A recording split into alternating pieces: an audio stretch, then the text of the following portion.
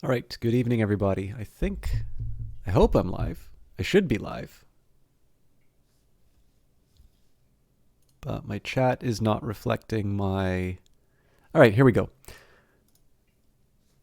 And we've got our quality options. So, some of you may be wondering where Industries of Titan was last week. I do my best to try and communicate this, but it's obviously a moving target. Because if you only watch, so the catch is, I think, like everyone, I am sort of struggling with the very weird perception of time that that everybody's sort of feeling working from home. And while I do my best to remember when the local game dev meetup comes up, that has moved to the second Wednesday of every month, which doesn't really do it. My schedule existed before the game meetup probably existed before my schedule, but my knowledge of the game meetup, game developer meetup, certainly came after my schedule. And so I really do, every once in a while I find something new there, or just generally try to be supportive among local developers. But it does mean that there's a hole in my schedule. It used to be the third Wednesday of every month. Now it's the second, because I think the Toronto crew seems to have sort of become the driver in terms of dating the meetups. And unfortunately, that means that I miss a streaming day in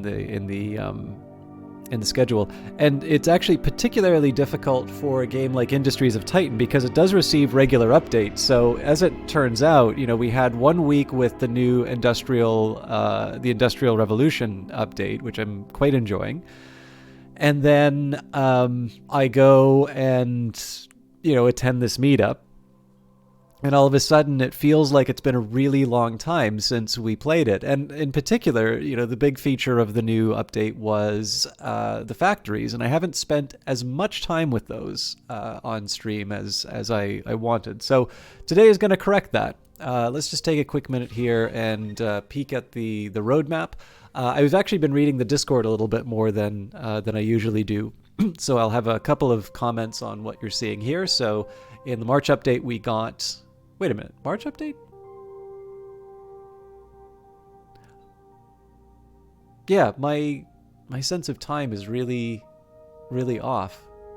For some reason, I thought we were due for an update this month, but we already got this month's update. Okay, good, because I was feeling like I'd basically played one run of the new patch, and then I was getting ready for the next one coming up. There's actually a new patch for Phantom Brigade. Again, all this stuff happens on Tuesday, so I keep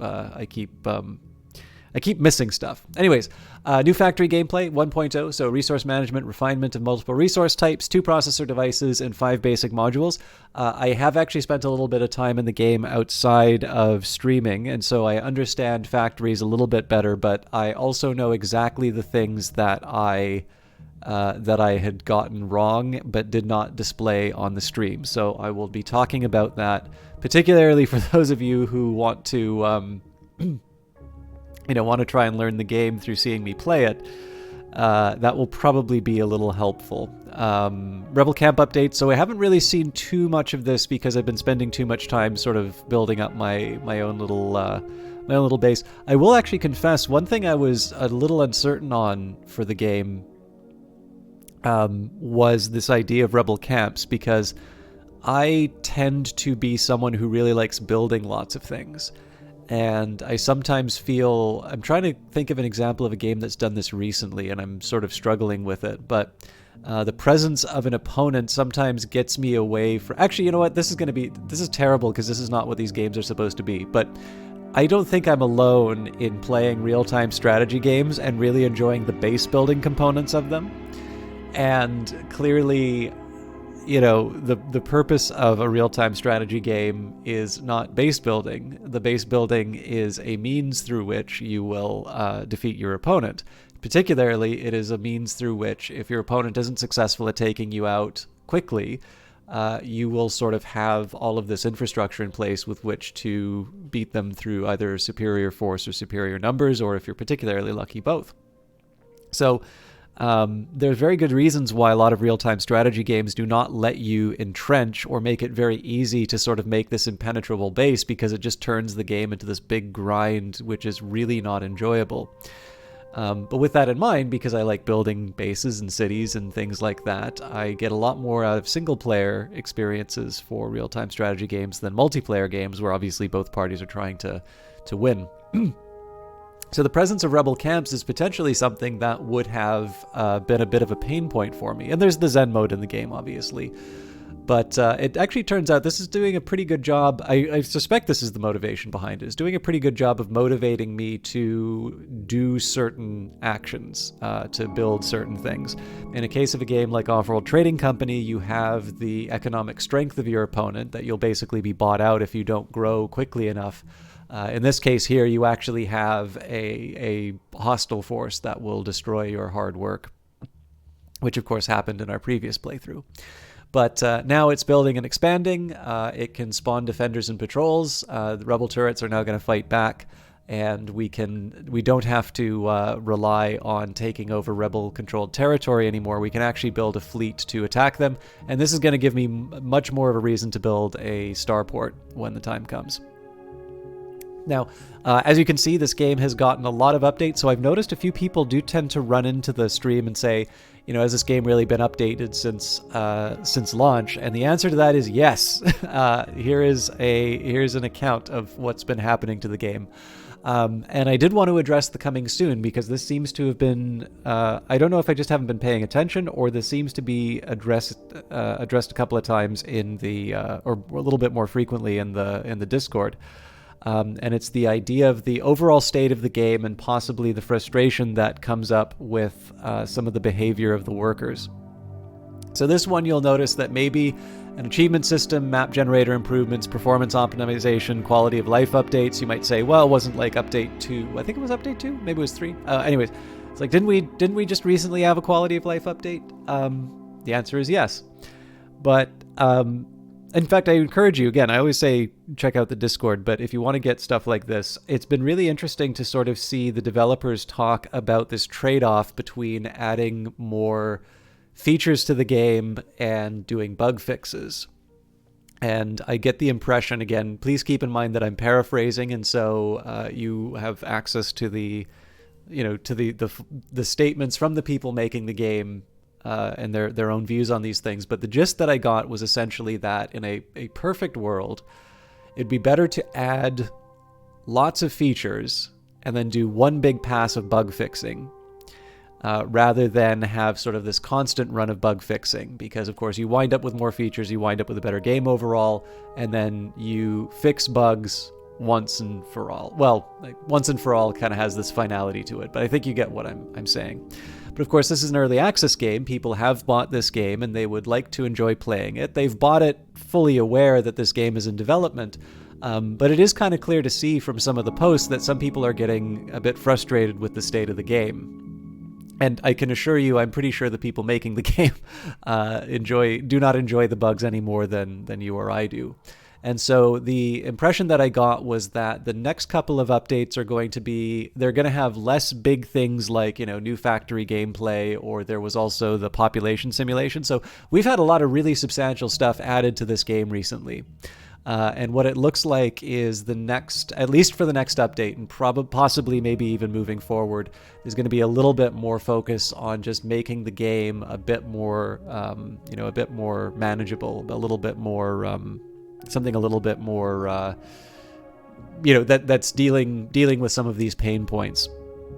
And, I'll certainly enjoy it because I like playing this game on its own. I'm probably a bit more tolerant. I mean, the thing for me is that I know that this game is going to be done. And this game is not done yet. There's clearly a lot to go.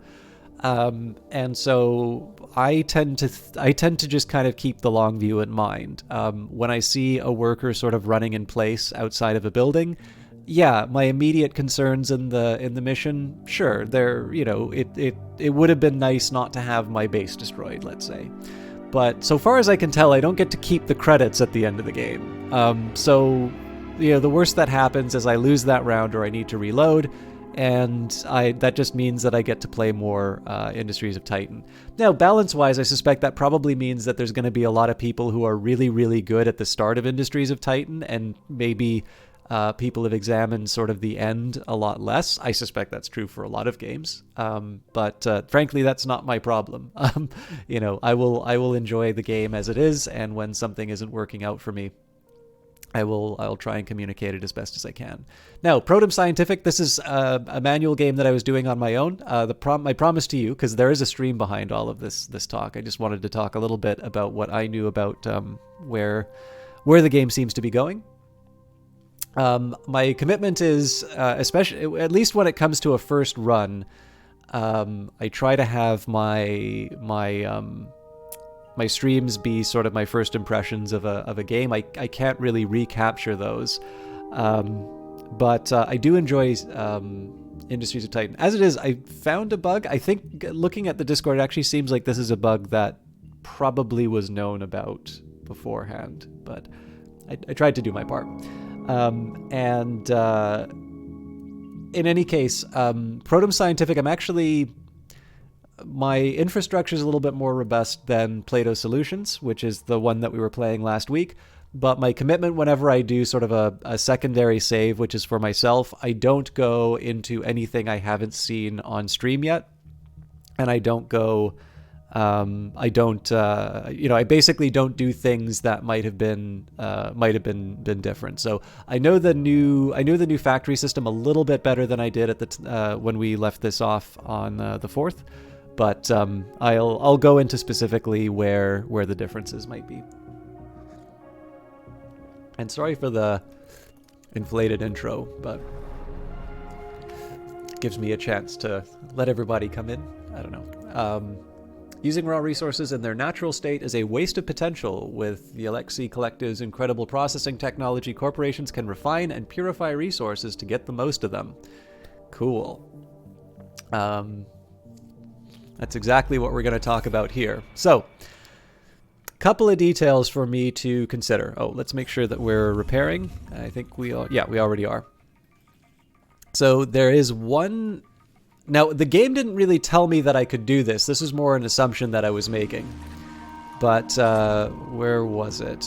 The workshop, I think, is the workshop. Right. Okay. So I built these contraptions, right? Where I've got like all of these processors hooked into each other. This doesn't work. The processor is, you can't link processors together. It turns out. So this is not. This is no good. This is not a proper design. In fact, one of the reasons why I wanted to go and do that other build up was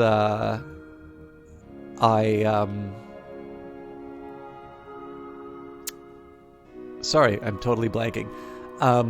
I wanted to try and see if I could find a slightly better processor design setup, which I might. I feel like I got onto something that I kind of liked when I was I was playing this privately, but I actually don't remember how I built it. So maybe we'll do some of that today. All right. So here I've got my mineral input. We're running out so we're processing output goes directly into mineral input. We produce a level 3. So far it looks like we're actually doing pretty well on level 3 resource. Oops, level 3 resource, 48 of them.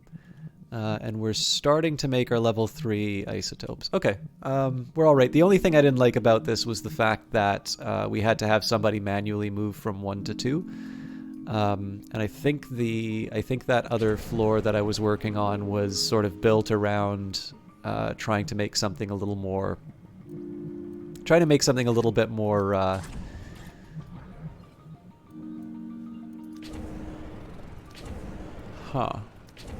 Okay.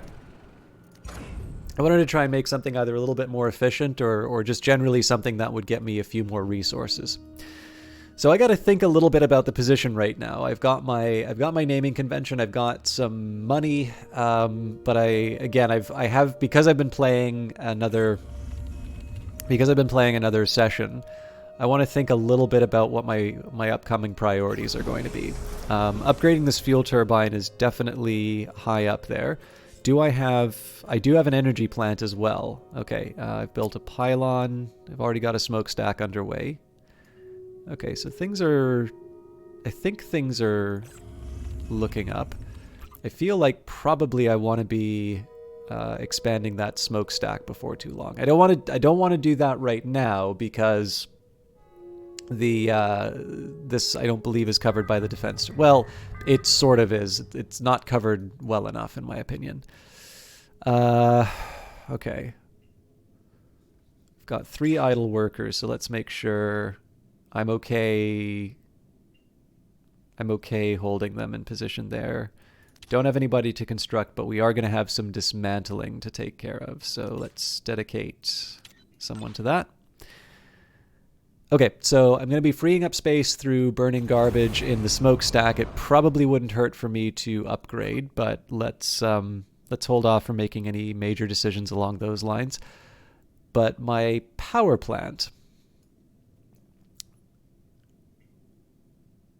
I suppose oh no, it's right here. Okay.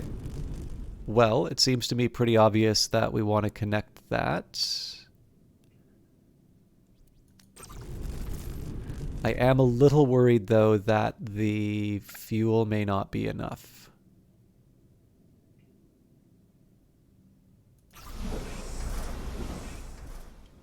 Okay, we'll unpause it for now and see where we're... sorry, there is one other thing I want to work on.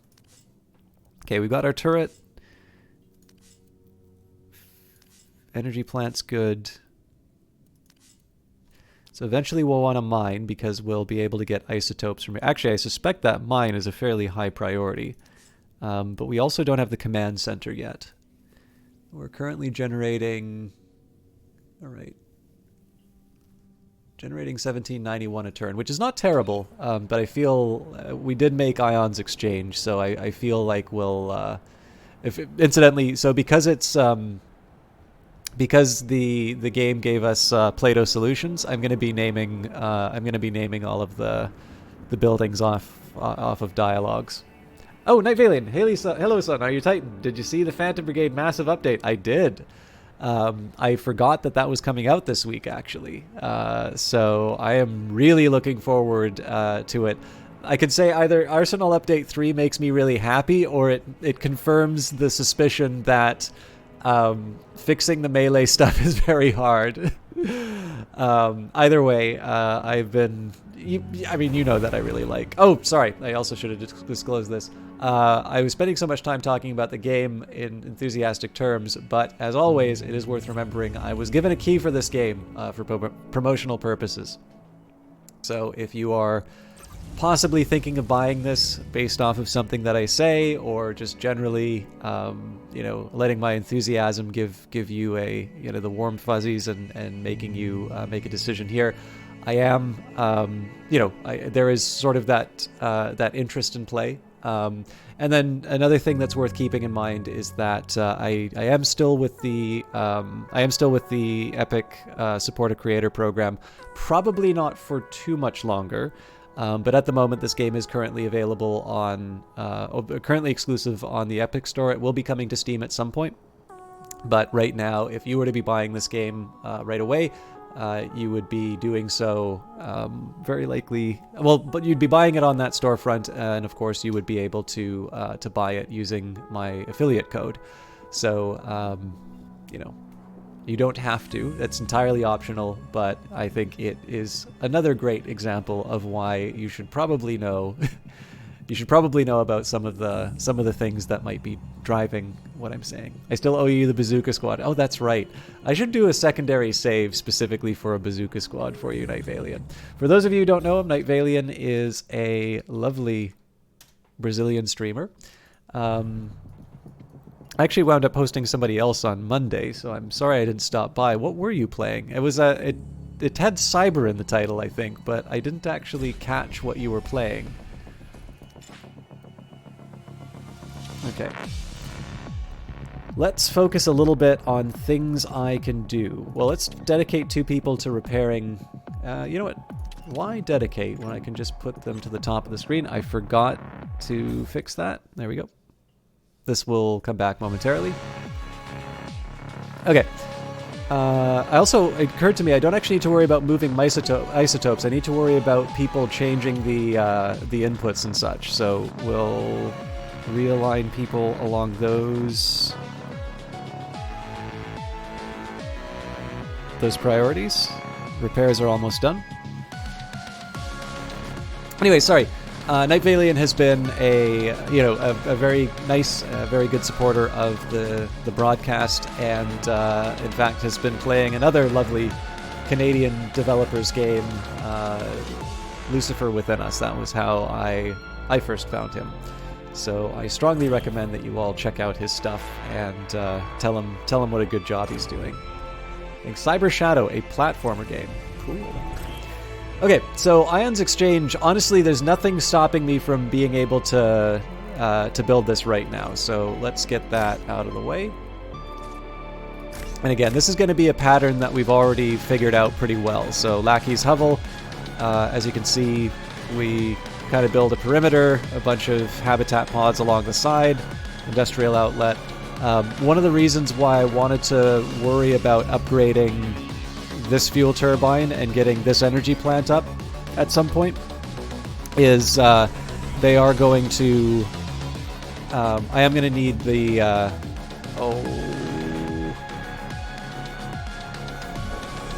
I'm going to cancel that. I'm going to wait until the workday is done just so I can get some money.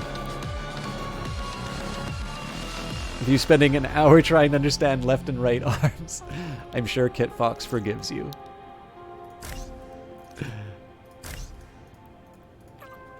Anyway, this is all about making as much money as possible. Making as much money as possible is going to support having more employees in the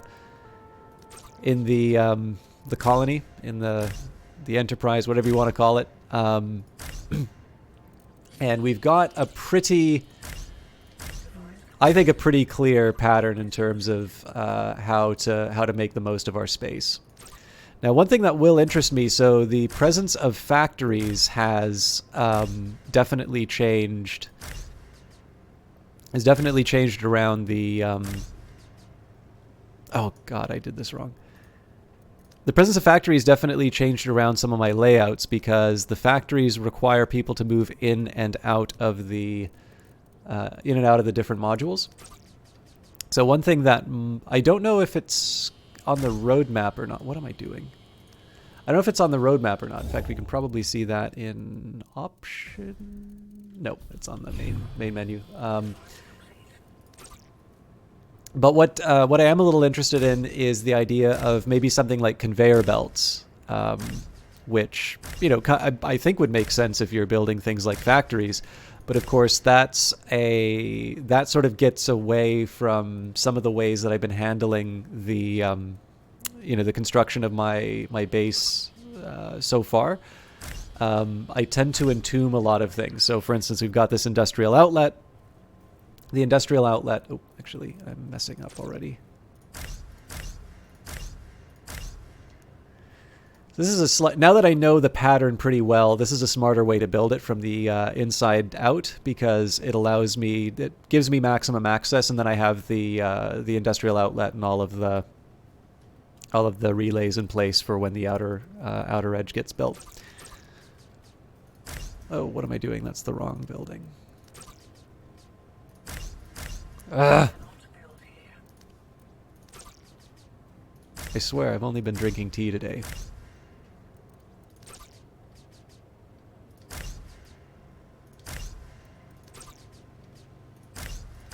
Anyways, it's kind of interesting. I don't know if this is intentional or not, but it seems like some of the additions are getting past the way that I build, let's say, my headquarters, for instance. So if, for instance, the relay or the industrial outlet were to be damaged, there would be no possible way for me to fix them. Same story with this battery over here. And so the big challenge... Oh, we're on leisure time, so let me Let me upgrade that fuel turbine. I'm actually going to make that a priority just because we can't really have the fuel draining too much. We have some reserves, but not enough to kind of keep the place going forever. And I think just to help preserve things, I should have done this before. Let's go to... You know what? This may not be the floor I wanted to do it on. Anyways, let's start turning off some generators just to make the most of the fuel that we already have. We've already done it.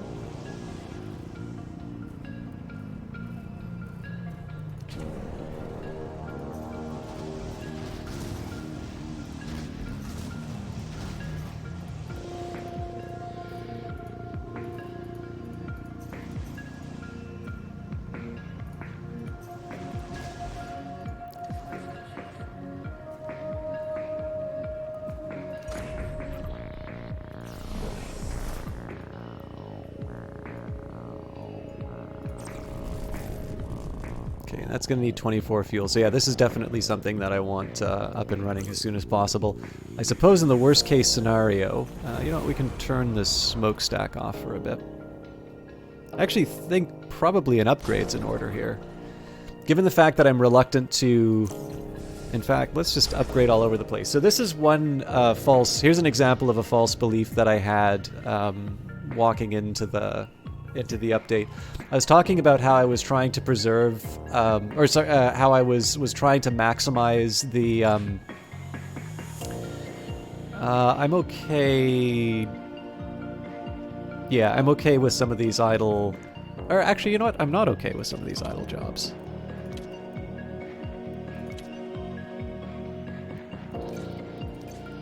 I'll restore it when. I'll restore it all when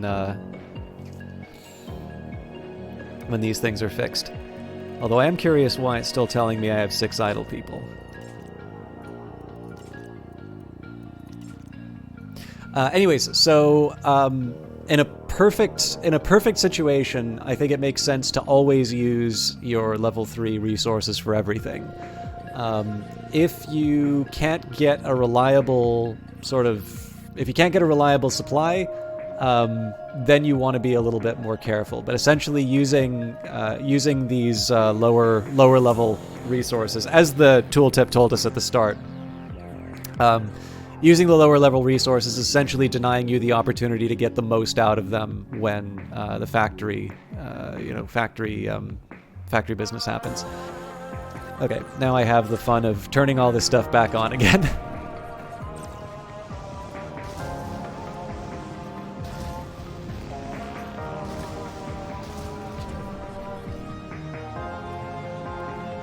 Not as...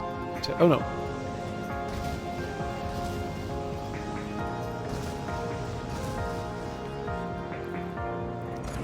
So other than the smokestack, which I'm going to need to turn back on again, we should be in sort of good shape.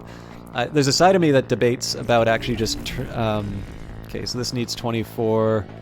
It'll move up to 36, so I think I'll get the upgrade in right away. Let's say...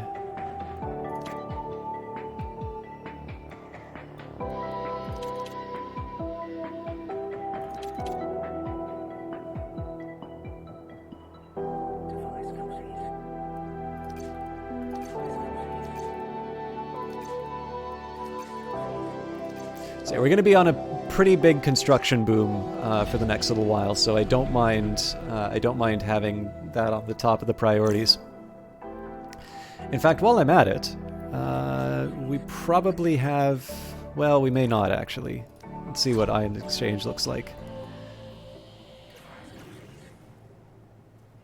We may not be able quite to power the full floor, but I'm going to risk it.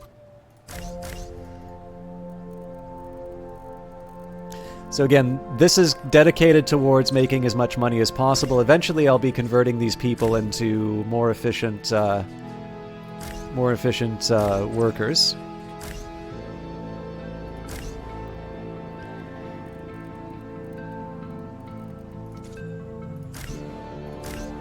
But for now, I just want to get things in place so I can buy as many so I can buy as many buildings as I can. Oops. There we go. And I will eventually get back to my factories, but for now, I had a pretty big surplus of minerals, which I've now sort of successfully worked down.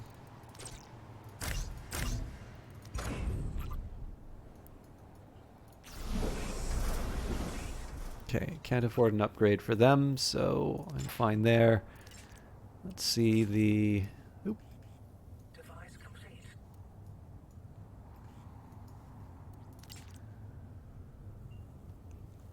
It says idle, doesn't quite give me an idea of what might be causing that. I'm not going to lose too much sleep over it for now, but I should probably be... should at least be aware. My other debate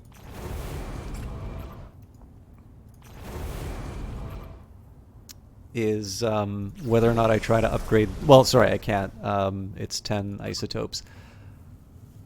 The other debate would be whether or not I try to upgrade the transport hub to level 3. I don't see much reason in doing that. That's going to cost me 4 of a scarce resource right now. So I think let's just keep it simple for now. I will bring in as many people as I possibly can and as many resources as I possibly can. And I'm going to work towards getting a... I think I kind of have to go for a command center at this point.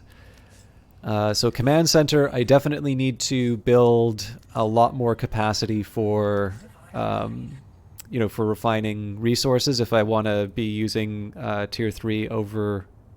sort of across all of my building, and then at some point I'm going to need an energy infrastructure to be able to support another turret. But I'm pretty sure I can probably get by with what I have for now, and then this will just be a matter of this will kind of be something that'll sort itself out over time.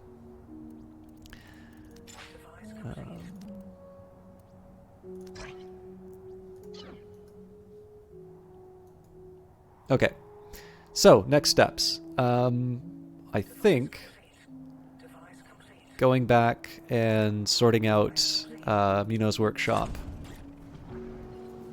Oh yes, we also have a conversion capsule.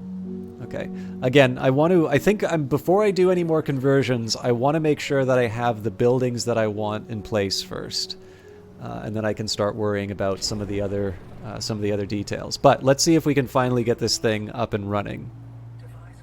So this employee module is clearly out. I don't know why I didn't mark that appropriately before.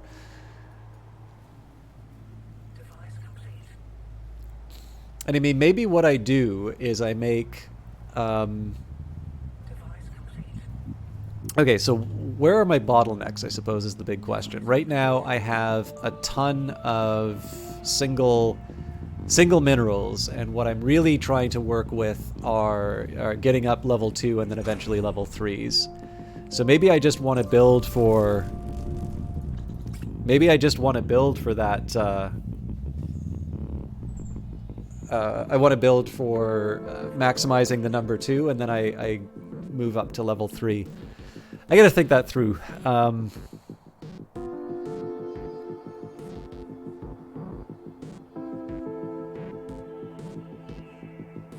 So here's the other way that I can articulate what I'm thinking about right now.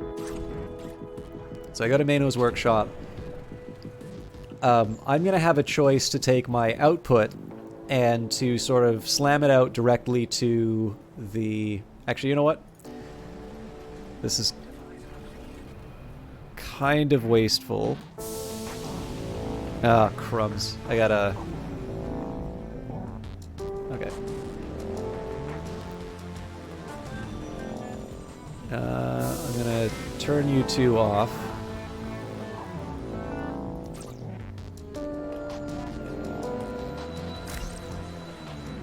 I at least gotta get the output,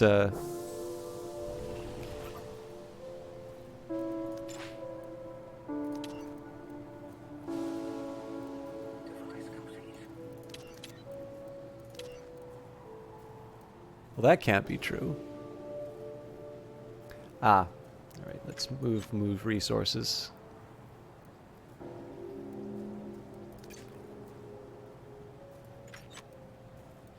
It's weird to put construction as a tier 3, but it's actually more appropriate where it's going.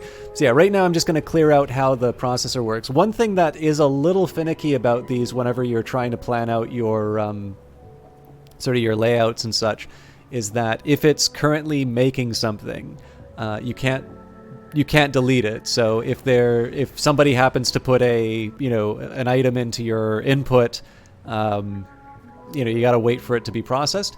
And in general, this is very good. It stops you from doing stuff that maybe you hadn't intended. But one unfortunate side effect is right now, I don't really care so much about this thing producing an output. What I care about is being able to dismantle it and reimagine how these processors work. So maybe while I'm waiting for some of this stuff to happen, I'm going to take a minute here and look at Lackey's Hovel. And I'm going to try... This is probably a very unedifying way to play. But what I think I'm going to do is I'm going to try and time the lifespan of how these things work. Well, assuming I can find somebody who actually does this work.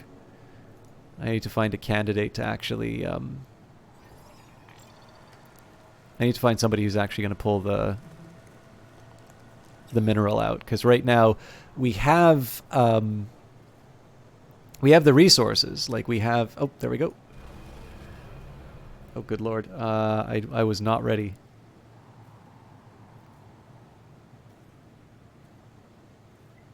All right, I'll get it next time.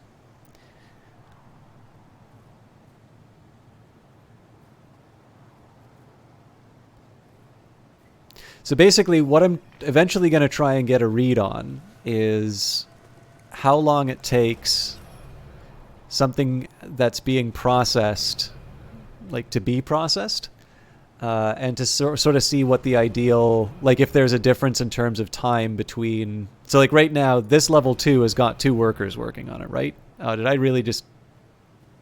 Yeah, I think I just screwed it up. Basically, what I want to do is I want to see, is there, so if I can't fit 2 workers on this thing, is there actually any benefit to doing it that way? Would I need to have 2 workers on every factory that I create? And if I do that, would it be worthwhile? Or instead, should what I do, like the ideal scenario would be I match my level conversion from level 1 to level 2 to my conversion from level 2 to level 3. Again, in a perfect world. So the question would be, can I do this with a single machine? And if I can't do this with a single machine, can I find an ideal rate for, say, the level 2 processor so that I'm generating enough level 1 to feed this thing without having people sort of sit around doing nothing, like what's happening in my regions right now. So I sort of blew it because I didn't have my my timer ready. But next time we see somebody in place to take one of the... I'm actually going to do something a little risky from that perspective and just take a peek at his workshop.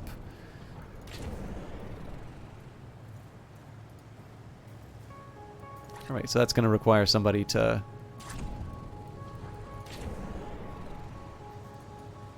That's going to require somebody to move. Okay. That looks like somebody's on their way to doing something.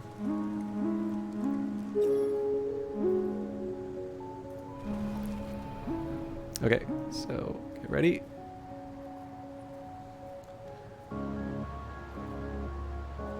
I might have picked the wrong one.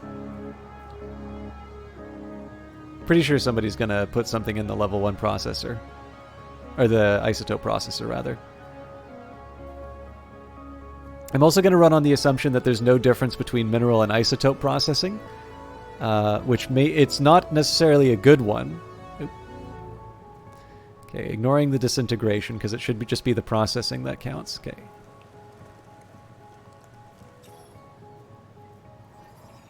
And again, these are rough estimates, but...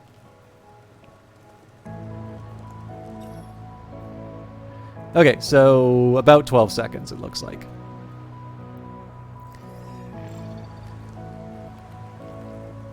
So now we just find somebody to take the level 3. Oh, but that's a single, so that's not going to mean that much. Although we can time it again for another measurement. What I want to see is what happens in the... Oh, this is 2 to 3, actually. This is useful information, because this is definitely taking longer than 12 seconds.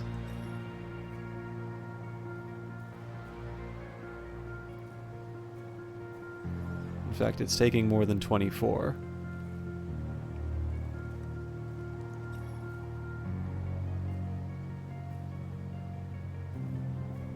Okay, so lost opportunity for number 3, possibly.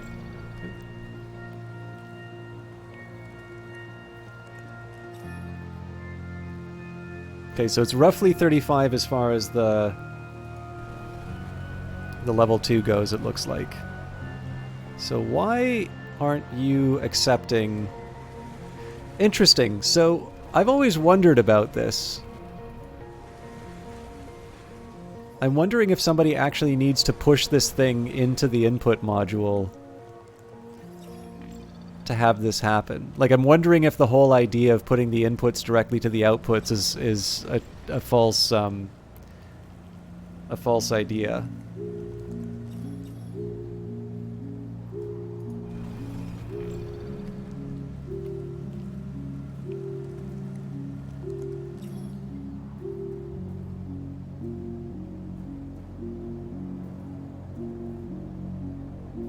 Oh, I missed I missed something happening on the other one while I was watching. Might also be closer to 10 seconds. I think I'm really messing up on my my stopwatch here. So for now we'll say 10 to 12, about 35 seconds for one of these, and then the real secret's going to be figuring out what happens on sort of this this lineup.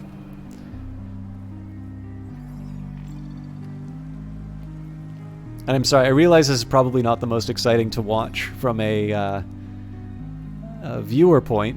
Sorry, as a viewer. But I am going to take a quick second here just to work this out, because this is going to have some influence on the way I design later parts of the factories. The one bit of good news out of this is that while I'm doing this,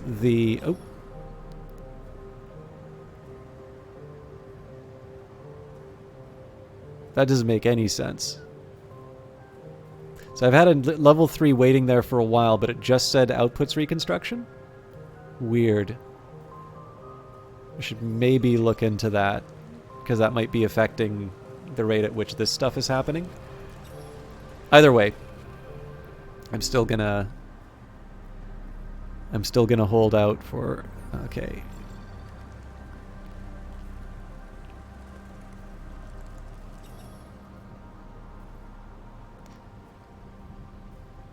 Alright, less than 10 seconds. So it does look like an ideal is one worker on the level 1. Let me just get a read on that. 6 seconds. Okay, so maybe there is a difference between minerals and isotopes.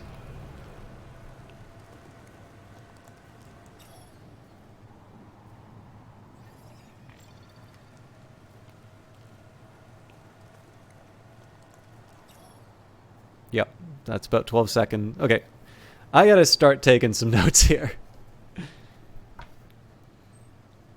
Sorry, this has become a fun little voyage of discovery.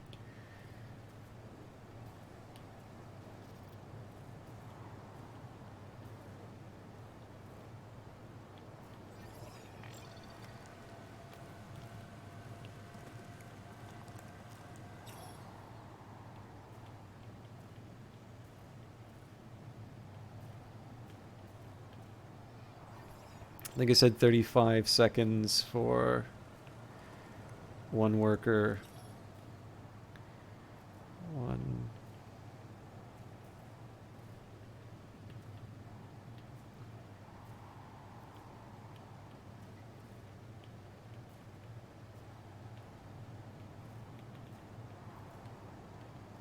They say it was 6 seconds for one mineral. And then I think it was something like 10 or 12. Okay.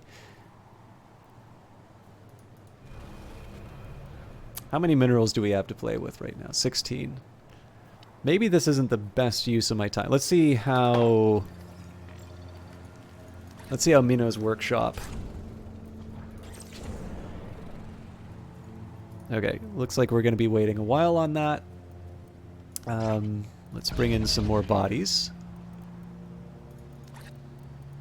How about Ions Exchange? We can at least finish building the 3rd floor of that with our gobs of power. Sorry, second floor. We are not even done that. Okay, relays first of all.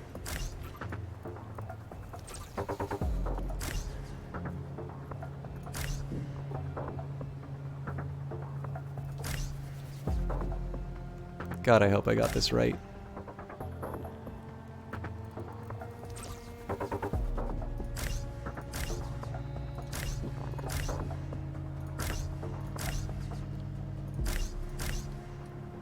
Okay, so we should be spinning off a lot of cash once all of this gets built.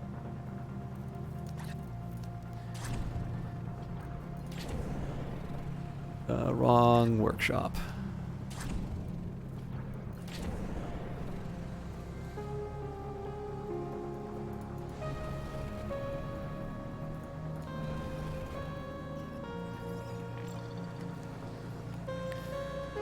I'm gonna make a new graph just specifically to chart this stuff. So,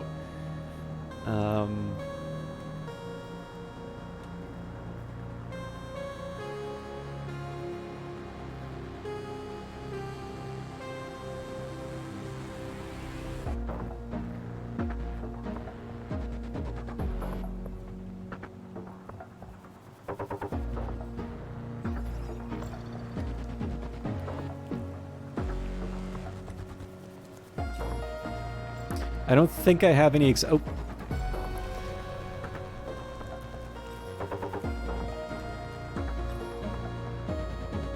Okay, about 6 seconds. I didn't actually use the stop. I had to do that in my head, but let's say...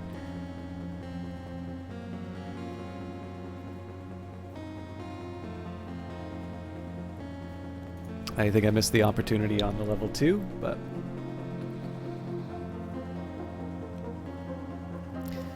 That's going to be the next one that I time, unless something happens with the isotope.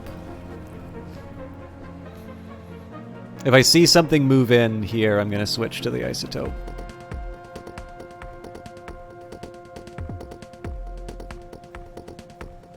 And again, if this feels like a waste of time, the only thing that I could do slightly different is speed up time, but that's just going to cause me to make more errors in measurement. Oh, okay, we got something happening.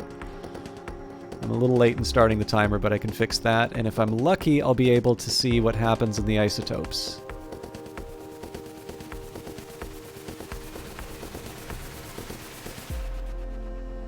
So it was about 10 seconds for the minerals.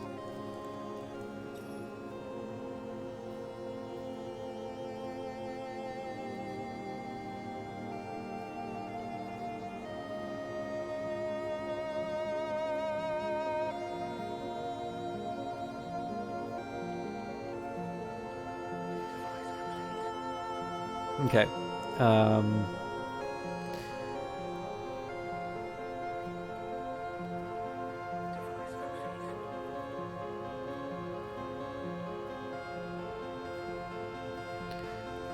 we'll see. It looks like this is waiting for a level 2, so this should happen fairly soon. Oh, it's already processing. I do want to get one more reading on the isotope. Again, if I have to run with the 30-something seconds, I'm okay with that, but I feel like I should have... Oh, wait, no, because somebody's going to be waiting to pick that up. The reason I'm willing to take another reading for that...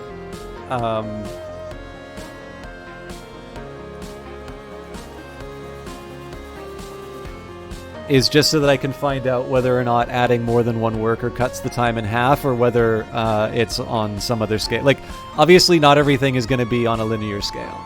So, in fact, even if it's on a linear scale, that doesn't necessarily mean it's just going to double it, but it's another that's another matter. Okay, I might get lucky timing-wise. Let's see what happens.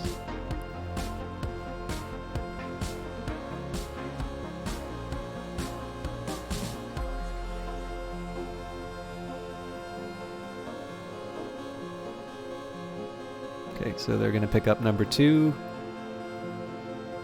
and not put it in the... Where the hell did it go then? They took it out of the output, but there's nothing in the input, and they're not carrying anything. Fascinating. I wonder what caused that. I promise you after this one, like, this is the last I'm going to take that. I need to hire a janitor. This place looks like Detroit in the late 90s. I think I've hired 7 janitors, but this is generating a lot of mess. All right, I didn't see anybody move something in place, but... if anything, this is going to be up by a couple seconds. Also, hello, is it Orichiger? I'm assuming you must be a Industries of Titan fan. The good news is, if I look on the outside of the building, it still looks very clean, so... The inspectors don't have time to go up. We specifically put this on the 2nd floor because we know the inspectors don't actually like to go upstairs. And we always say that the elevator's out. All right, so I got a reading of about 34 seconds on that, but I started late. So, 34, 35, 36, something around that. So, assuming this gets cut in half, we're down to about 18 seconds for the isotopes. It's not exactly double, but... The city is stuck due to a waste truck loop. Yeah, well, I mean, for me, it's always just been an opportunity to spin around and do another, just make another base. I mean, I sometimes try and work through the difficulties, but if it becomes something that's insurmountable, I'm not precious about my cities at all. I usually just let them perish. But bugs notwithstanding, how are you enjoying the game so far? Is it everything you could have wanted? You know what? It's 8, so now sounds like a great time for me to upgrade my infrastructure.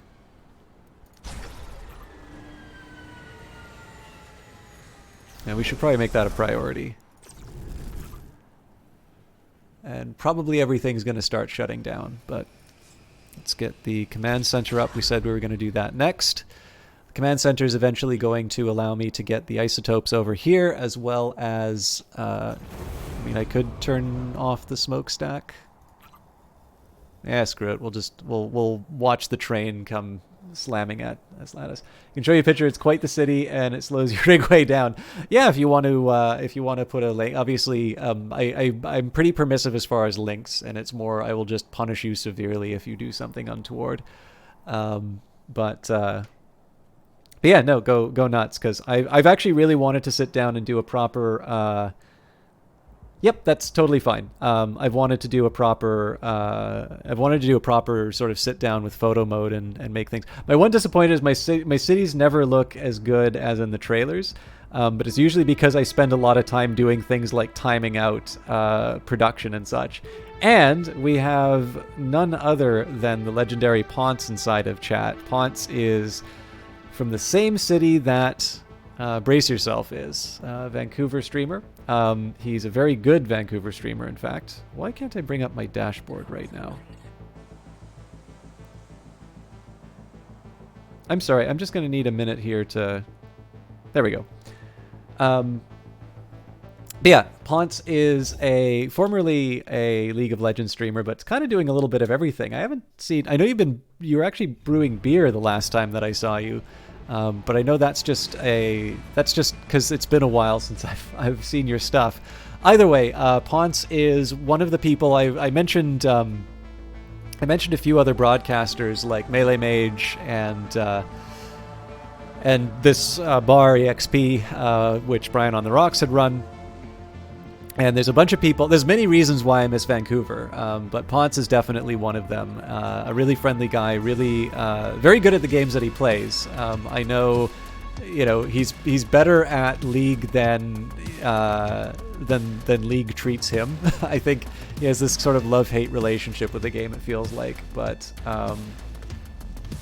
yeah, Ponce is definitely a really good guy, and somebody I highly recommend. In fact, particularly for his ability with the kind of Dark Souls style games. He's also doing some Neo recently. One reason why I hit the energy pylon now is because obviously my power is just completely kaput. It is currently during leisure time, so I'm not all that panicked about losing any productivity. Now's a good time to get that upgrade in, and we can take advantage of our freed up resources. We also probably did about as well as we can as far as having new citizens. Now, with that in mind, let's also start mining for materials. Now, I was thinking a little bit about how the trade-offs work here. So, if I wanted to get 12 minerals, what would I be paying here? Well, about 20. If I were to sell the minerals, what would I be paying? Well, I'm kidding. I'd be getting about 10. Now, this one's pretty easy. Because, of course, with those 2 artifacts, I could then get, I'd be slightly short on the minerals. Needless to say, given that we've got the 2 mines nearby, I'm a little bit more inclined towards picking up the artifacts. And I am going to be sort of mass converting my population before too long. I tend to have too many red artifacts, all told, but I don't think that's a terrible place to be in. This is a little bit more attractive given the isotopes, so I'll probably pick that one up there. 6 for 2, I mean, it's not terrible. How am I doing for raw isotopes? Because that's actually going to take me a while. Ooh, yeah.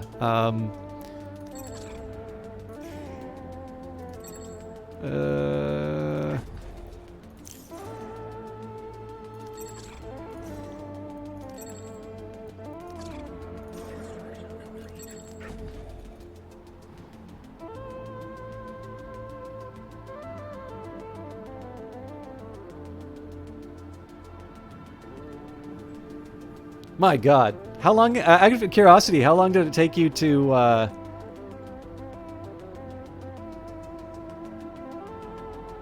build? Oh, this looks really neat. I really like what you've done with those conversion centers. So for those of you who are going to be hearing this or otherwise aren't able to see what's in chat, Orichi Gare shared a city. So it looks like what you've done here is you've done this connected like level 2 conversion center, but to add a little bit of variety in the look, you've got 2 of them facing the other direction, and they're sort of kept as singles. And so you kind of get this really imposing sort of Ministry of Truth sort of look to the conversion centers. That's a really neat idea. As you can see, given the fact that I'm spending time timing out how the factories work, I do not have a sense of style when it comes to this game. But this is really neat to look at. Okay. Let's get back to work, seeing as we have what we need. It's 2 a.m. Work is in 6 hours. I've got 29 spare fuel. Well, I don't have... Whoa, really? Oh, no. That's because... Yeah. That's not nearly as bad. Sorry, Ponce. I know I didn't give as much of a shout out as I normally do. Please follow Ponce for those of you who would like to see more good gaming. If you connect the lower ones, the building rotates 180 degrees. It's a bug the dev is aware. Oh, fair enough. I mean, I think it actually looks quite neat. So we'll call it a happy accident. But so here I'm just kind of dealing with the fact that I've got a fairly high. This is like I'd normally go for the artifacts here, but I'm gonna take the isotopes just because I'm a little doubtful on my ability to. Claim them, and of course we're going to be sitting well over 100 when all is said and done, and 32 I think I should wait just in case there's another ship coming in. This game is far more important, don't mind you. Yeah, well, I really do like this game,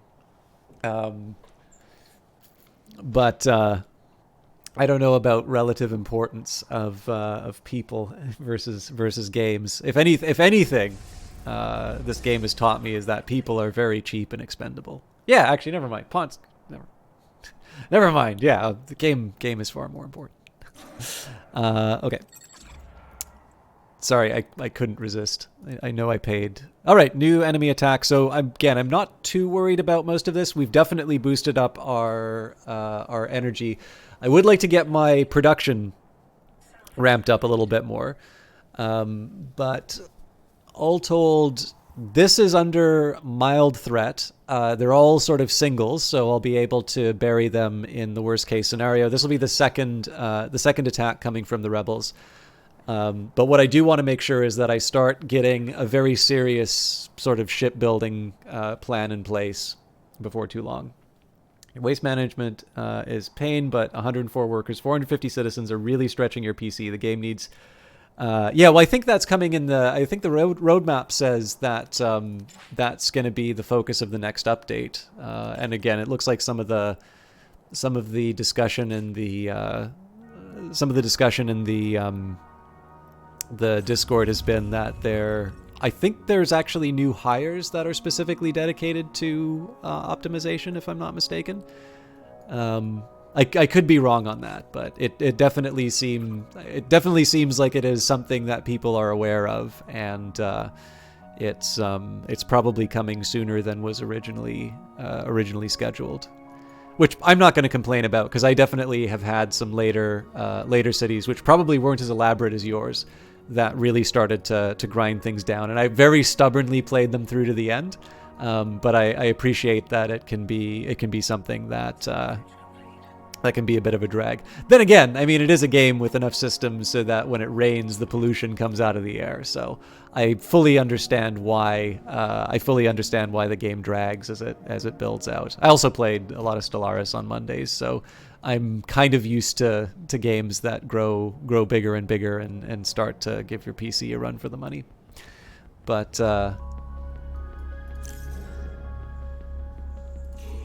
sorry, I know I'm sounding like the Ministry of Propaganda for this game as well. I think it's probably one of the reasons why I like communicating that stuff is I think everybody comes to early access games from different experience and different expectations. And I'm usually very happy to just be playing a game that I really like.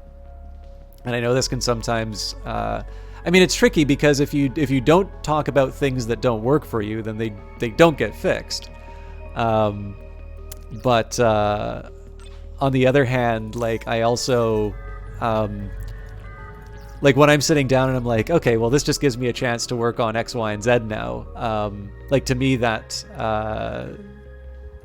kind of appealing. You know what? Another fuel turbine here probably wouldn't hurt. Let me just double check. I think the only worry I would have is that it's probably going to drag the Zenthane down in this area. So that's 1, 2, yeah. Well, it'd be a little bit like this, I suppose. I still think it's worth it. It's definitely covered by the turret, and it's not that expensive isotope-wise. What is this game about, The Exception? You know, I think I actually lost a viewer for answering this question, which I felt a little bad about, because, like, to their credit, they did sort of do an apology afterwards, but, like, I gave a long answer, and they kind of just told me to stop talking, it felt like. And, you know, that probably wasn't what they meant, and so, you know, I was happy to get the clarification in the message, but I sort of had to explain after the fact that, like, if somebody says for me to stop doing something and I keep doing it, that suddenly turns me into the jerk. So it was a little hard to deal with. Anyways, so with that in mind, you are allowed to tell me if I'm going on too much and you'd like to talk about something else, but perhaps in a respectful way will stop hurt feelings, and then I don't need to lose viewers.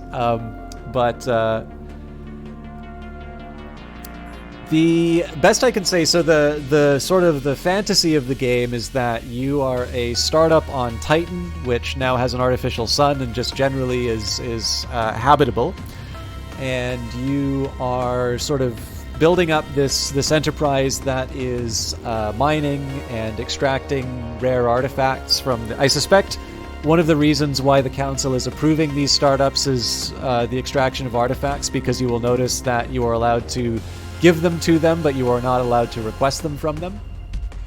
And so basically the game will this game is kind of it's a sort of a strategy city builder. The main focus of it is going to be a lot like many of these other simulation games that have come out, so it's not just like SimCity in the sense of building up your city, but it's also a bit like Factorio or Satisfactory, where you're building these production lines and you're trying to sort of optimize how your base is working. And that's everything from sort of managing your workers to all of the other systems that you'll handle. Almost a little bit, I'd say maybe Surviving Mars isn't the worst comparison, because of course Surviving Mars 2 has this idea where it's not just a pure city builder. You do sort of need to worry about where you're getting all of your different resources from. And yet I would say that if you enjoy, SimCity or City Skylines or something along those lines, you're probably going to enjoy that. One thing that is unique about this game is the rebels are definitely... like the enemies are much more aggressive, so we're going to have a rebel attack come in 35 seconds. You do need to build defenses, and it's a really neat little touch to this game because what it does is it motivates you to build your company in a certain way. So my inclination, as you've noticed by the fact I haven't sort of sped up the game or I haven't done any of these other sort of details, I'm trying to think of the right way for me to put this. Like, I would be building this base differently if I knew I didn't have to worry about increasingly strong waves of enemies coming to take me on. And so what I wind up doing is dedicating resources towards sort of defending my assets as well. And originally, I was talking about this earlier in the stream, I originally thought that this might actually be something that I don't enjoy in the game, but it's done quite well. I have lost a base to rebel attacks before, but in general, I've actually found that it does a very good job of motivating my behavior. And that's actually a problem that I've run into in some of these games where, because it wants to give you a nice sort of free experience, I find it a little hard to motivate my actions, and as a result, I don't get to do as many exciting things as the game offers. So I would really like to play the game on my own, Orichi, especially because I already have a defense turret. But I think it's fair to say here that there are many ways of playing games like Industries of Titan. I probably have not found the best way of playing Industries of Titan, but I figure it's probably best that I learn those things on my own. I've found that if I open the door to any kind of backseating in the game, I just stop enjoying it, and the stream just becomes very negative for me, and I want to stop streaming. So if we can keep that to our, if we can maybe just keep the discussion to enjoying the game and answering questions from chat, that's fine. But as far as me being told how to play the game, I'm not really into that. I hope you understand.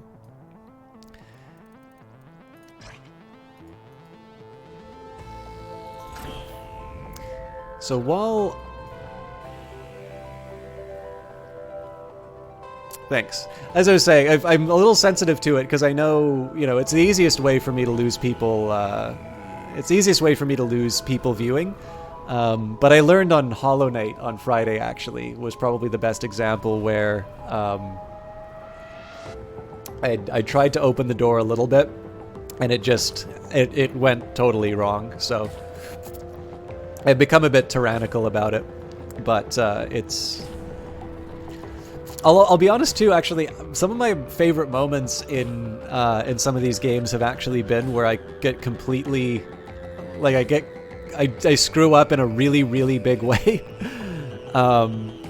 So I also think of it as content creation. All right, so why is it that... I get that there aren't people working, but it seems to me that if I've got 73 jobs that are occupied, I shouldn't have this many vacant stations. Thanks, Spot. Well, you already have the partner status, so you can really do no wrong. I did use actually. So funny thing, like I used to. Some of those who've been watching for a really long time used to know that was the time where I would sort of unleash the demon, and it was this really fun sort of performative anger, and like the thing I really noticed about, I did occasionally get hate mail on it, and it would usually be people who would find it really fun when it was someone else, but when it had been turned to them, all of a sudden it's the worst thing that somebody can do to them. I'm really reluctant to use tier 1 minerals on it, although it does make me think that the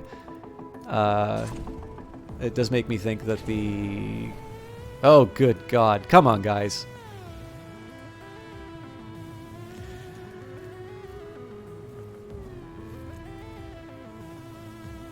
But yeah, anyways, it's the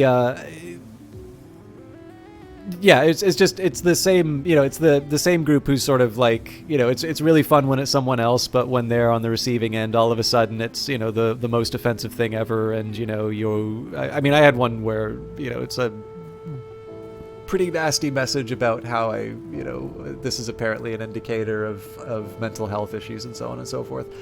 I kind of packed that away, because as the channel grew, and I mean, now it's shrunk again, but one, I wasn't able to rely on the familiarity of the chat with sort of how I normally am. And then number two, more people were sort of sharing keys for their games. And so, sometimes, if somebody's really enthusiastic about a game, they want to share that experience with people. It may not work well with me. And so, that may not be the best for building communities around games. Because, like, I'd really love to see, Industries of Titan come out of early access and it be the biggest thing ever. Like, I want everybody and their grandmother to be playing this game because it's, I think, really good. You can hear the music. It's very, very compelling. You're going to see really beautiful fireworks when this rebel gets destroyed. And overall, just it's a fun game. So obviously, if I do the old ways, I suspect that would translate into people just basically talking about how how that's a rotten game to experience. So.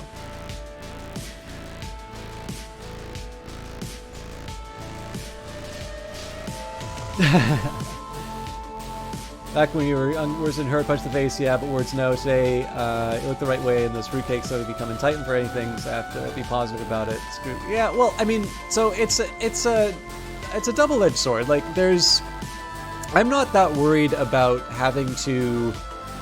So it kind of comes down in terms of how I talk about either talk to people or just generally communicate. So, for instance, when I was playing, I think Ponce might have been here, actually. When I was playing Hellblade Senua's Sacrifice, there were a bunch of people who really took issue with the fact that I was talking over the game. I was playing a little bit like this, right? Like, there's not really a whole lot happening right now. I think I should go back to Mino's workshop. Thank you very much for the follow. And for whatever reason, like, it was the height of disrespect to this perfect game that I was talking over it.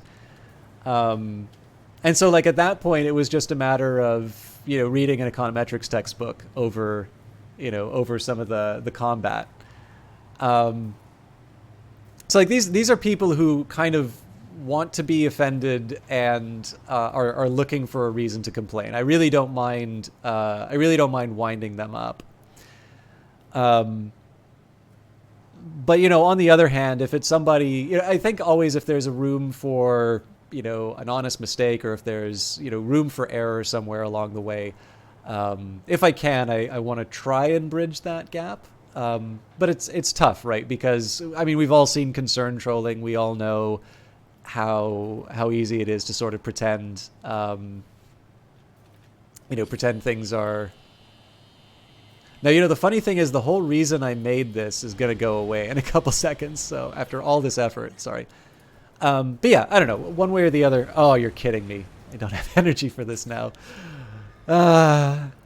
if I'd moved it one over to the left. Oh, but I didn't have right, the thing was destroyed before. Okay. I'm going to dismantle all this stuff soon anyway, so. Oh, you know what? I can save myself a lot of trouble by building it with single resources, and that way I don't need to move away, we just need to move something towards it. Anyways. Yeah, I sort of think what's the basis for the offense? What's the basis for the for the reason people are have taken umbrage with what I've said. I'm not proud enough that I'll never say sorry for something. But on the other hand, there's definitely a way that people will just sort of try and take control through that. I think spoilers can be a way that people sort of turn conversations about themselves. I don't think people should go out of their way to ruin experiences for people.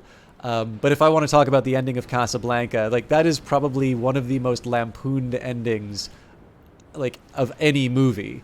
I figure if you haven't seen Casablanca at this point and you have somehow escaped knowledge of how it ends, I'm not entirely sure we should put the conversation on pause so that the one person who has yet to get around to seeing Casablanca has that pure experience handled for them. As with anything, it's case by case. It's nice to be as accommodating as possible for people because it's just more fun. Games are generally more fun when you have more people, but of course not all views are made equally. Why wouldn't they just leave? Yeah, well, I mean, that's that was kind of the point of the whole Hellblade thing. Is like, clearly this is not working for you. I'm having a good enough time with it. You're not. I don't come into your workplace and like say it's like, oh no, you totally got to dot the I's and cross the T's as you write them. Like, why aren't you doing it that way? God, why are you so bad at this? It's not. Yeah, I realize Jimmy Carr has a version of that which is much more adult. But one, Jimmy Carr can tell his jokes. I don't want to tell Jimmy Carr's jokes. And two, it's marked mature, but I don't have to repeat it. Anyways, I've really flogged this thing to death, and a good song's coming on. So, what am I gonna do next? So I could just do a bunch of construction with level 1 minerals. I definitely think Minos Workshop. I'm going to. So after I did all those timings, I got basically, in broad strokes, 6 seconds for a single worker to go from 1 to 2, 10 seconds for a single worker 6 seconds for a single worker to turn minerals from 1 to 2, 10 seconds for a single worker to turn isotopes from 1 to 2, and then 10 seconds for level 2 minerals to level 3 minerals. I figure a surplus of level 2s is not the end of the world, so what I'll do is I'll basically build 2 1 to 2 factories for every 1 2 to 3 that I have, and then I need to get a better reading on how long it takes to convert an isotope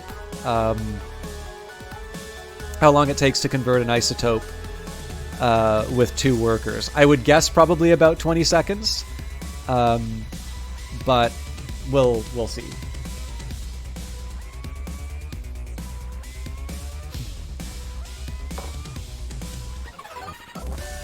All right. Also, at some point, I need to start putting down these command centers, but they'll also require defending, and then, of course, I want to put some defense turrets in place, but that would be a lot easier if I secured some... Oh, you know what? Okay, I've actually... So here are the long-term plans while we're waiting. In fact, I'm going to boost up the speed a little bit while we... Because partly right now what I'm waiting for is a plug of new minerals. So I think I should probably consider a shipyard at some point too, but also a storage facility. But okay, mine is next. So what I might do is I might build these little mini bases.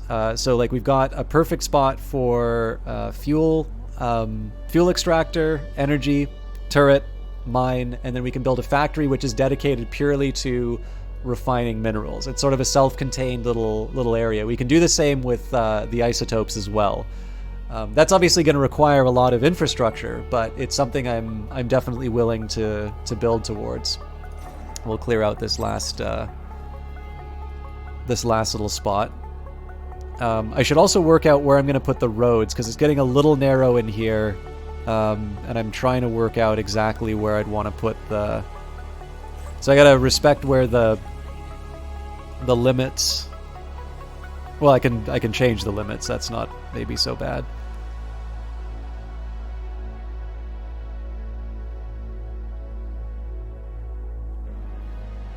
But yeah, I try to make sure that my roads are in semi-sensible places.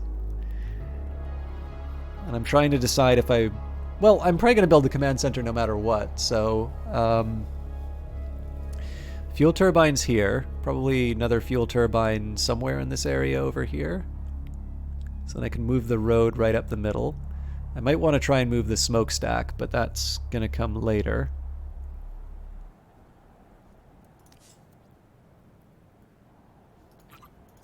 And then this command, if I put this command center down here, it would fall outside the... Okay, so I'm gonna, as much as I'm gonna need a new source of isotopes. God, I'm really short on these.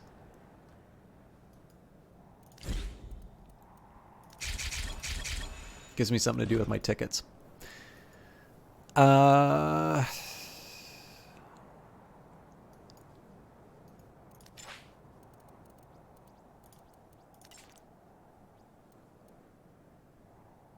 don't really know if I need a dedicated isotope emptier anymore.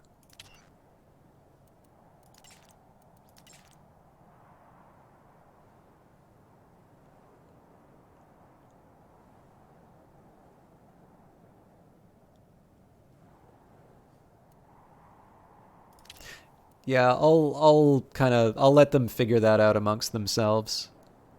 I don't think I need dedicated people for that anymore. Probably could stand... I'll put 2 more people on cleaning the waste, because we're clearly generating too much of it. But I am going to have to be really careful with... Oh, yeah. See, this is the problem with this whole plan. So I've got some isotopes for sure. But for the plans that I've got, like building up a mine, a command center, getting that all like decked out, I'm going to need more isotopes than I really have access to. So it's probably better that I actually, see, yeah, but then I've got the same problem, which is the mineral node. Ugh! I am going to build the command center over here. So that I can start mining the isotopes. And it's not because I don't need the minerals. I do, especially for getting the all the infrastructure in place. But I'm really hitting my limits as far as these isotopes are concerned. So I think this is outside the command range again. We'll wait for the attack. For now, we're just going to sit and wait. Let's give you priority. We'll sit and wait. This will give us sort of a baseline for our refining capabilities, or not a baseline, but this will give us a little bit more to work with when it comes time to build. I'll at least establish a proper isotope mine, and then I can sort of work out on elaborating. I guess again, I'm gonna have to build the whole. If I'm gonna defend it, I need to build sort of the whole package. But I'll build sort of the secondary base over on the side here, and then hopefully that will slingshot into building up my mineral node. It does mean I'm gonna have to put the factories on hold though, which is not great because that's gonna slow the rate at which I generate minerals. But I don't know. We'll see. I'll probably have to play some of this by ear. But for now, we'll just give the attack a little more time, then we'll turn the defense turret on and deal with the rebel scum. At some point, I'll also build a shipyard, but I'm trying to decide if... I feel like a storage facility makes a little more sense. given the fact that when I build that shipyard, I'm probably not going to use it.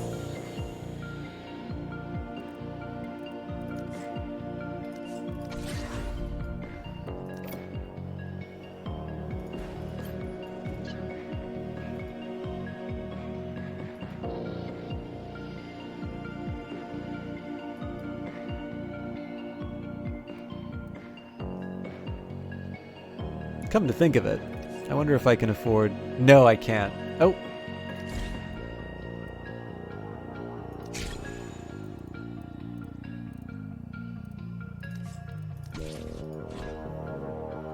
I don't need to worry about paying anybody. Oh, but you know what? I probably just screwed myself as far as bringing the... Yeah, because... Oh, that was really not well thought out, because now I'm not able to bury my smokestack if it... if it comes to that. Oh well, that'll be a lesson to learn. I completely did not need to build that shipyard at any... like at that time. That was purely because I could, and I thought there'd be an easy way that I could get by without paying my workers. Okay, so I have 11 isotopes. For the mine, I'm going to need 1. So I need to make sure I have at least 2 left over after all of this. I went way too slow on getting my turret up. This might have consequences.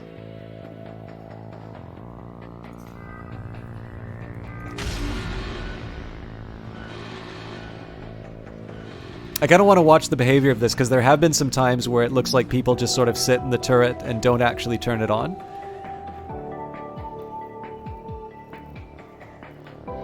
Alright, good. And if anything starts flying towards the smokestack, I will be very, very sad.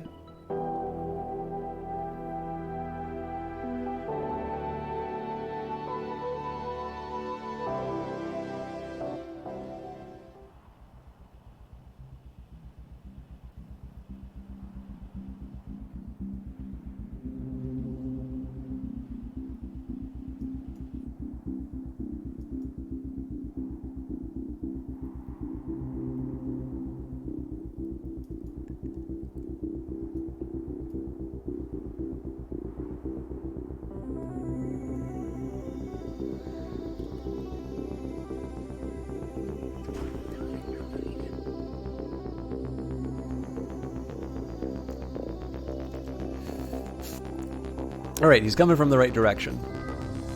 Ions Exchange might feel a little nervous about this, but...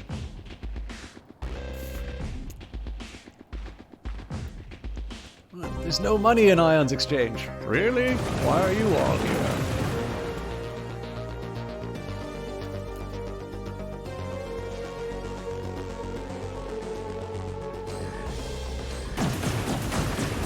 Well, this is smart. I'm actually really curious if these are designed to go this way, because definitely taking out this energy plant is the fastest way to take out my base. But I did promise some pretty fireworks, so... a fun little background. So I remember, this is quite some time back, but there was a Twitter account called Sir Kama that was posting these really fascinating sort of voxel art. It wasn't really for any existing game. It was just like these really neat little bits of artwork. And then I don't know exactly, so I don't know the moment when it happened, although somebody confirmed this. I actually think it was Sir Kama himself that verified it in the Discord. But I was really curious. Was it like, was it that, you know, so I can't do any repairs yet, but just in anticipation, I'll move the repair up to the top of the queue. But it sort of said, it's like, you know, was this a project that was always sort of running along? You'd worked, or was it a direct result of these tweets? And it turns out that apparently the tweets sort of had caught, I'm assuming it must have been Ryan Clark's attention. I'm not 100% sure who it was. Anyway. But yeah, apparently Brace Yourself sort of approached on the basis of that work, And it is the reason the game looks the way that it does. And I think it's, I mean, if there's one thing people comment on, it's the visual style of the game. It's really striking, and it's really well done. So just being able to see, the environments look great, full stop. But even just little details, just the overall feeling, now that I can see these sort of in motion and in context, and when a ship explodes, you get to see sort of the lights go across the factories and such. It's just, really sells the world. I'm a huge fan of the way this game looks. Again, it's completely uncontroversial to say that, oh, the really pretty game looks good, but I'm a fan, let's say. So I'm trying to work out how I'd still handle a mine. I think I'd probably just run the road down here, fuel turbine, another branching road. I mostly just want to make sure that I still have options in terms of paving the surface. Although roads are definitely much more expensive than they used to be. What is going on here? Are they unionizing?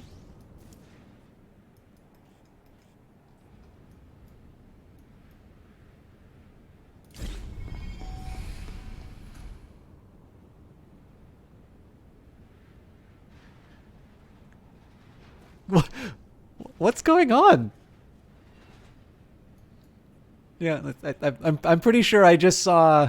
I'm pretty sure I just saw my workforce do something. There's trouble afoot.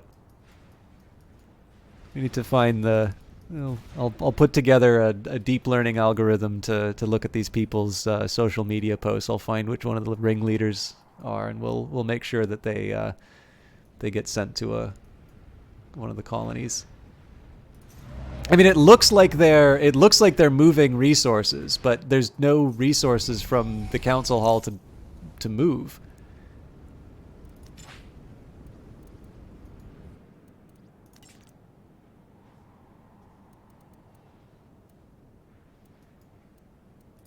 I'm wondering if I've maybe just, as far as logic goes, if I've sort of messed with their heads a little bit. I'm gonna sort of replace all of these. I'm going to make cleanup a higher priority than moving resources.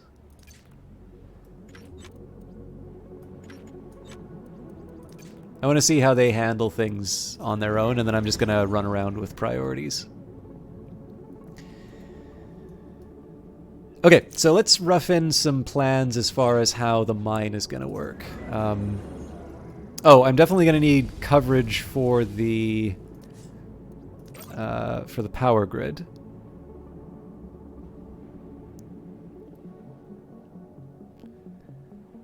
I should probably build with a mine to the future, so... Yeah, I actually need this thing to be built before I do anything else. Okay, this is crazy if I've got two people who are idle and I've told them all to do their own thing.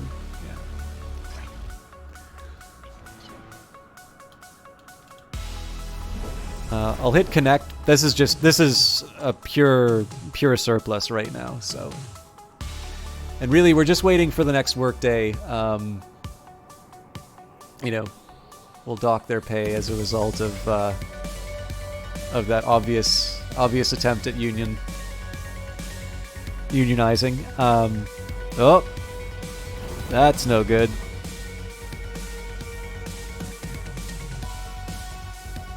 Oh, maybe there was waste in here that I wasn't aware. No, but how would the council hall make waste? I don't know.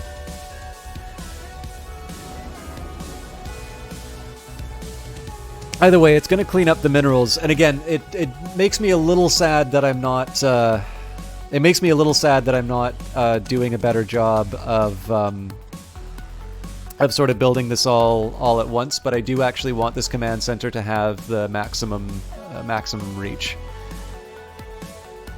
Now, I'd love to start upgrading this fuel turbine, but it occurred to me that I'm using precious isotopes. I have 5 more when I have 5 more coming in when the refining happens. The good news is with the latest updates, it feels like the pace of rebel attacks is sort of slowed down a bit, so I don't have as much to worry about.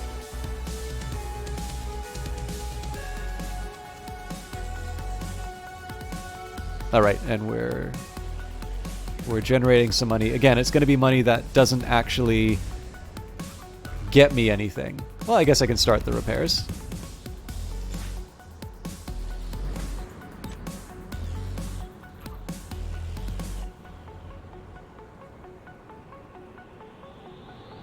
Holy smokes, we almost made payday.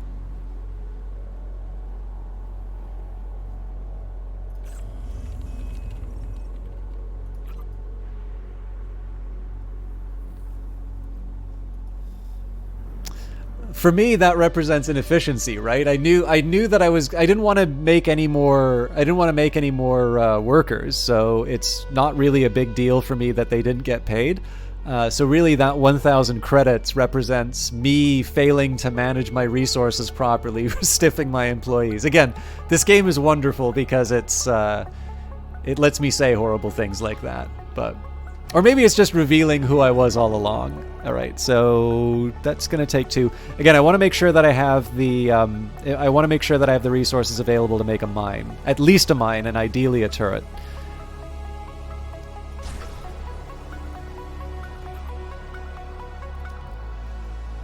And now we can afford to put the repairs back to the bottom. And I think, against my better judgment, I'm going to put move resources as a higher priority than... Actually, you know what? The ideal here will be that because Construct doesn't actually...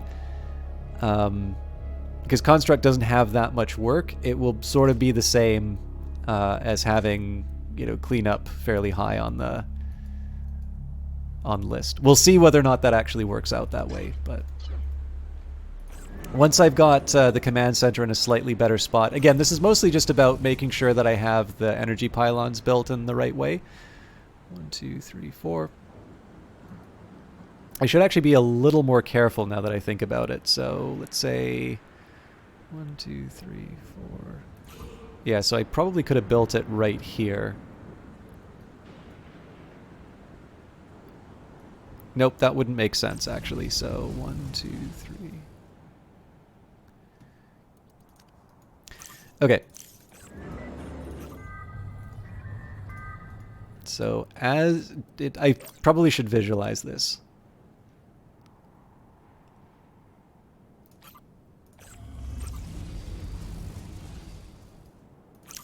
So top level of this will have 2 over. So let's say... So if I built it on these ruins too, again, purely hypothetical.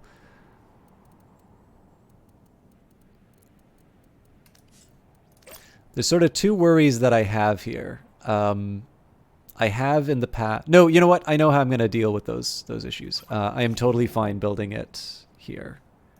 Oh, but I can't because of the... Right, the command center doesn't have power yet. That's... I was not thinking straight about this. I have to get power to this no matter what. So...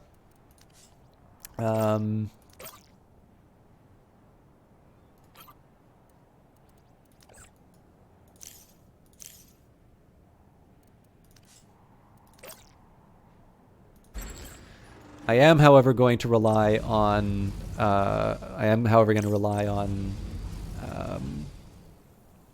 upgrading this thing. So that means I actually need to cut 3 isotopes from that list. Get back to work.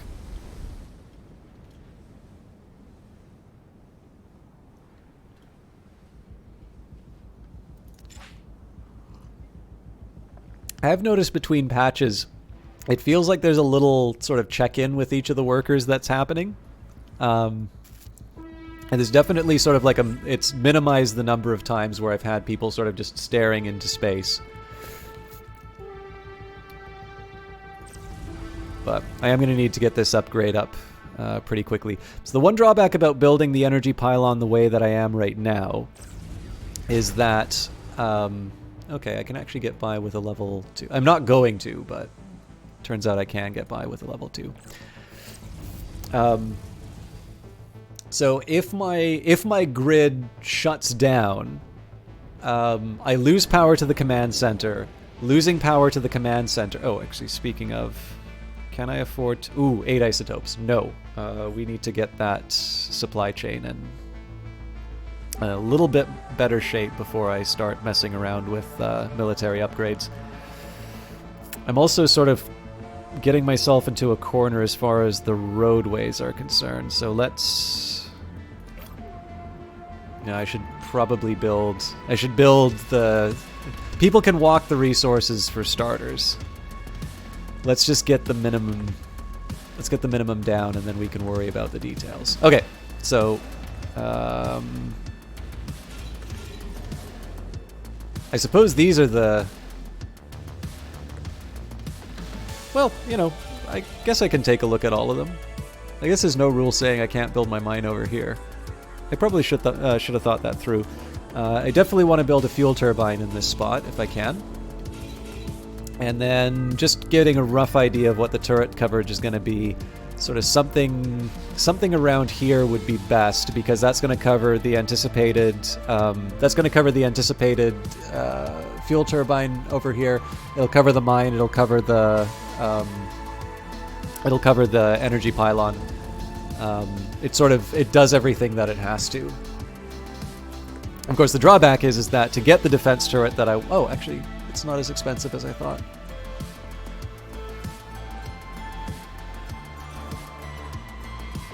So I am going to take this for the isotopes. Normally I wouldn't, but I'm a little desperate.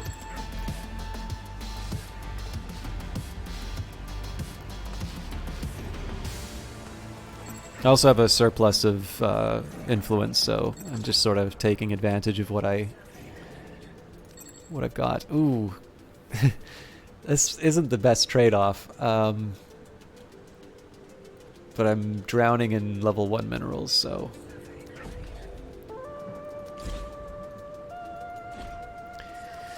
Do I want to buy another building? It's way too early. So when I originally was planning things out, I was thinking of getting residential office and conversion centers as early as possible. I've actually learned just how valuable factories and resource refining is. So I'm going to be trying this approach where I'm building sort of these little colonies, let's say, and I want to try and do that for both isotopes and minerals, in order to try and get my and get my building materials in order, and then I can just build these sort of massive structures to support an even larger population. But I mean, it's pretty clear that we're not really running into any problems as far as getting people.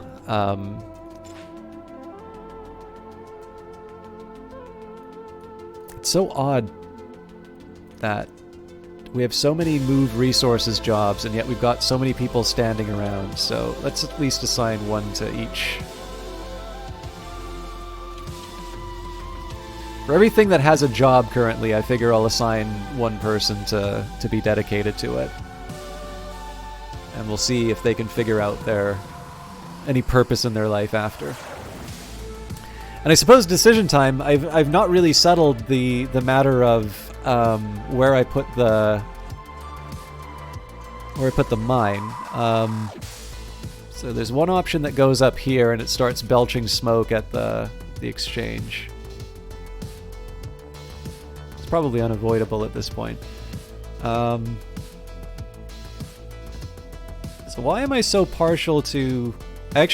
So for me, I actually think building the mine over here makes more sense, because I know I'm going to have another resource I need to defend over here.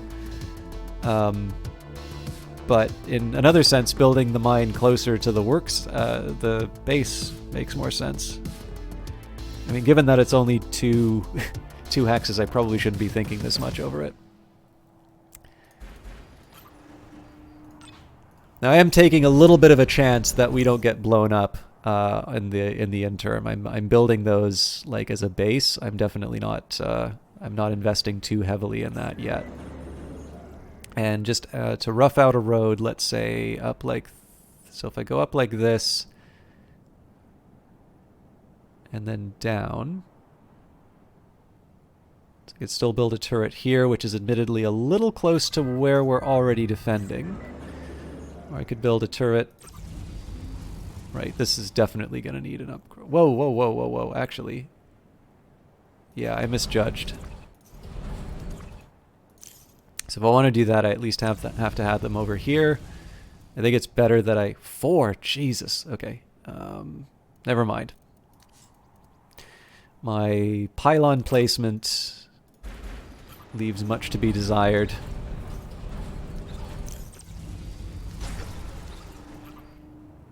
We gotta get that thing up as soon as possible. Okay, so I got 5 left. Does this change where I really want to build the roads, though? So, nope, I really kind of build the same road. I'm a little worried about the access I might have over here, so I might try and run around the edge at some point. But we go, let's say, up, down. Probably a good spot for a turret over here. I guess the mine's a little far away from it, but...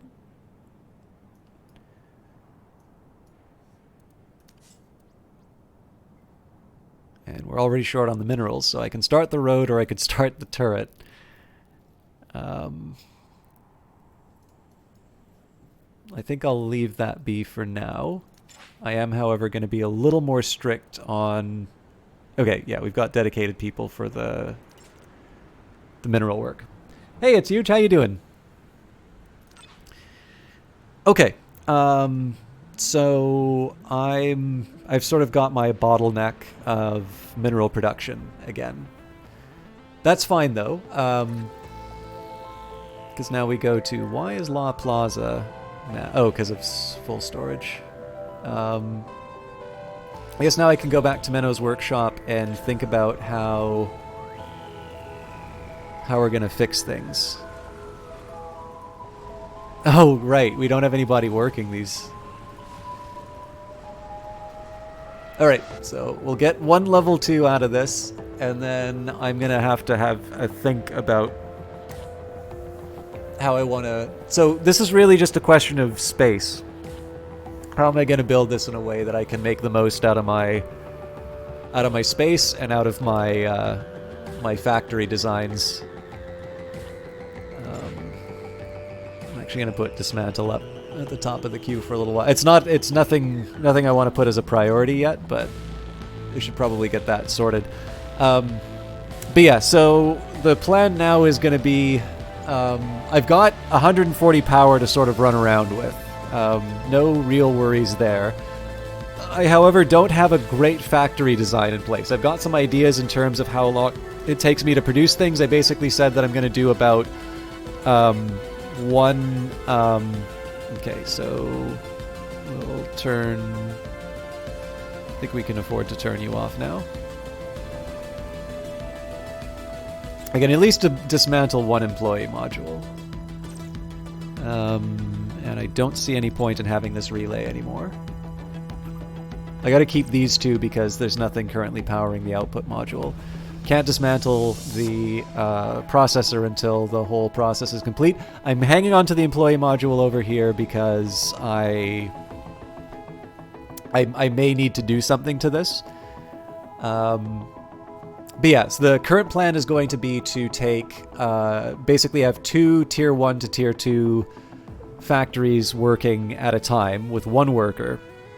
And they will feed into, those 2 will feed into a single tier 2 to tier 3, which is worked by 2 people. So in the end, there's going to be 4 people working on each resource to turn it from 2 to 3. And if everything's working properly, what this should translate into is a surplus of 2. The bottleneck will be going from 2 to 3.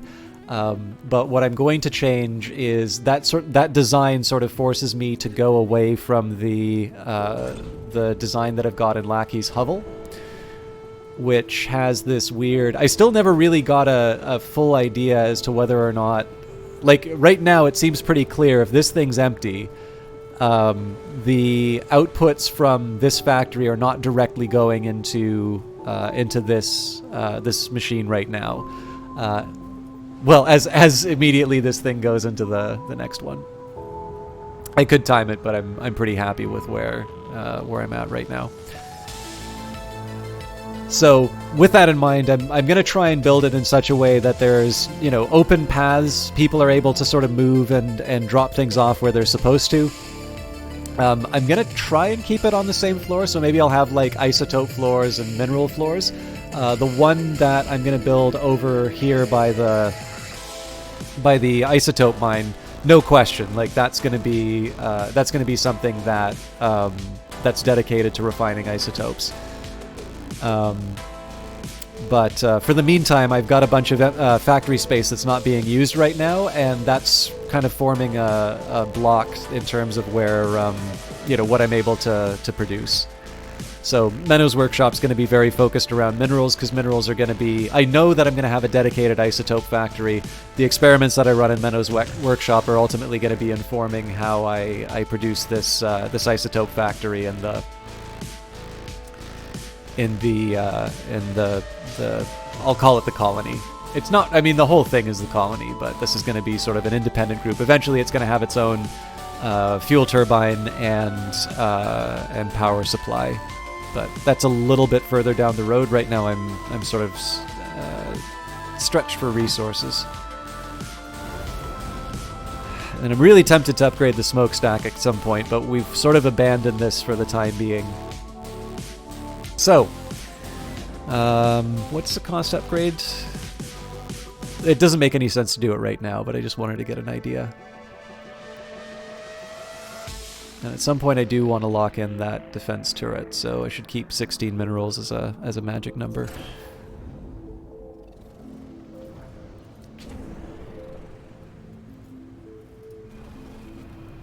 Alright, we can now afford to dismantle the rest of the...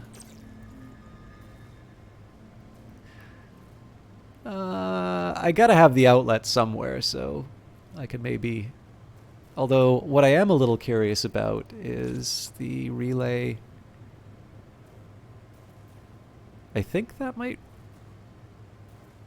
No, it's one off, so I'd have to use a large relay if I wanted to... Oh, even a large relay will make it. Okay. I was hoping I could kind of like jump over the employee module and have some more options, but it looks like I'm going to have a relay beside it. So that's not the end of the world.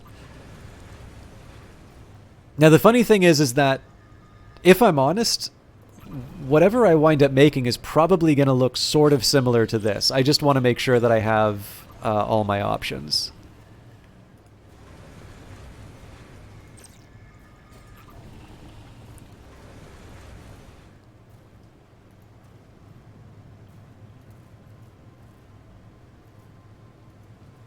I suppose one thing I can start doing experiment-wise is taking this side of the building. I'll use level 1 minerals just so that I can have a lot to run around with. So let's do for absolute basics. We'll say we've got... Well, I'll build this around the employee module. So the closest I can cram in an employee module would be something like this. We'll hit pause just so nobody builds it. Then we do a mineral input. So this works. This is actually not a bad little pattern to begin with, because this fits as far as this is concerned. So we're already off to a good start here. So we take the processing unit, which right now gets stuck in here, and an alternative would be I stick the processing unit inside like this. Again, we pause. Now this gives me a nice little spot to stick the waste module. And then my final question would be, does it make more sense? So in terms of an output module, I could sort of stick one here, or I could go around the edge here. This doesn't work properly. I'm just trying to think, does it make sense? So either way, I wind up extending the footprint, right? So if I go out here, it winds up being a certain number of units long, and if I go out here, it winds up being... So I guess the difference is that it's 2 units longer if I put it on the end here, and it's 1 unit wider if I put it on the edge here. So actually, let me... Again, I'm going to get my trusty little notepad. I always thought... So I know people like to rag on Apple products. I did actually get myself an Apple Pencil because I wanted to try and practice drawing again. This thing is incredibly helpful for note-taking, and I never lose my papers anymore.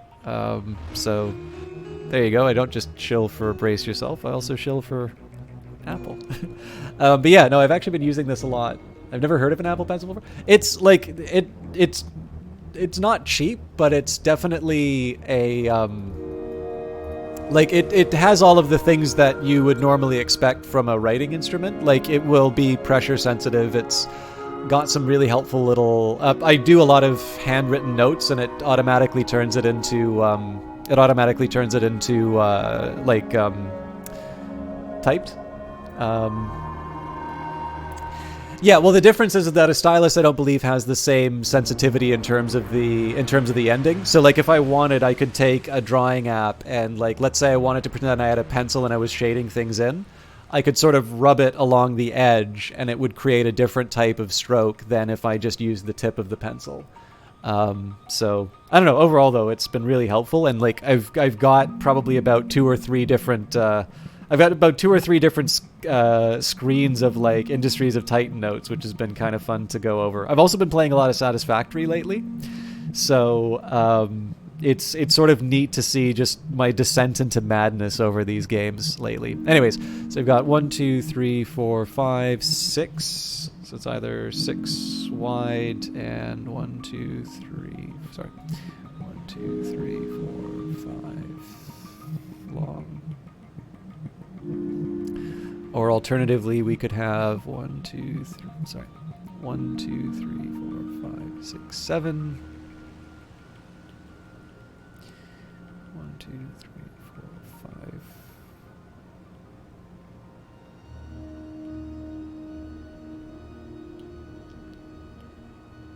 I also get to see how atrocious my handwriting is. This note that I just wrote here is pretty appalling. Have you thought about getting Game Pass now that EA Play is on it for PC? I do actually have Game Pass Ultimate. I just got it a couple of days ago. So it's not EA Play Pro. So there will be some things that you might want to play that you would need EA Play Pro for. So, and I already have an annual subscription to it, so I'm not getting rid of my EA Play. But I think with the inclusion of the EA Play component, and also possibly there are rumors that Uplay might be coming into it. I will admit that Game Pass was a no-brainer at its old price. At its current price, it is a pretty good deal. But like the big problem I have is that I don't know if I play enough games to justify 2 subscription services. But as it happens, I got Game Pass Ultimate for like 2 years. But yeah, Game Pass is an incredibly attractive offer. I will confess that the games that I'm most interested in are more so on EA Play Pro, but I think that is a statement of my individual preferences as opposed to the overall merits of the programs. I think. So look, I know I have the Humble affiliate link. I really should be out there saying is like, oh, you guys got to check out, Humble Monthly. It's so good. No, I not only do I think that is not a good program, I think it has gone downhill. Like, I will only ever get that Humble Monthly if I know 100% a game I do not already own is in it, and I assume everything else is a disaster. Because that has been the truth for me.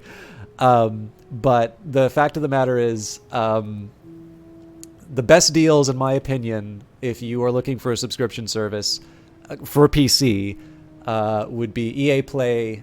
I think EA Play Pro is worth it, but you should probably see what you're getting in Pro. Like, if you don't want to play the latest thing released on the day that it comes out, you can probably get by with EA Play. And Xbox Game Pass. Again, if you have a console, probably Ultimate, it makes more sense. I find it very hard to justify Uplay's subscription fee. But on the other hand, if you're all about Rainbow Six Siege or all about The Division, or like if you buy the latest Assassin's Creed each time it comes out, it's actually probably not a bad deal. But the thing is that I feel like the Uplay one offers you the least variety, and it's, I believe, the highest priced. And so in general, I sort of think it's, I don't really quite see, I don't exactly see where the value for that program comes in. Again, personally. Okay, so all of this theory is nice, but now I actually need to confront the reality of how I built this thing. So I've given myself a little bit of an out. I could actually make this flush with the side of the factory floor, but at some point, I'm going to have to deal with the fact that this thing is wider than... Like, I couldn't build two of these things on the factory as it is right now. However, how high did I say this thing was? 1, 2, 3, 4, 5? 1, 2, 3, 4, 5, 6, 7, 8, 10. Alright, so I might be able to... If I, like, if I rotate this thing 90 degrees, I'd probably be able to get two of them... Oh, actually, this is really interesting. So if I imagine me rotating this thing to the right 90 degrees, and then the flat parts are sort of stuck to each other along the seam in the middle. Oh, you know what? That may not work because of the waste module.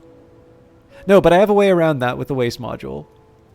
I'd have to Okay, I'm gonna get rid of the relay and the industrial outlet.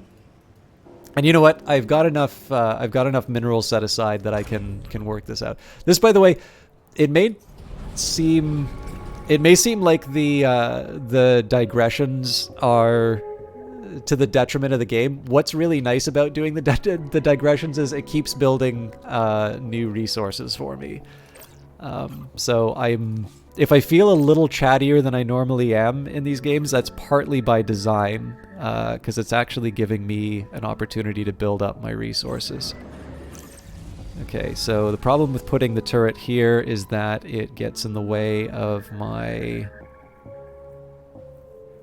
so it doesn't have energy, so I guess I'm stuck putting it here, which is a little further away than what I would normally want it to be.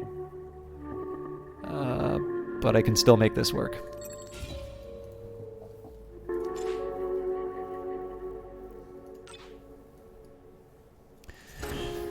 Okay, back to Mino's workshop.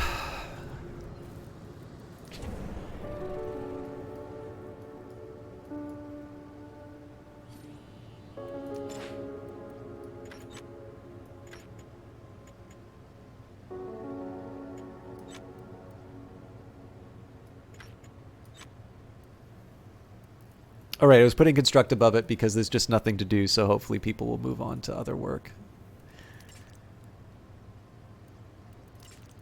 And in fact, while I'm at it... Yeah, I've already got dedicated people for moving those.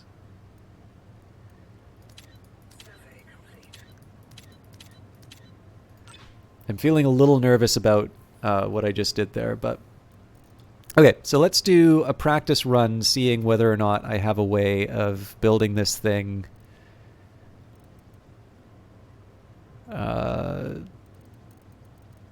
Actually, sorry, there is one other thing that I want to work out here. So this is 10 by...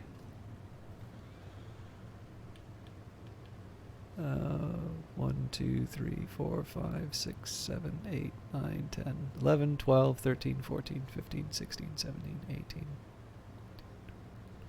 22.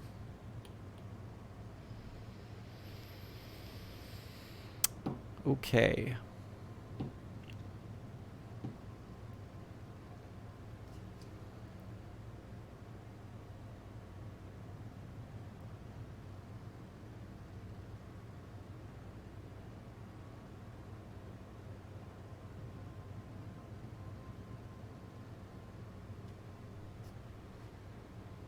Problem is, I don't think I can actually get the coverage that's implied by the footprint.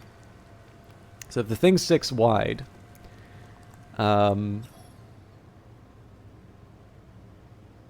well, yeah, it's a tough one, right?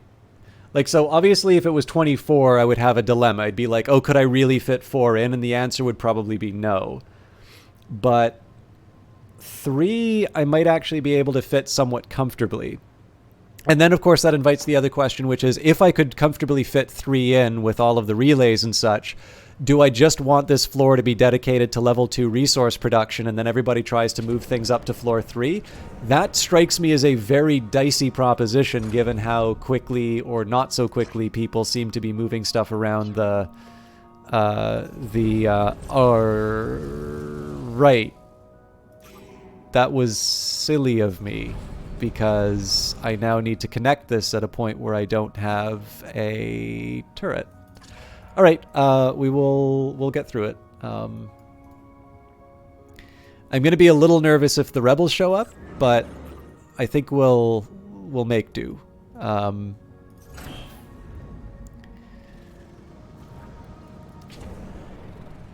Anyways, sorry. I wanted to see if I could actually deliver on this design rotated. So because for some reason, just my brain is not quite all there at the moment.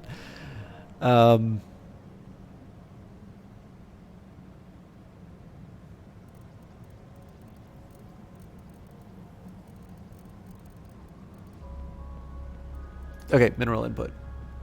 It's also because I'm trying to think of a couple of other details about sort of a future step. Actually, you know what? Maybe I just want to try constructing this on the other way. So the output module, if I rotate it to the right one, would be facing outside. Now, I guess there's nothing that stops me from sort of moving this one down and the other thing. Oh, yeah, this is why this gets so complicated.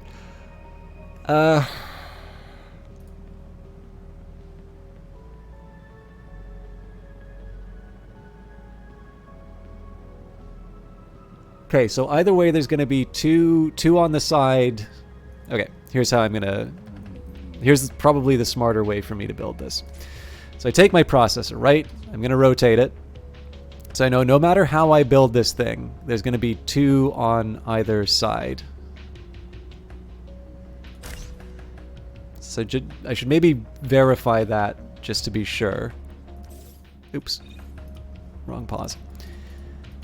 So 1, 2, 1, 2, and if I put the waste module on the one side or the other, it doesn't really matter. And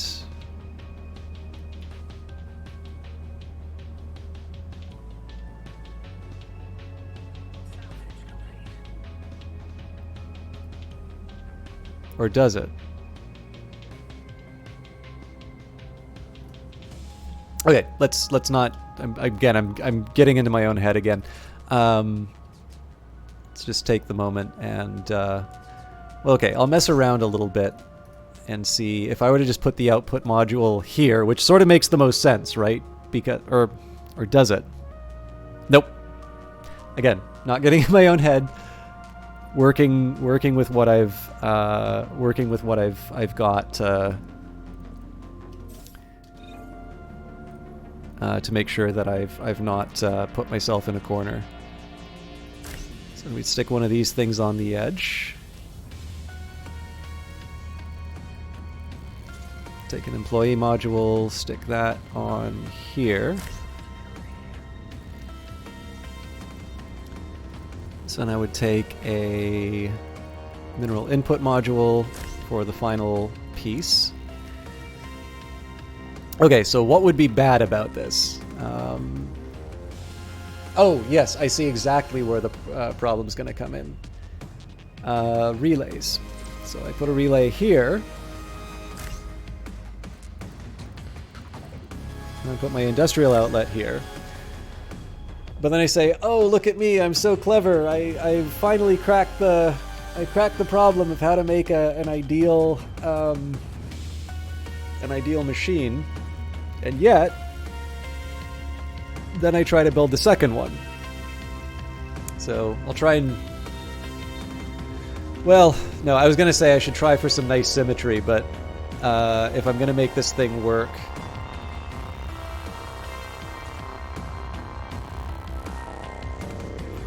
All right, so my relay will cover me up to the edge here. Obviously, I need to put some kind of a relay down for this coverage. Yeah, so I guess the whole idea of just having these flat parts stand beside each other is a non-starter. But maybe I'm thinking about this. Maybe I'm just spending too much time thinking about this. What if I just did the exact same pattern beside each other in this area? So then we'll say it's an output module. Like basically, instead of trying to do anything symmetrical or anything too fancy, I just say, okay, well, I build a level 1 processor, over here, and then, but then the input module is facing the inside. Okay, yeah, so this plan is not viable.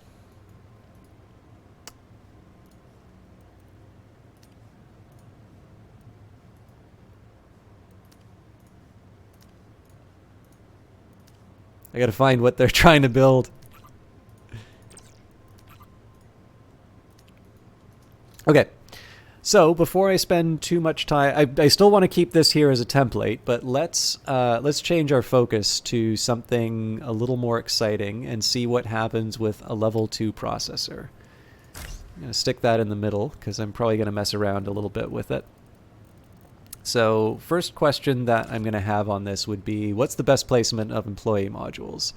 So I could try something like that. So I already said that there's going to be 1 employee module per level 1. There's going to be 2 employee modules per level 2. But if I build it this way, then we ask the question, well, where does the inputs and outputs go? Actually, you know what?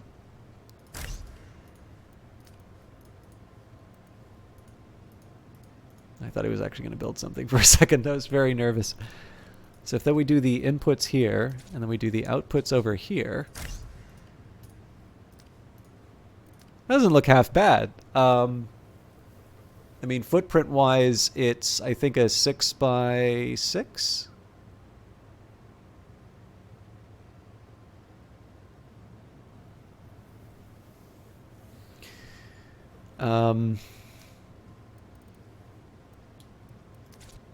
I tried for an input. Oh, that works. Okay, so I can actually make these things a little bit skinnier.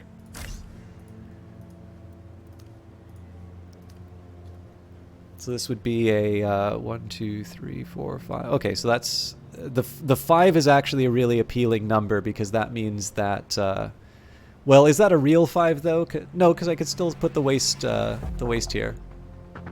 But there is a question about whether or not the relay coverage would be enough. So that's going to hit the edge there. That's going to hit... Oh, yeah. With the updates to... Well, not really updates anymore, but the way that power works now, as long as they're adjacent, they still cover. That's not a half-bad little module, actually.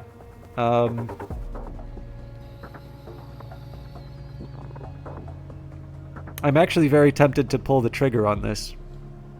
So, what I could do here, I actually have a few options with the waste module, so I could stick 2 in like this. That's a little less appealing than some of my alternatives.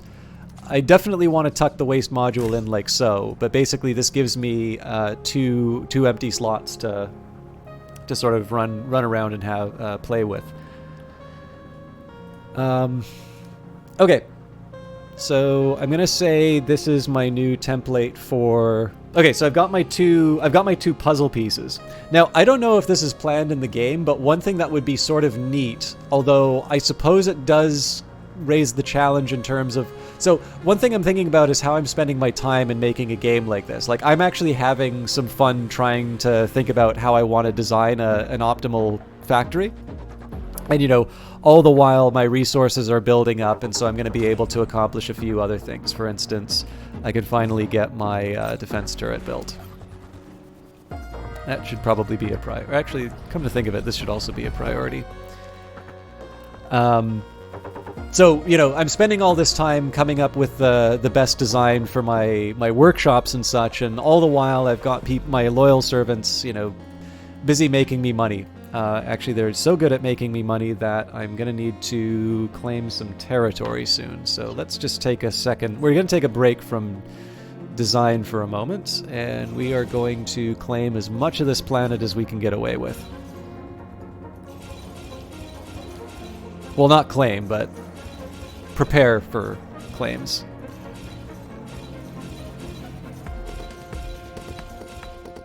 Yeah, so basically, you know, you get to see a little bit of my thought process in terms of how I've been building these factories. You may think they're insane choices. You may think that they're very sensible ones. But all of this is stuff that I'm sort of able to do and take advantage of while I sort of wait for my resources to accumulate. I do have the mine. I'm debating about whether... Well... See, it's 4 red artifacts, though. Yeah, I gotta take that.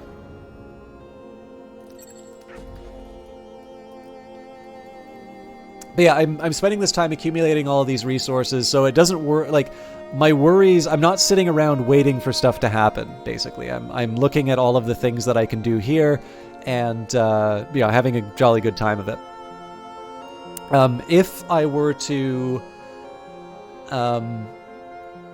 like, let's say for a moment that I had a button, and I'm like on the fence about how I would feel about this. So imagine there was a button that said, you know, take a section of buildings, and, you know, you can copy that and paste it, and you'll put that template down. In one sense, that's a, you know, a very helpful type of automation. That's going to be something that lets me do a lot of really cool things really fast. But what that might potentially do is make me sort of sit around and wait for all of my workers to do, you know, to finish their tasks, which maybe wouldn't be so cool. So I gotta think a little bit about how I would feel about one or the other. Anyways, I am going to... Where's my erase button? All right. So I'm just going to take a quick minute here, and so I've got my candidate design. So I've got a 5x6.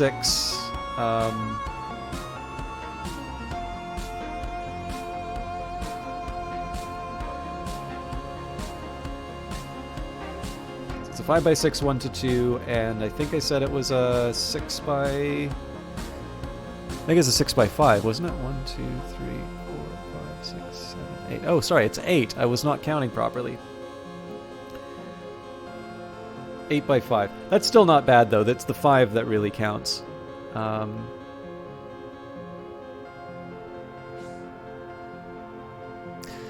see you didn't heed my last warning, so I'll show you just how serious I am. Surrender now, and I might show you mercy. Proceed to fight, and I'll destroy you.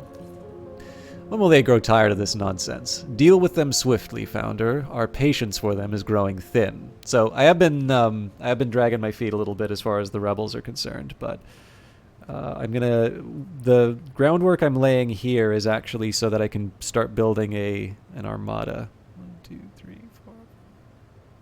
I don't know. I already said it was 5 by 8.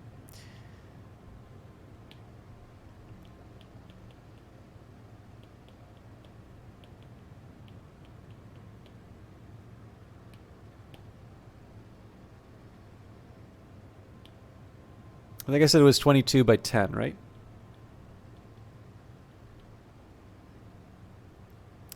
Okay, so the remaining question for these guys are, how do I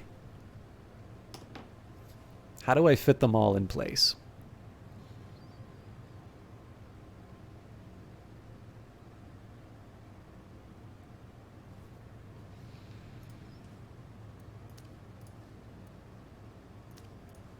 This one's a little easier to remember than the others, so...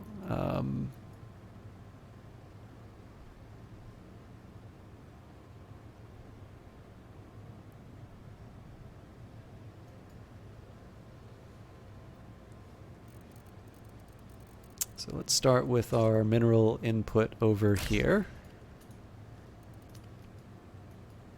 And then I think it makes the most sense to have the employee module just sitting beside it there. Why am I using level 3? given that it's a level 1 processor, like this is pretty forgiving as far as level 1 minerals are concerned, and I do have a shortage of level 3, so I don't mind the opportunity cost of some of these other ones. So let's try that again. Mineral input's got to be 2 from the side, so then we give the employees a space to peek in over here. Got to remember to pause, otherwise I'm going to cry. I've already messed with the plan. That's fine. I think I can still make this work. Oops. Okay, that's helpful to know. If you push this button on the side of the mouse, you get ejected from your factory. Okay, so we put a relay down here. So relays kind of coverage out to the edge. Because everything's blue, it's a little hard to get a read on the relays, but I definitely have coverage for the employee, and I've got coverage over the input. It's going to be the other side of things that's the question mark. So we stick the level 1 module on here. Feel like I've made a mistake already.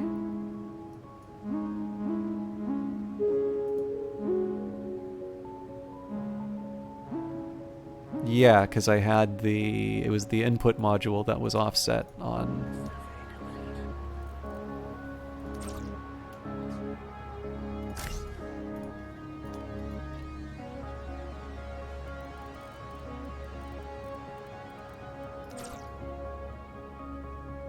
Okay, this makes sense.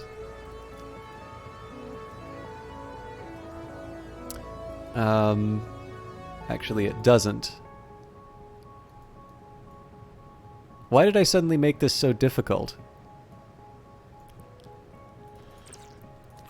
All right. Sorry, I need to get my head back in a happy place. Okay. Believe it or not, these puzzles actually tend to do really well on aptitude tests and stuff, but for some reason trying to rotate my own creation is just the hardest problem in science now. Okay, once more with feeling. I want a gap to the left of my input module. Yeah, I think I deviated from the plan, so let's try that one more time. Okay, so the original thing that I usually do is to try and cram in the employee module close to the input. So probably what I'll wind up doing, and again, just for the sake of making sure I've got all my bases covered, we would do an outlet and a relay in the corner over here. Okay, if I screw it up now, I probably should have myself committed. And somehow I possibly have? Is it because I should be building it this way? Yes, that's what I'm screwing up.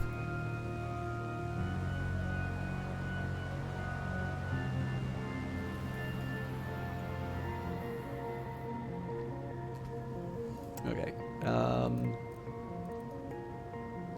I think the problem is, okay, so if I build it like this, let me just make sure that I'm not... I think I might have been quitting too early on some of these. So 1, 2, 3, 4, 5. Okay, so then the waste module goes beside... That I might want to change and put it in the middle so that I get coverage over both, but that can be adjusted. Okay, so then we do an output module over here, at which point there has to be some kind of a relay, otherwise this doesn't work.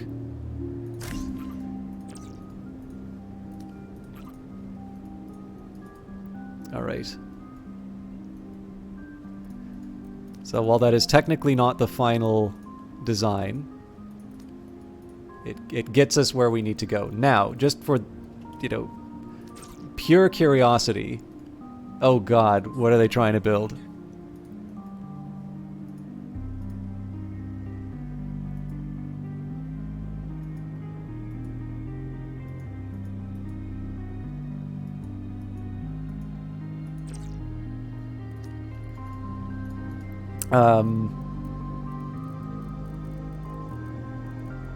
I'm not going to go the whole way on this, but... So this is going to be very cramped, and there could be all sorts of reasons why this may not be a good approach. But for the purposes of science...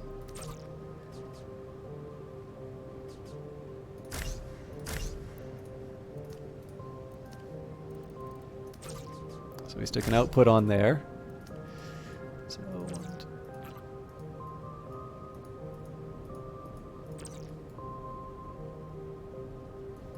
okay, so then I've got 1, 2, 3, 4, 5, 6, 7. Okay. I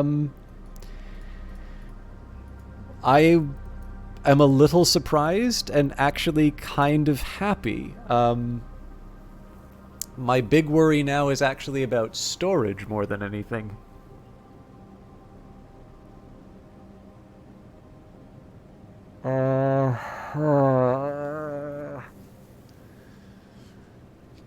Well, I can actually put the output... Okay, the... Oh, good lord. The industrial outlet doesn't necessarily have to be there. So let's try and see... I think at this point now I've got enough single minerals that this will sort of take care of itself, I think. I'm not 100% sure we're going to have this turret ready to go in time, but I'm going to do my absolute best. And this is why I haven't been building more, why I haven't been buying up more buildings. Because right now I've got a nice big surplus, and in an emergency I can just bury the city.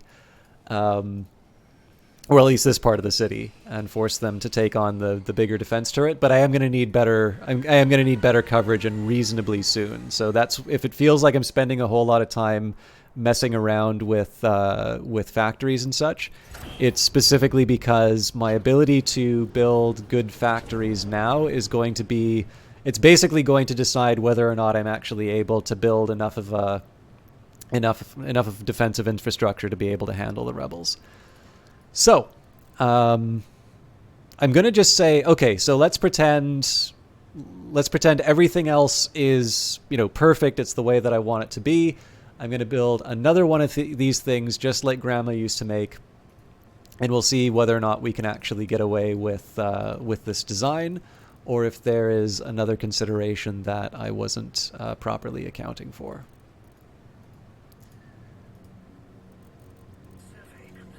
The big question is basically going to be what I do with sort of the gaps in between, because logistics really do matter in these factories as far as getting level 1 and level 2 resources from each of the various components, and then waste is going to be a problem too, as is evident over in Lackey's Hovel,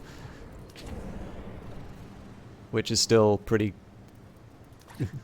grim.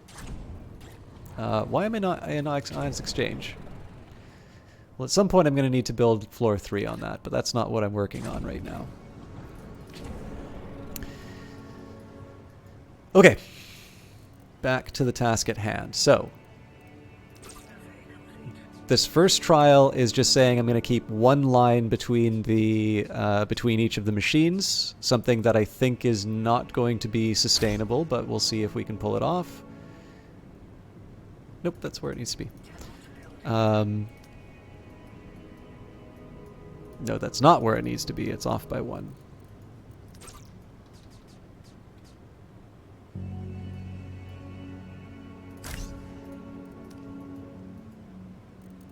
Because for some reason I really struggle with this, I am now going to put the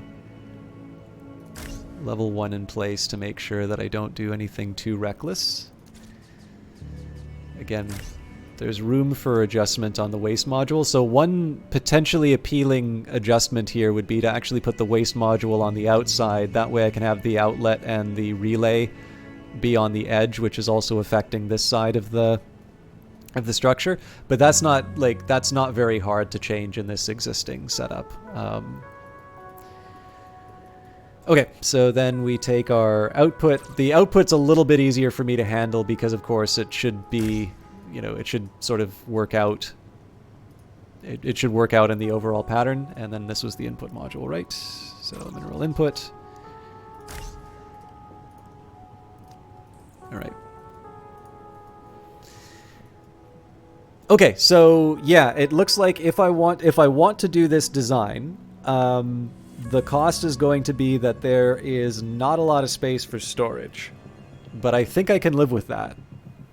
And in fact, while I was originally going to use some refined minerals, I think I'm actually going to commit to building it as it looks right now. The only thing that I am going to change is the placement of the waste receptacles. Oh, sorry, waste modules. Oh, but I can't. Oh, darn.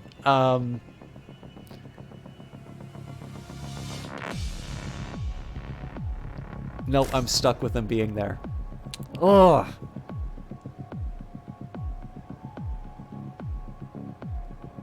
And now I realize the weakness in this design as well, because there's no way to get inside here to clean out the waste modules. So I can have these vertical journeys, but I can't have the horizontal journeys. Oh, I was so close to cracking this.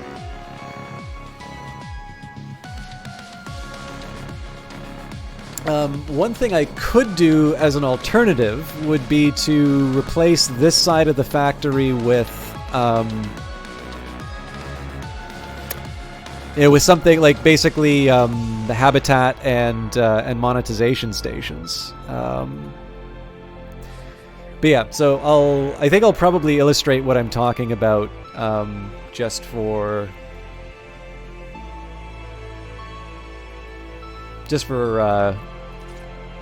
you know, for the record. So let's say we do something like this. So we take our level 1 processor, which we'll want to stick on the the edge here, and it gets its waste module. And then beside the waste module, we've got the employee module. So problem number 1 already... Oh no, it's not a problem because these relays will already cover it. So we're okay. We're okay so far.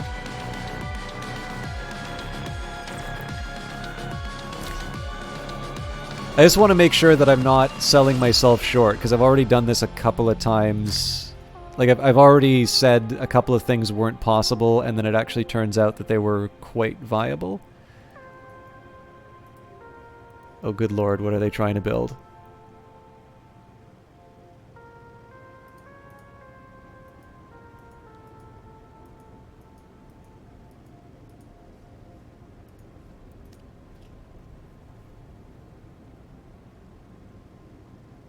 I'm feeling a little nervous. I'm just going to take a minute and see where they're putting all this.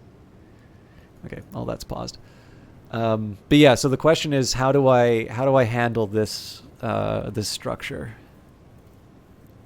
Well, maybe I just don't worry about the symmetry. So the issue that I would run into would be, we say mineral input here, mineral output here. There's only really one place for the level 2 processor, right? I mean, I was going to say, it's like, what if I put them in the middle like this? And I'm like, but then there's no place for the employee module, so that doesn't work out either. So, I could build something like that. And now you see the problem. There's no way to cover the middle. Now, I can stuff this full of batteries, but then the question is, where does the waste go, and so on and so forth. But what if I try... No, I'm getting very hopeful over very silly ideas. So I was like, well, what if I just took the employee modules? I'm like, well, how do you get an employee to walk into the middle of that? Okay, so that's not viable. Maybe it doesn't have to be, though. So if I keep these contained, and then I take an alternative design for the level 2, so we'll say everything here is cut off. So what happens if I try and come up with an alternative design that lets me put 2 level 2 processors in place?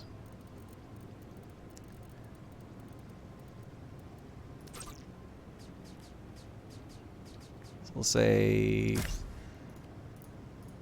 I probably should have been a little more thoughtful about this, but let's see what happens.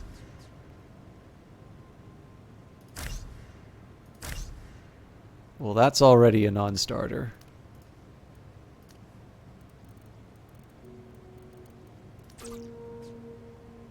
Because they wind up sharing.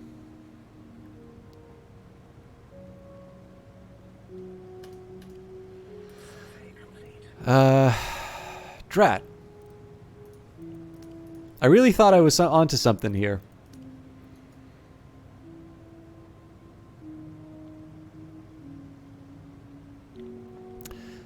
So I suppose I could go back to that old idea of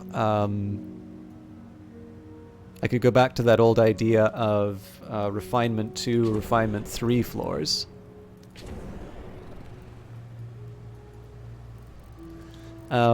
I'm not quite ready to give up with my toys here yet, though. So let's see. Let's see what fun things I can get up to over here. Nope. Gotta remember to pause, otherwise I'm gonna wind up sad. Okay, I can still get away with that. Although again, there's not necessarily any benefit to leaving this gap open. Oh no, that's not entirely true. Maybe I can stick a waste module in there. Again, I'm kind of just experimenting here right now. Okay, so we get an employee module. Then there's the question about where the inputs and outputs go. And that's a tricky one because I need to make sure that I keep the pathways open. But let's say we do an input here. What I'm going to try and get away with is see if I can build sort of another tangled object on the other side and see. So I got to keep this open to the side. Actually, at this point, I'm basically just going to throw everything against the wall and see if it works. So we try an employee module here. I don't think this processor gives me enough. Maybe? Yeah, so the problem is that it's going to overlap stuff that I need, and I don't have enough space for the inputs and the outputs, so that's not viable.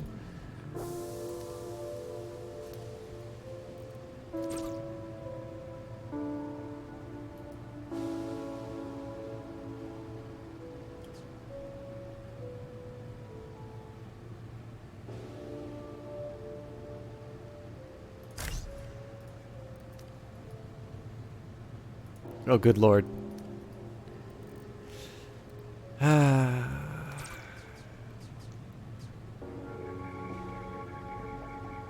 I strike a particularly tragic figure right now, just desperately trying to make this thing work when I know full well it's not going to happen. Okay.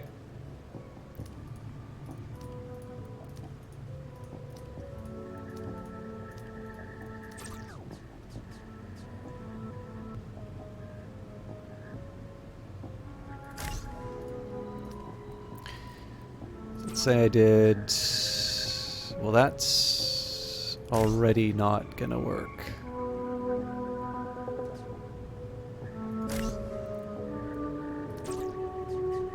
I don't think I'd be able to fit an input onto that. Yeah, so that's a particularly terrible design.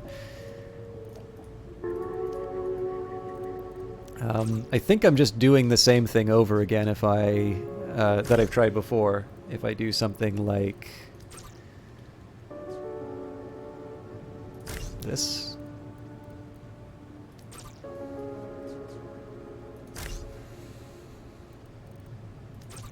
Well, okay, there's one thing that might save this, actually.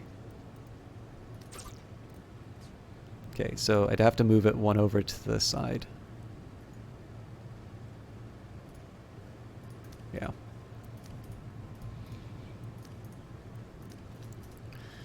Okay,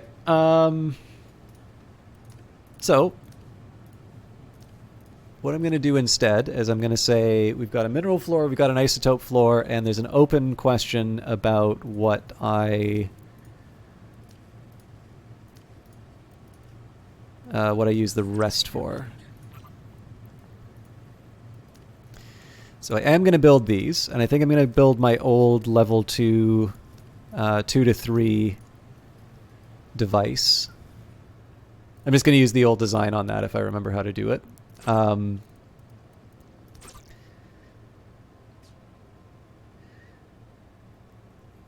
That doesn't make quite as much sense, actually. Well,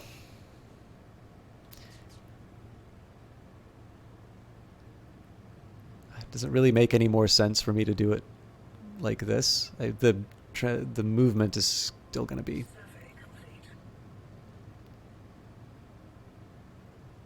Sorry, I realize I'm sort of talking to myself now. I was just trying to think if it makes sense. So I've got an input module, so I've got an output module here, but then my other output module is so far away.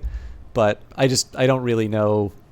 I could put it inside here, but there's still a little bit of lopsidedness. I don't think it's going to matter that much in the long run. So let's take employee modules. We've got 15 minutes for the attack, so I'm feeling okay about that. Am I out of money? Oh no, I put them in the wrong way. If I was out of money, I wouldn't be able to put it down in the first place. Okay. So this was the input. Got the output. Stick some waste, a waste module in there somewhere.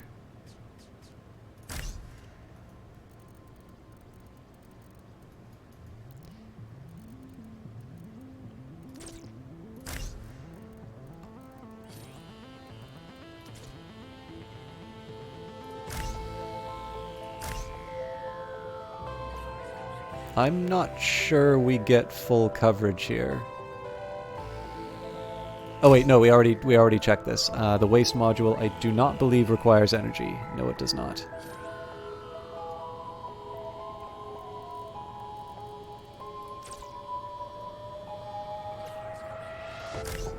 Okay, so relay coverage is taken care of. So now I want to start putting some storage in place just to make sure that these things have what they need.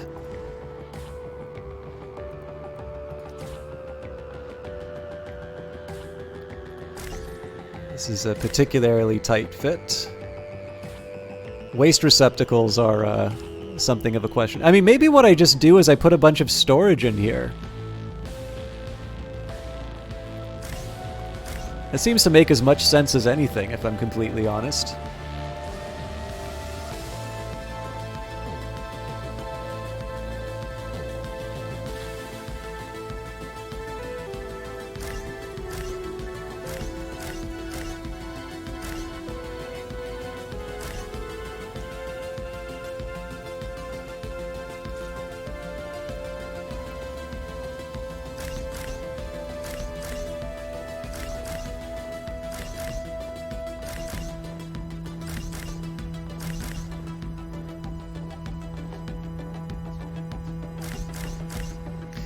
No, they can... So I could just sort of technically put a bunch of waste receptacles around the edges, but I sort of wanted to give them the option of moving directly from here to here. So this doesn't present too much of an...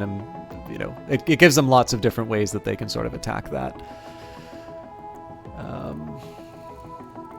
I may change my mind on that, but for now I'll settle for it. And again, this is going to be a floor that's dedicated to minerals, and then we'll do an equivalent floor for isotopes when the time comes. And we still only have 12 minutes before the attack. So, I was not paying attention, and why don't you want to pick the minerals? Or isotopes?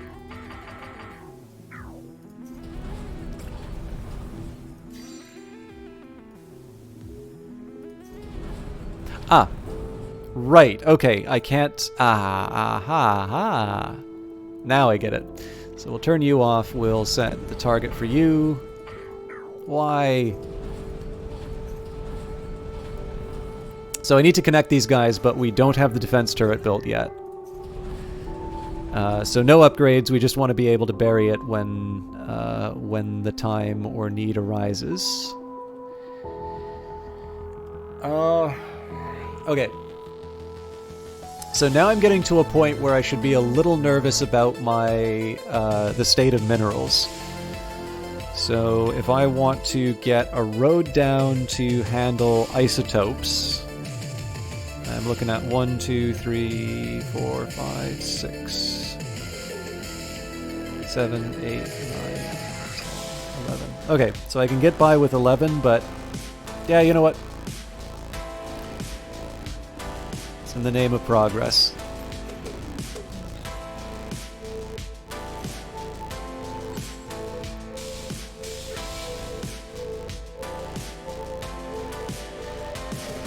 So the idea here is that I'm going to have a mineral shop up before I have my isotope shop up, and my isotopes are going to be what enables me to upgrade some of these other buildings, and so hopefully these are sort of complementary forces. But building this road might have just also created a lot of inconvenience for me. We'll see.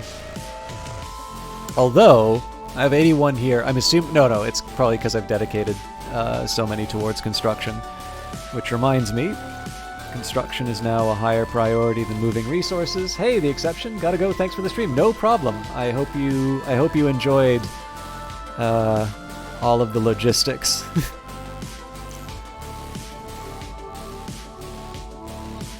So I'm clearing these out as priorities because they are...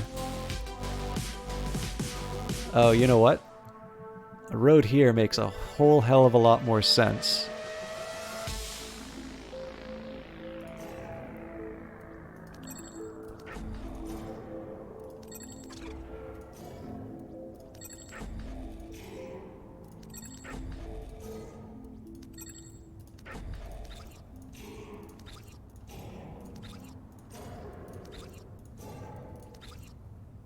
Fortunately, I didn't lock myself into any decisions there, so...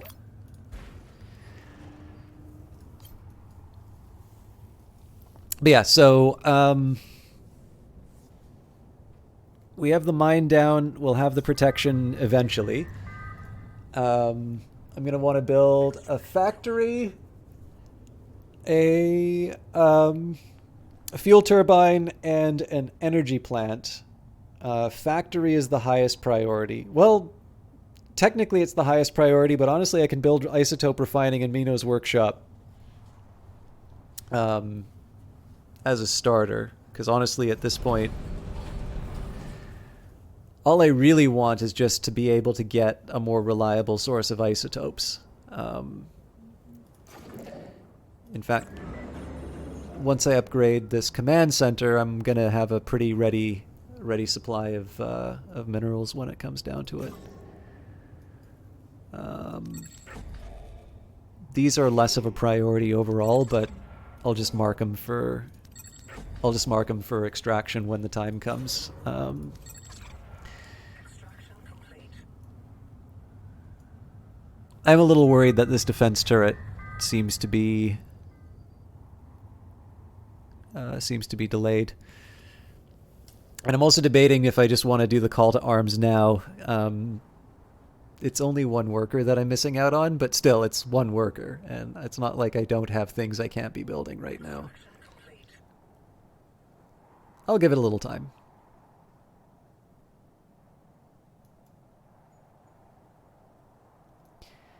One eventual drawback of this is that Ions Exchange and Lackey's Hovel are going to be choking with pollution. Honestly, I'm probably even going to run the road to Mino's workshop because, you know, all my refining capabilities there. You know, it's not great, but the hope is by the time that those, you know, I deal with the consequences of those choices. You know, I'll have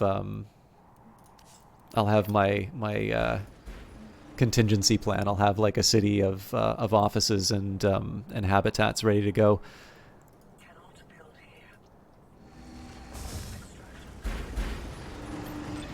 here. Okay, infrastructure's in place.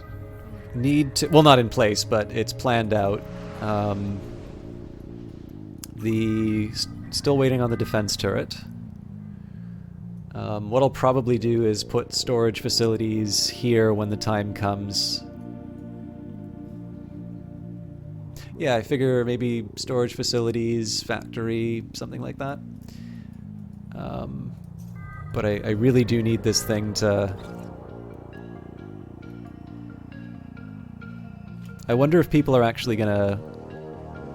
Okay, looks like nobody's working on that, so I'm gonna cancel and build a new... No way! Oh no! Of course. That's fine, there's a way around this.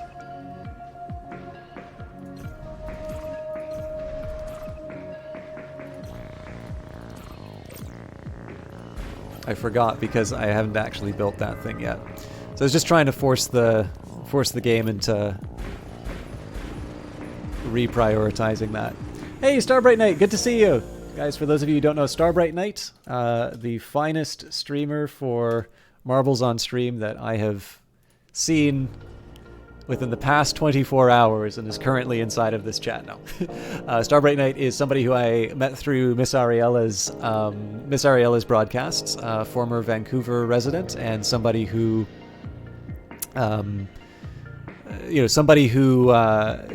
I've had the pleasure of meeting in person, although she's now moved to Australia, and so I don't quite have the same opportunities to hang out with her. But Starbright Knight was actually somebody who had been so the weird thing about Starbright Knight is that I seem to be just behind the curve on, I think, everything we have ever interacted about. So I didn't quite register that they had been coming through on Ariella's hosts and sort of shoutouts and such originally. And then I had associated them with another individual who I don't really know, but I'm sort of aware of, called, I think, Starlight Skies or something like that. Oh, that's a shame. I've never put too much of a priority on meeting people in the real world, but obviously...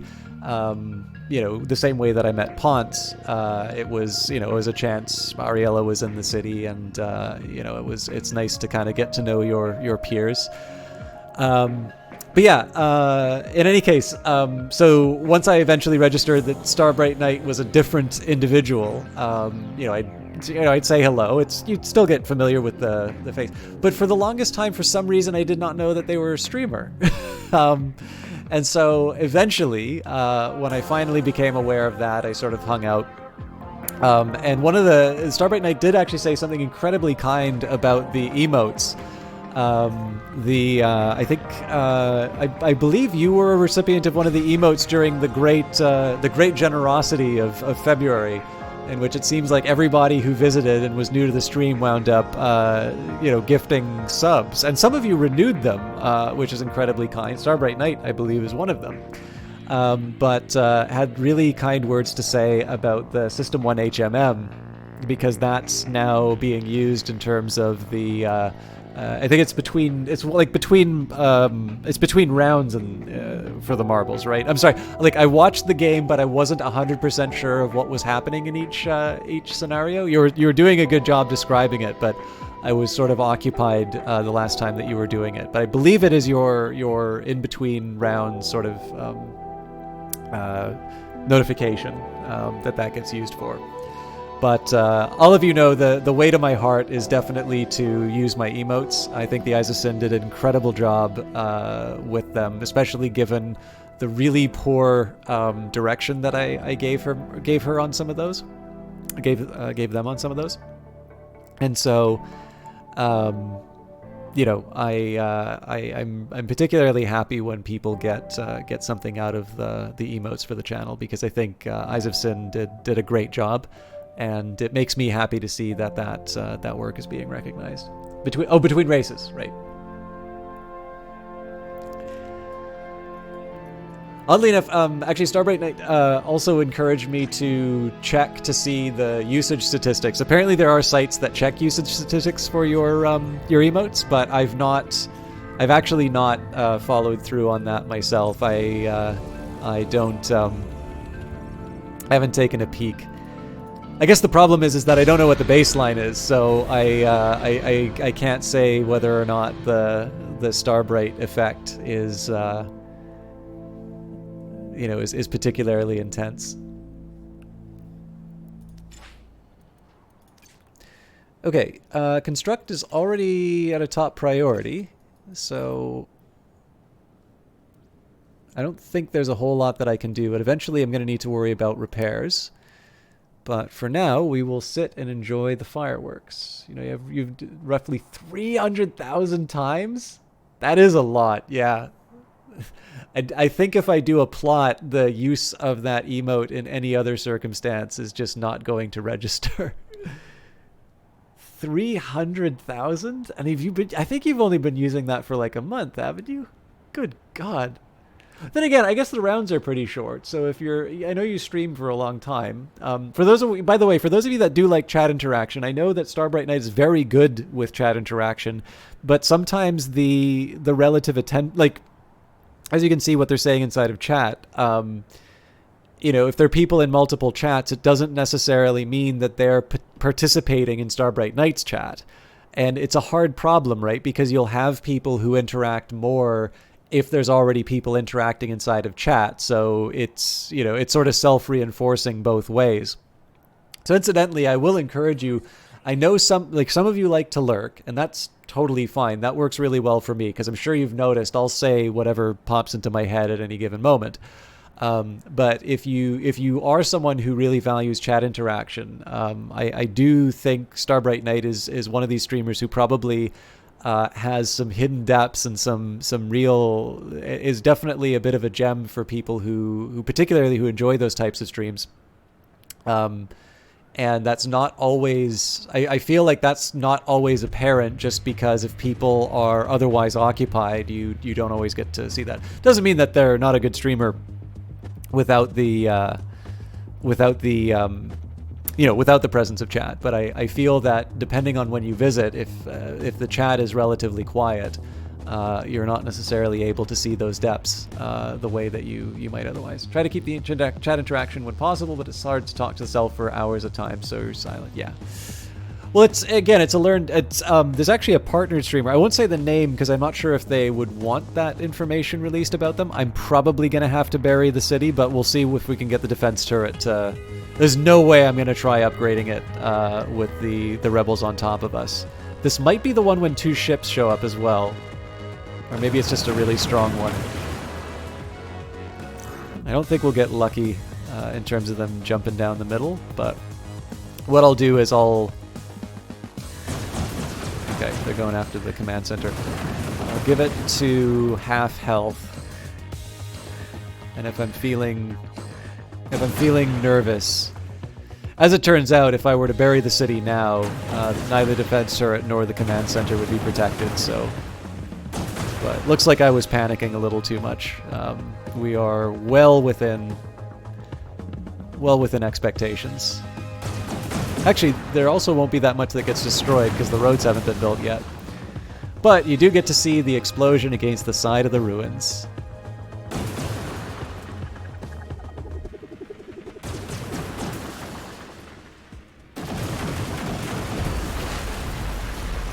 See that? That's a good looking, very good looking bit of work. Okay, cancel the alarm. Everything gets repaired. We'll throw that up to the top of the queue.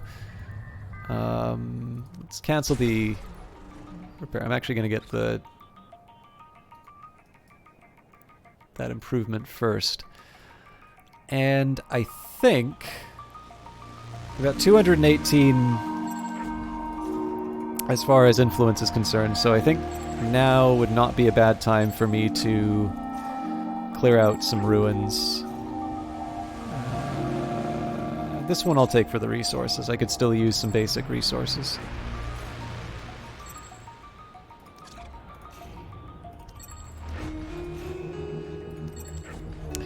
Okay, we're a long way off of being able to work this mineral node, but how are we looking along the other dimensions? First of all, we will connect, because we're on our way to getting a level 3 to... Oh, where are we? Yes, we are, because we've already upgraded the turret. Great, okay, yes. So other than building the factory, we are... Our little side colony here is actually really close to being realized. Also, how much are we generating a turn? 5,000. Let's take a minute here and... Okay, so deep down I know I probably should be building energy depots and fuel silos, but I also know that I don't have the resources. So I think I'm actually going to start building residential office and conversion centers. I'm going to make conversion center first. I think I could probably afford a little bit of everything, actually. How much until payday? I think they shifted payday to stop me from screwing my employees quite as badly as before. Well, I guess if you do it just before payday, it still affects it. But I feel like the time for payday has shifted.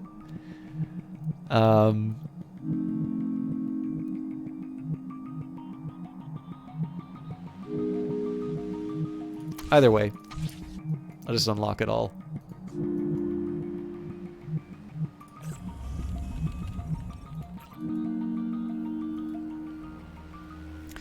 Okay, resources-wise, so we're sitting on 63 on... Sorry, I need a minute to think to myself. So 63 of level 1 is probably not going to get me that much isotopes-wise, but I do need to do something with Mino's workshop. Speaking of, have we actually built?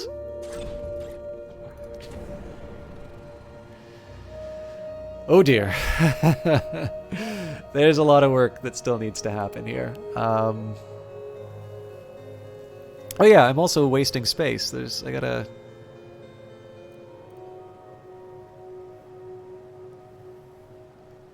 think about what I want to use that for. You know what?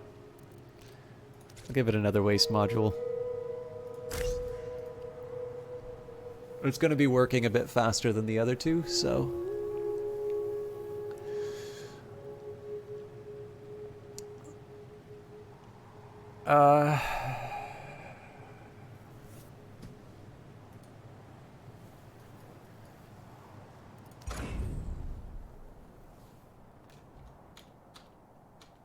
So now I need to decide, do I work with what I've got already and try and build the second colony for the minerals so that I can just... Okay, so like, I'm reasonably happy with where this has gone. If I don't build a factory here, as long as I like have a mine to get me isotopes, I know that's going to make its way back to Mino's workshop, and like in general, my colony is going to be able to process all of that. And I am actually running out of mineral resources to use. Now, had I not spent all of my minerals on building roads, I could have upgraded the... Or not mineral, isotopes. I could have upgraded the command center, but I need 5 for that to happen. But yeah, what I'm thinking of right now is that I have enough power. I have a place where my employees can work. I'm eventually going to have roads. Overall, we're set as far as isotopes. What we don't have is a place to refine them beyond what I already have. And isotopes are actually the thing that I'm acquiring at the lowest possible rate.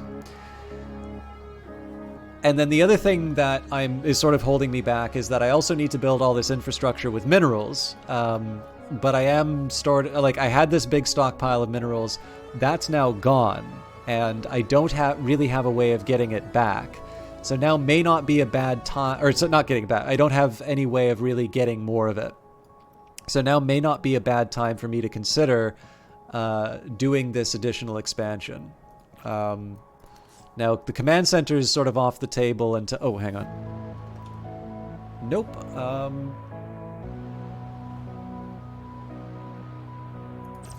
And I already have an energy pylon in place, so...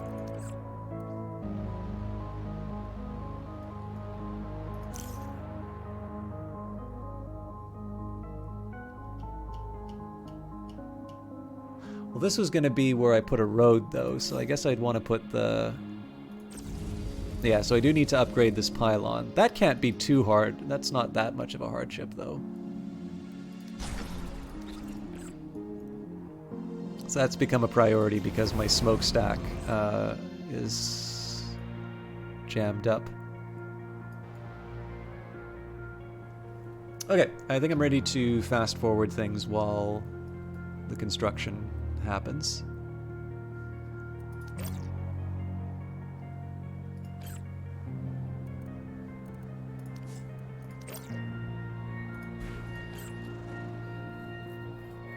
Command center by the smokestack. This is basically so that anybody who's insubordinate has a has an obvious posting. And why don't you have power?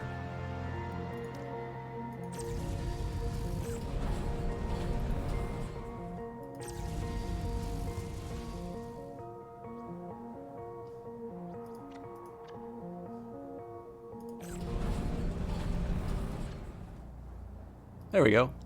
I guess I just turned it off.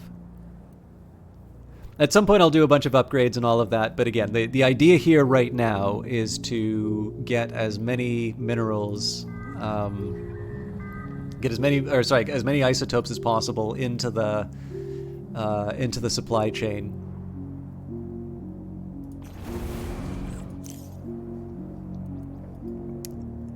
Repair-wise, we're okay, so I'll move that down below. Construction is now priority number 1. Yeah, ruins might be something I want to move.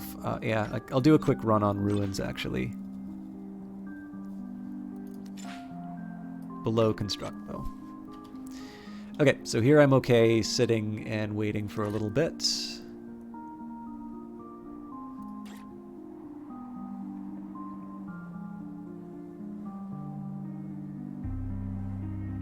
At some point I'll try and upgrade this energy pylon further.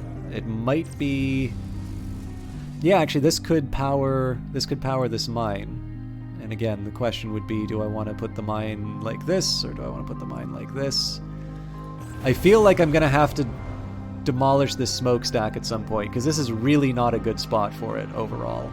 I feel like there's many other places I could put it, and many better places I could put it, given where the command center is going to be.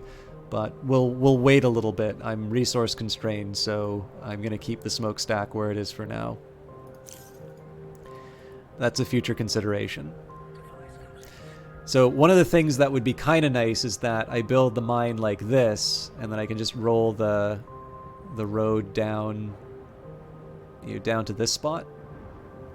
So let's say I did that. So we put a road here, mine here. Alternatively, I could put the mine here and the road down like this.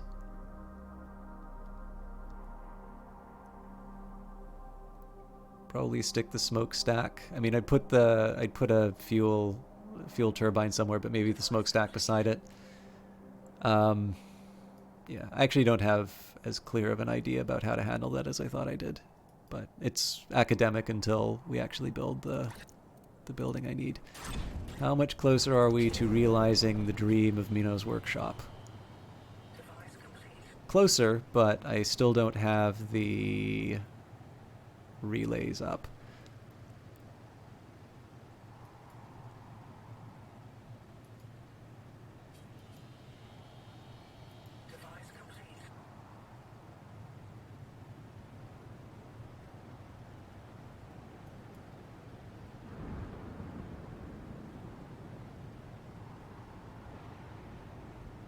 Also, I don't think you get to name mines, but I just want to make sure we don't have any special names for... Alright. No, we're good. I don't have to find any of my new... Oh, I'm sorry, Starbright Knight, you've been saying a lot, and then I got absorbed into the game. You have to take a screenshot at the end of the year if Twitch sends a report like this year that mentions most used emotes. And oh god, I'm really looking forward to that actually. Looks like a giant blue computer chip. Are you talking about Mino's workshop? The oh, sorry, this my power plant. Yeah. So the design for Mino's workshop was there was a power floor. Now I've got my manufacturing space. Looks like we are ready. No way. Wow, I am a dummy. Okay, so I need an employee. Oh, actually, oh, I screwed up twice over. I didn't actually need to kill those two. It would have been okay to just do that to one. This is supposed to be the employee. This was supposed to be the... That's fine. We'll get through this. But we should be on our way, hopefully soon, to...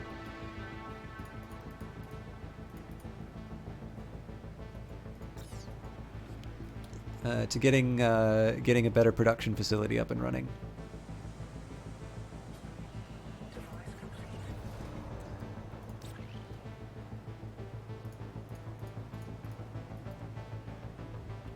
Okay.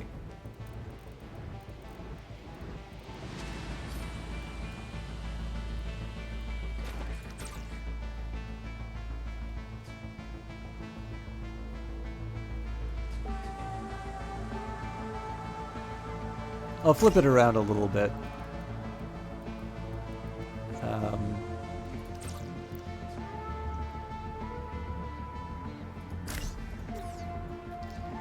It's just so that the journey from output to input isn't as dramatic.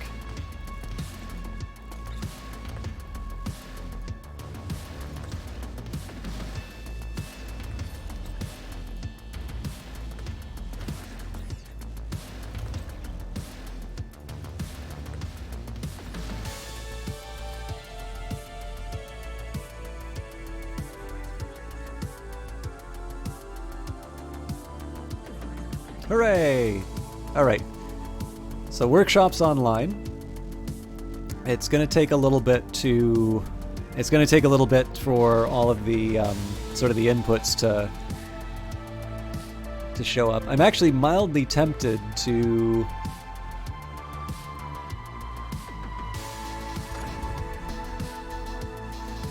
Oh, this is gonna be...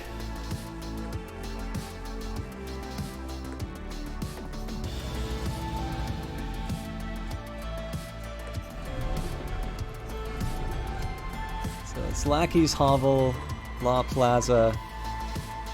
Okay, actually, yeah, this is how I'm going to do it. So, the storage that we have in headquarters is no longer going to accept minerals. I want those to be centralized in the workshops.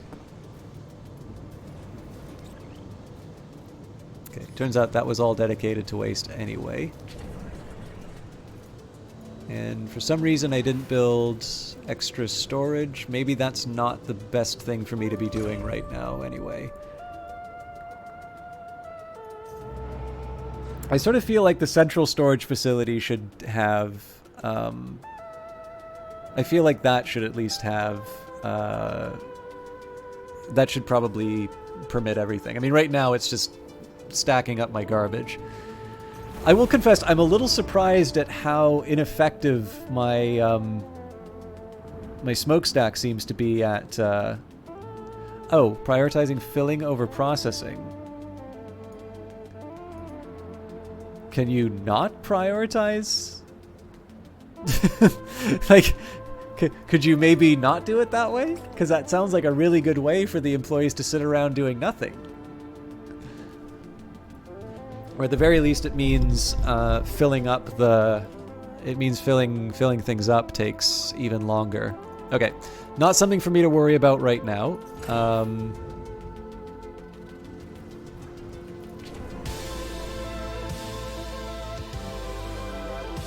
Okay, one. But yeah, here I'm going to try and control the flow of resources a little bit better. So these are all inputs. And there is going to be dedicated waste storage here, but I'm not going to use any of the large containers. Large containers will they'll carry all types of minerals, but this is kind of a new like a new mineral floor. Now, the question here will be: do I want to build equivalent buildings using level 1 resources, or do I want to wait until I have a little bit more? Until I have some more refined goods. Because like right now, this is all just sitting idle.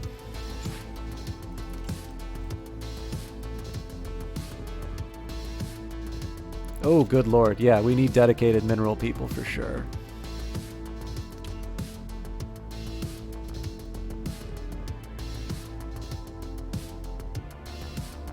In fact, I feel like I should have 2, but...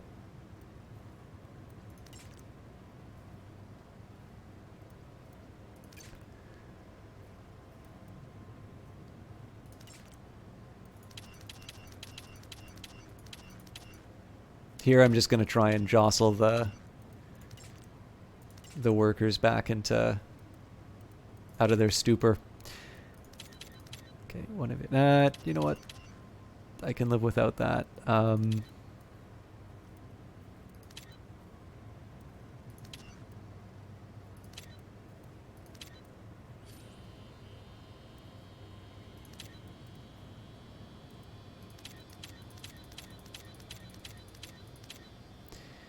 And I think because we're earning enough money, the time has come for us to go to floor 1 and get ourselves a bunch of new employees.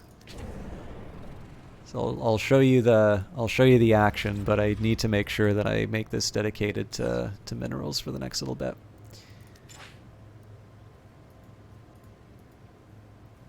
It does mildly concern me that we're not actually producing any. Like, we've got this beautiful new workshop here, and we even have a few single point minerals on the floor, and yet it feels like I've got. I think okay. Actually, here's probably the best that I could say in terms of just the logic of how the workers are going.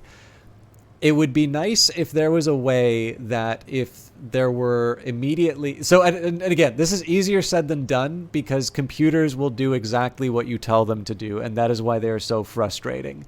But when I look at something like this and I see that there's like single minerals just waiting there for the input, and I've got 2 people sitting currently in an idle machine... It'd be sort of nice if one of them would like get out of the spot and like get an input and then get to work. But you know, it's hard, and it's like there's so many things. Like if I have nothing but respect for the problem that a lot of this employee management is going to be, because like when I've gone into the Discord and I take a look at some of the issues people are having with employee management, some of them are like, yeah, I completely understand that, or the other ones are like, oh wow, I never thought that I wanted my employees to do that. Everybody's going to have a different opinion about what the right behavior for an employee is going to be, and as a consequence, every single time, even if what happens is an improvement, in the end, I feel like people are going to think that, you know, the AI is just hopelessly stupid and it's never, you know, it's never going to be fixed or what have you. So, but that's probably one thing where I'm looking at is like, clearly I'm willing to have this worker work on minerals. It's not like there are not resources within this building for them to be working on, and at the moment they're waiting for someone to, you know, to move. Well, actually, no, sorry. This is a single mineral resource, and what we're actually waiting for the level 2 processes. Anyways, you get the idea, though, right? Like, there's clearly resources they can be using which are on the floor, and there are people like walking by it, even though it's quite literally a question of just one to the other. You know, it's just not getting done. The employee should be a mind reader and do exactly what the boss wants every time without fail. Exactly. I mean, they've added a lot more granularity to the worker priorities, which is nice. Sometimes this is just a question of my impatience, and part of the fun of these games is trying to come up with systems where systems where you optimize. This is one thing I'm sort of learning about Satisfactory, is that I'll build one version of a plant for a particular purpose, and it will be horrible. It's like the most inefficient thing ever. And then so I sort of refine over it time and time again. But the thing about Satisfactory is that the automation is built entirely by you. Like all that you do is create machines to do, like, to build the things that you want. And so, Satisfactory just has an infinitely easier problem, because in the end, the player is building all of the player is the one who's building all of the stuff that that's making it happen. So you have terrible production on Satisfactory. You die a lot for the monsters, so this doesn't help to find new resource nodes. Yeah, I've only just started to get, like, so I've just finally found coal. So I'm now at this point where I'm finally starting to have a. Well, sorry, I've obviously been able to find coal for a while, but like I've got coal plants. Like I'm at a point now where I could drop dead at my keyboard and there would be a lot of resources for, whoever finds my body to continue on my, to my testament towards production. But I've actually not had too much trouble with monsters. I'm also playing on like the beginner's mode, so I'm sure when I play on some of the harder levels, it'll be a little more challenging. I'm hoping, I know I'm already going overtime on this one. I'm really hoping to see if we can get our isotopes factory ready to go.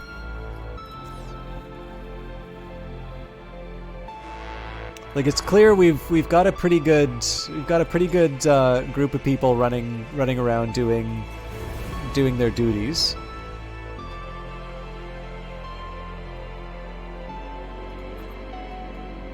We're on our way to getting roadways in place, so our supply of isotope should also be growing.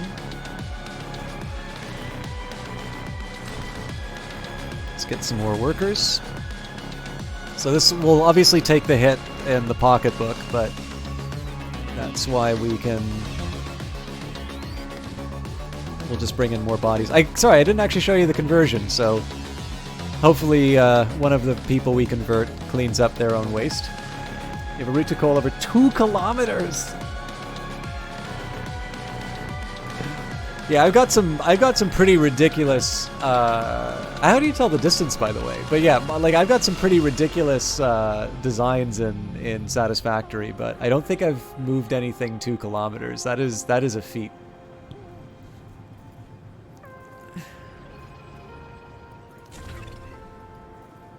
They may not be converting at this capsule. It just occurred to me. No, they have to be, because why? Where else did the?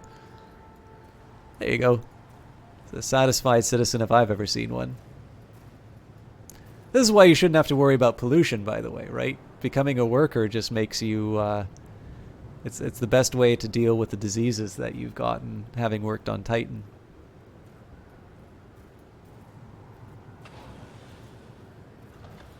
Oh wow, they look like a worker already. Anyway, so you go in the pod, they remove all of the excess bits.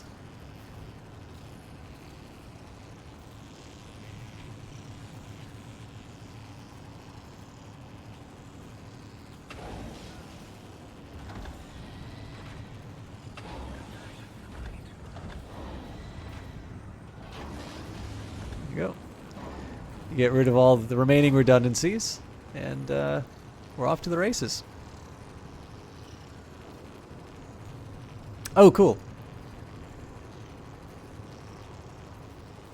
Yeah, sorry, I wasn't even thinking. You're right. So you were looking at a resource node that was that period. I guess it's because I always think about how winding paths go. But you're right. Like if you just look at where the resource node is, that would tell you exactly what it is.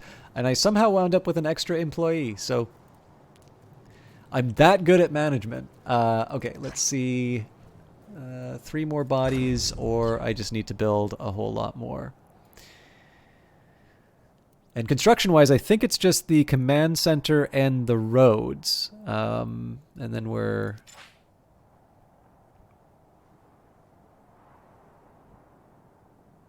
in good shape. So yeah, the refining capabilities, I think, are going to be the Achilles heel of this particular enterprise. Either the workshops are going to start making sense, and we will, we'll be in perfectly good shape, or the refining capabilities are never going to overcome the logistical difficulties, and we're going to sort of just fall into mediocrity.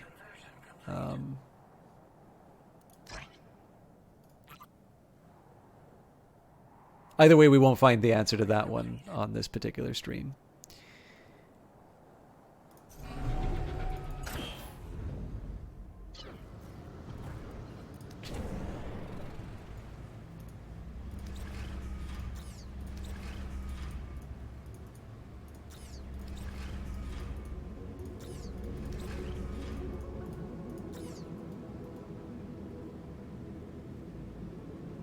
Yeah, so really just the question of like getting... So in this case here, we can see I've got 112 minerals that I'm sitting on, and I've currently got 2 refined ones, and it's really just a question in terms of how quickly the employees are sort of moving. I have a feeling that even if I were to have one dedicated employee for every factory that I'm, or like processor that I have a feeling there'd still probably be a delay in terms of all of these movements. But what I'm going to do here is I'm going to wait for my existing construction jobs to finish. I basically want to get this place sort of up and running. And I'm sort of hoping that as our storage fills up, they're going to be forced to take advantage of these locations, and that's probably going to start getting the workshop kind of managing a little bit better. You also have to find more water to get more coal power plants going. You only have 1 water source and 3 coal. Do you mind if I ask what map you're playing on? Because I know there's like a desert one where I'm assuming the water is probably tricky to find. All right. So the waste receptacle, I mean, again, we don't have a lot of production happening right now, so it's not like I need all the waste. It's all the same map. Oh, okay. Oh, so it's just a question of starting location then? Wow, that's huge then.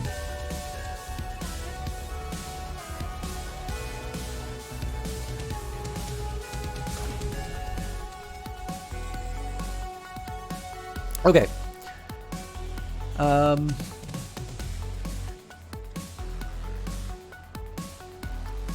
I think I'm going to make the isotope part of Mino's workshop.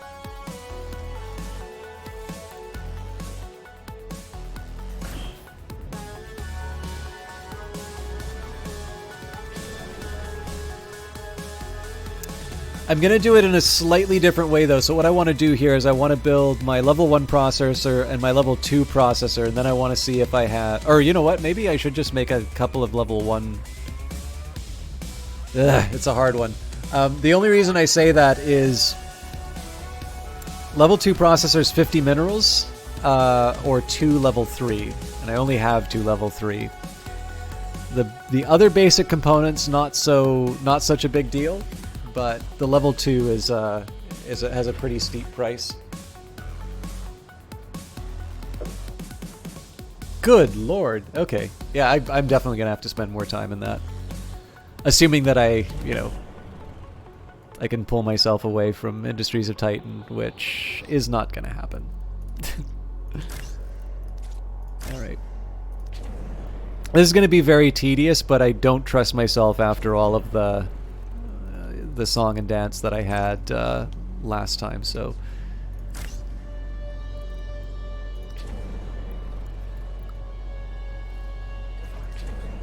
So this is isotope input I need to remember.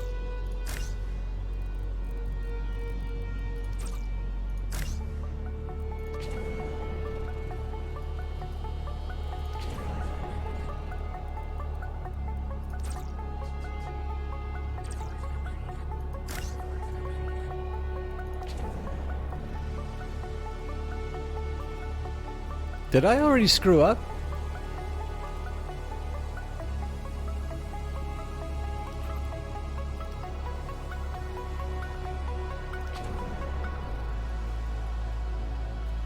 Okay, yeah, it looks like I'm gonna have to reevaluate my design ideas again. Because now that I know... That's fine, that's stuff that I'm gonna do on my own time. I think I remember why I've built this the way that I did, but the assumptions under which I built that are not true. So I'll have to give it a little more thought. I will get the relays down.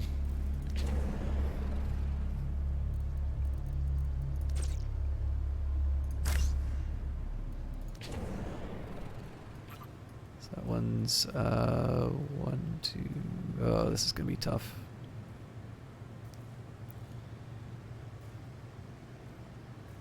Oh, of course, it's 6.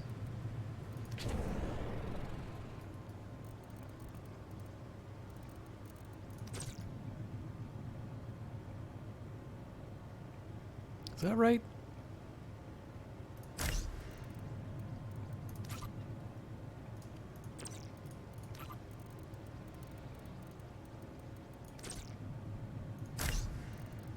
Device complete. Device complete. Okay, so... well, now we know why we can't do any more minerals. Device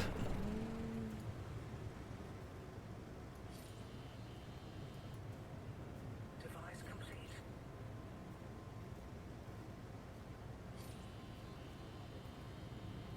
Device complete.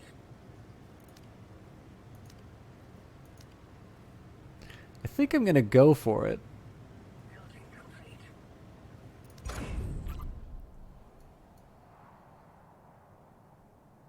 Oh, roads.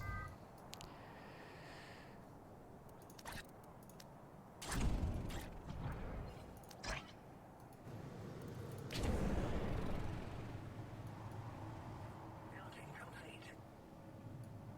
Device complete. No, I'm not. Because if I waste all of my minerals now, then I'm not going to be able to build the mine that's going to get me access to new minerals. So I need to make sure that the command center's built before. Okay, we're going to sit and wait for a little bit.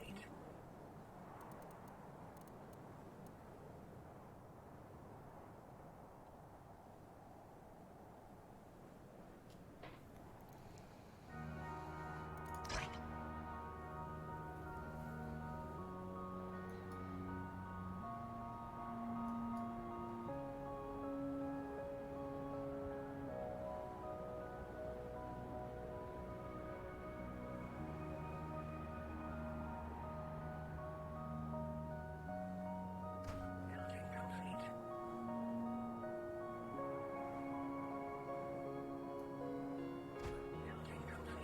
Building complete. I'm going to admit I'm a little nervous about Building complete. whether or not we're going to be ready for the next rebel attack. But I am going to get a little bit more resource-wise from these ruins, speaking of.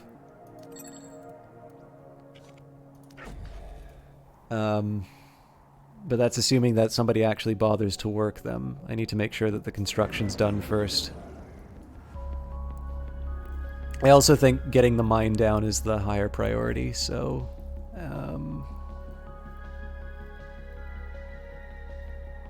so yeah, I think I'm going to put the mine here. Oh, but I don't get energy coverage. I have to put the mine here. Well, that's not the end of the world. That's assuming that the command center covers it.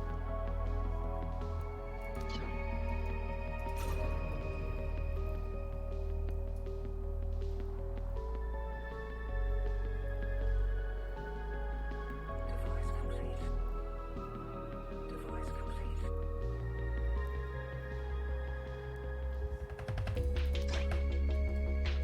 Just waiting for the ship of 5 to come in, or more people to die. Device complete.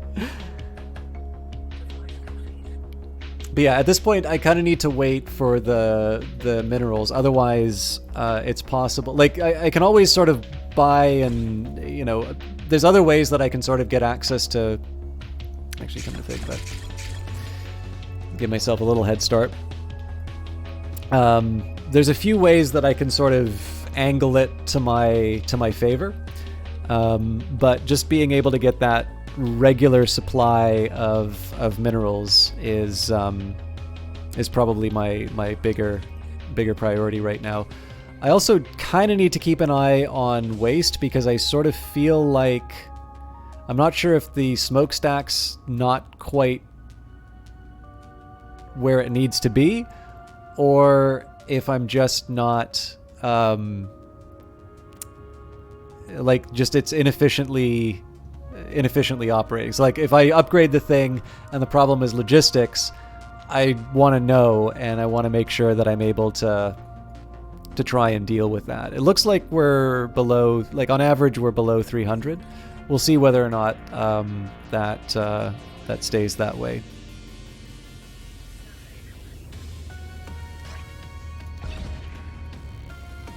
Okay, so they're working on ruins, which must mean that somebody's on their way with the final component to the command center. By the way, I never really look at the new arrivals. I mean, this must be a miserable arrival with the snow, but sorry, I'm not in full roleplay mode. I'm just waiting for my resources. I will confess, I'm actually quite concerned at the fact that we do not seem to have had any increase in tier 3 minerals. Again, I'm not freaking out about that quite yet, because once the ruins are done, I'm actually going to change move resources to the top priority.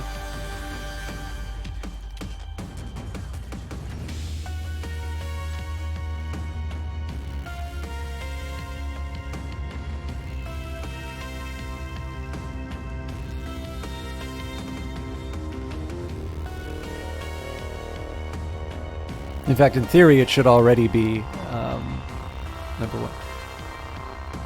Okay, so why isn't there somebody working this? It's clearly the top priority. It's just waiting on one level 3 mineral.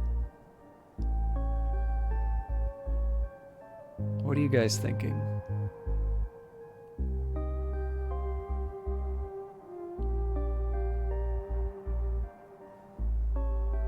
I'm assuming this is related to just them not finding that third level 3 mineral, but I know I've got one just hanging off the edge of one of my factories, so this should be the easiest problem for them to solve. I've got a surplus of cash. Let's do...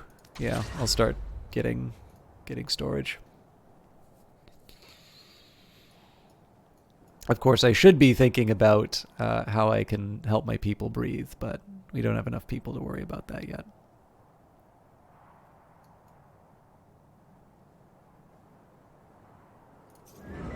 I'm going to prioritize this.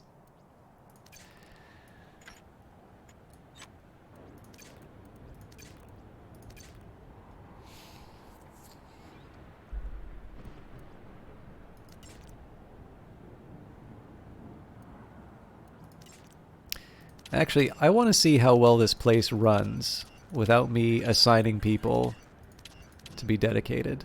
Extraction complete. Extraction complete. Extraction complete. If I just like let the AI run with what they think is important, I want to see if I see these numbers go up in significant by significant amounts. Almost.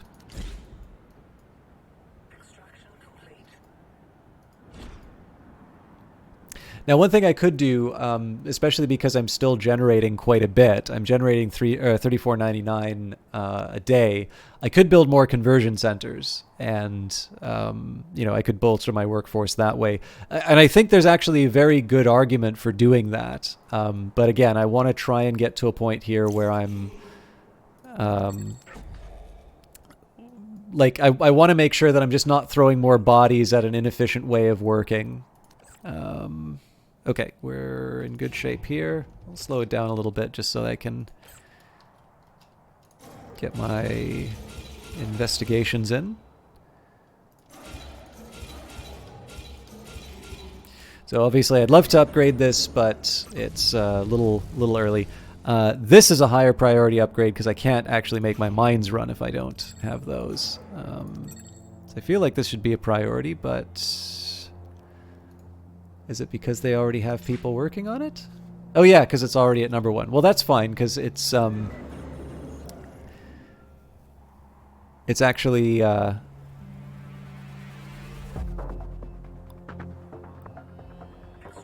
this is what I would want them doing anyway.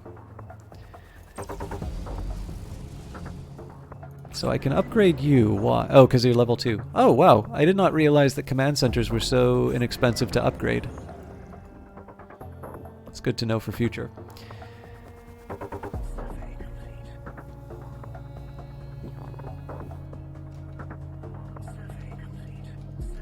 Oh, wow. I've got a lot of level 1 isotopes. I might be willing to bite the bullet. 36. I gotta do it. Because I'm at the point now where I'm ready to buzz this thing down. Nope.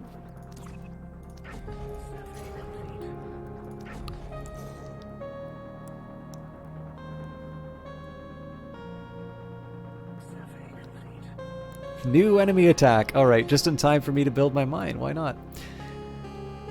Okay, so letting the AI take care of things actually does... I mean, it might just be... It might be coincidence, but it does actually seem like it's doing a pretty decent job of getting stuff done on time. I don't believe I'm going to have the turret ready to go. That's actually a really big worry for this command center now. Oh no, hang on. It can burrow? I don't think that's true. Yeah, connected buildings, HQ, command centers, and defensive turrets cannot burrow. That's where that information is. If I bothered reading the tooltip, I would have known. Okay. So this guy's actually already under threat. So the question is, can we build enough level 3 minerals to have my my secondary colony ready to go? On the other hand, with my 8 minerals, do I want to get things going? Oh,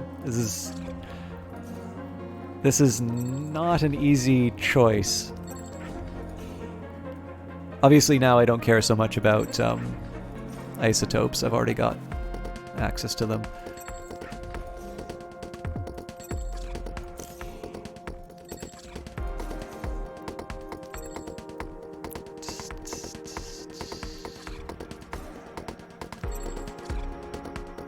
Doesn't mean I won't take them when they're available, but... Yeah, so I guess at this point here, I want to see if it's possible for me to...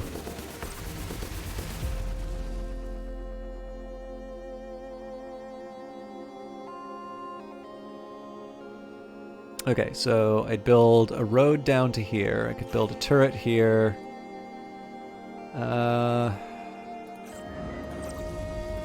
Turret here's probably a little bit better. But then that's in the way of the other road that I would build, so maybe a turret here. That way it covers the anticipated fuel. It covers the... Yep, that's exactly where I want to build a turret. And we might actually have it on time. So let's actually hop in and take a peek at Mino's workshop just to see this thing run.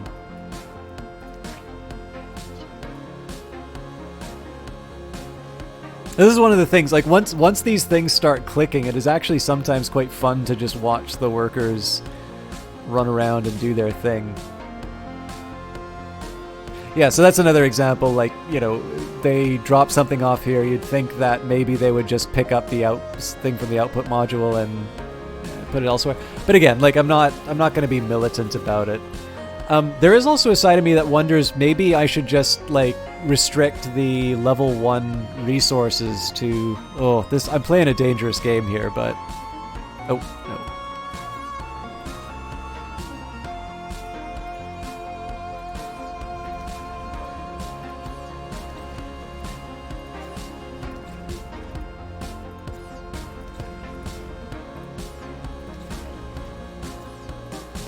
So...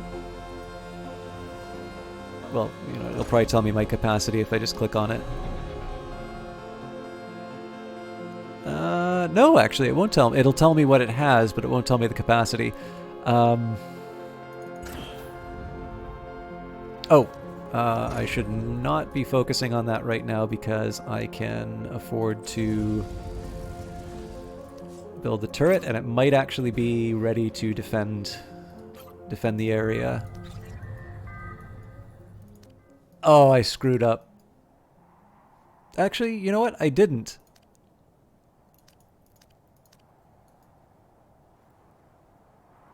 I think I can afford that hit. Because if I leave the higher level isotopes for future upgrades, I know I'm going to be able to get that done on time. Okay, things are starting to pick up for us a little bit. Alright, so let me work out the numbers here. So we've got, so it's 1, 2, 3, 4, 5. Alright, so that's 60? Yeah, 60, 60 level 1 minerals. No, that's not true, because this is level 2. So it's actually 36. Huh. That might not be... Well, how many am I carrying right now? 18, and we're still already ahead of things as far as mineral production is concerned. I should be fine.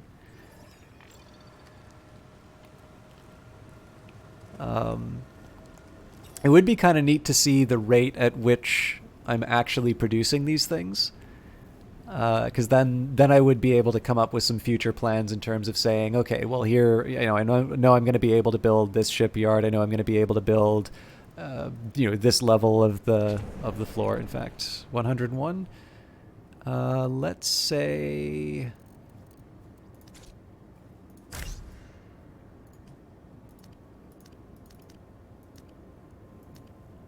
Okay, no promises about the...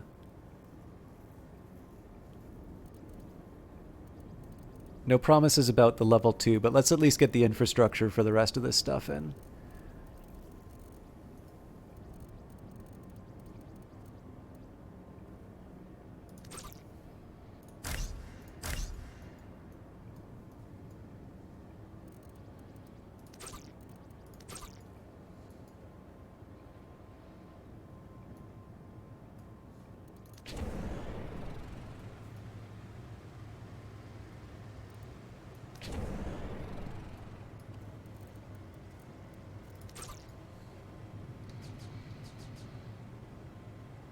Did I really put it there?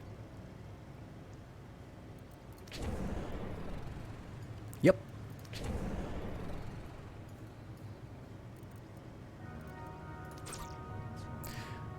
So all of this stuff is pretty easy to build with Mineral 1 because a lot of it's sort of designed to be how you will start refining. It's when you get to level 2 that the costs become quite a bit higher. And again, I'm somewhat conscious of the fact that I'm not actually at a point where I can fully afford all of that mining equipment that I can't fully afford the mine that I want to build to get me access to additional minerals. So I want to be a little cautious in terms of how I build all this out. But I do want an opportunity to get more isotopes if I can. So these are pretty modest costs in the grand scheme of things. Did I screw up? No, I think this still works. Let's see how it compares to the one downstairs. That's exactly how it looks. Okay.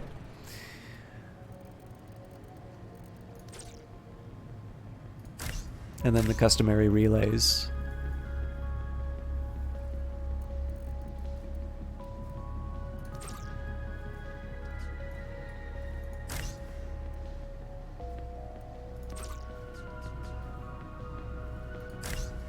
Okay, so I can't afford level 2, but I can afford it through these now.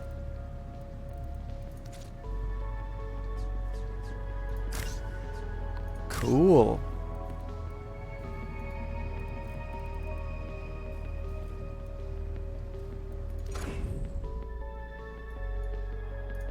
And the defense turret's almost ready. So here I want to see if I can get away with, well, level 1 or level 2 to be honest. Because it's going to take us a while to get our isotope factories up and running. So I'm willing to sacrifice some of the lower level ones. Okay, so we can afford this upgrade. It's a steep price. That just frees up my level 2s for future use. So that's a big priority for sure. Now, one potential trade-off that I'm facing here is that I have set myself up in a situation where I just have more employees who have to carry more resources to this work site. And so in as far as like long-term priorities, I might have just set myself on the back foot there. I'll be honest, I'm not 100% sure how I feel about that. I think at some point I got to decide when I'm making something, when I'm I need to eventually figure out, okay, this is how I'm going to get to this third tier item at this point. So I've made it a priority. I've done all that I can to get people to work on it quickly. It seems to be that there's a pretty big train handing off the resources. We are generating more waste than we are burning it, so I'm probably going to want to. I'll move and then upgrade the smokestack when the time comes. But we've got enough storage capacity to be able to deal with that. And the moment of truth, I will finally build myself a mine.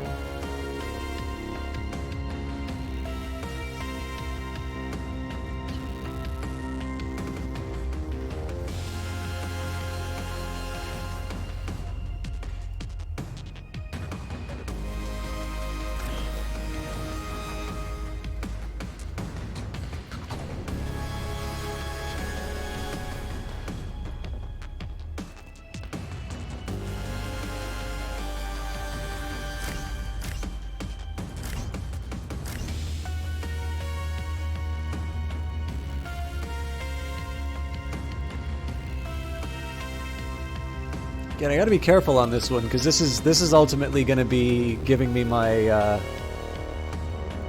these are going to be the inputs that give me my level 3 minerals until I get that mine built. So I think I'll cool it on.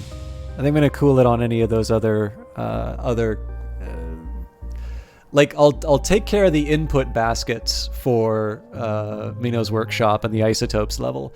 But for the rest of it, I think I'm just going to wait until we're in a little bit more of a comfortable position in terms of our mineral acquisitions. So actually, Starbright Knight, I know this is a late reply to your 2-kilometer conveyor with a faster belt. I believe there is a button. I don't know. I for some reason I'm thinking Shift F, but I don't think that's actually true.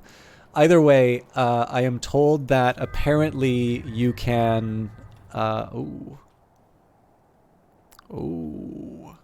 looks like we're stuck with level 3 for a while. Unless I can find a really fancy way of getting 8 level 3 isotopes in 17 minutes.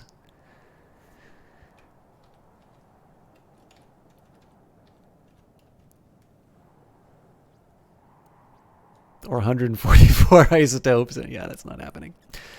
The 48 level 2, though, if Mino's workshop delivers,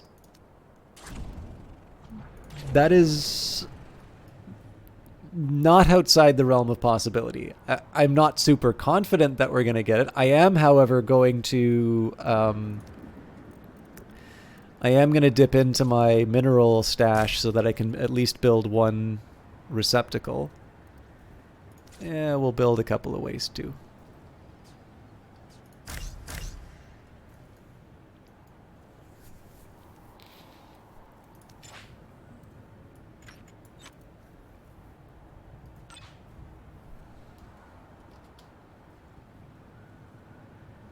So if you'll see the swarm come work on this level pretty soon.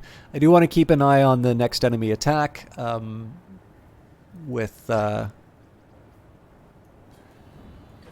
say once it comes down to single digits, I should probably slow the time down a little bit.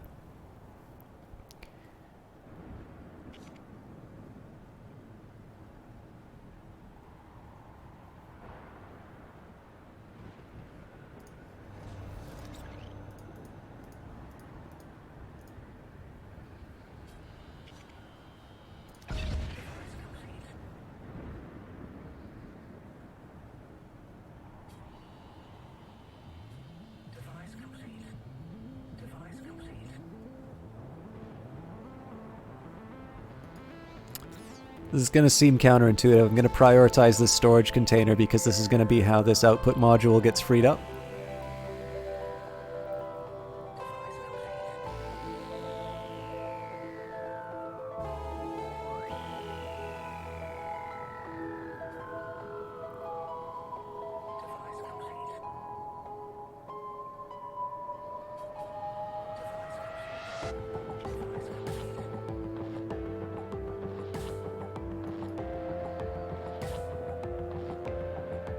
So we're not really seeing any movement on the isotopes, so I think it's like even at this point, if I could do the upgrade on the level 2 turret, I'm not really sure I would want to.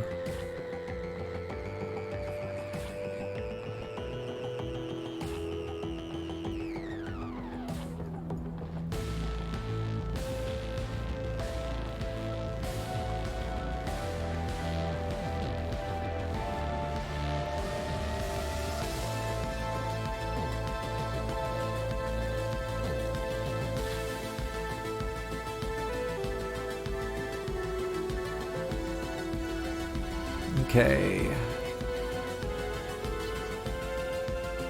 Right, I'm also going to make my bold decision again. Level 1 isotopes are forbidden from there.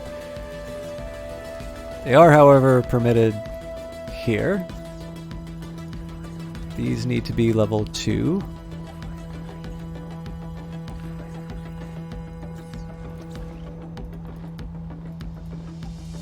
Only one more thing to build over here. 8 minutes.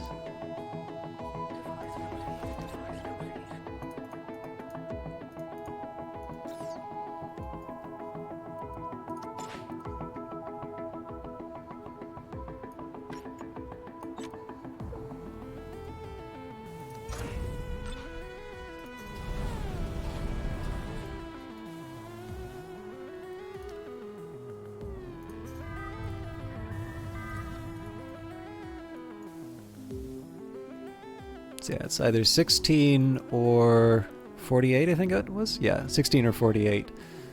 Pretty doubtful. But I am... So, commands... I will admit, I am actually quite nervous about the survivability of this particular command center, especially given that I made it a level 2. But I think at this point, I will at least exploit the mine for as much as I can, and if the rebels happen to show up, well, I mean, first of all, we got a level 2 turret. That's not nothing, you know. So I shouldn't be too pessimistic about my ability to defend myself. First of all, although we do only have 5k power, so I have a feeling that we are going to get savaged as far as our power is concerned. I should have upgraded this energy plant at some point, but I think I probably got a little resource scared. For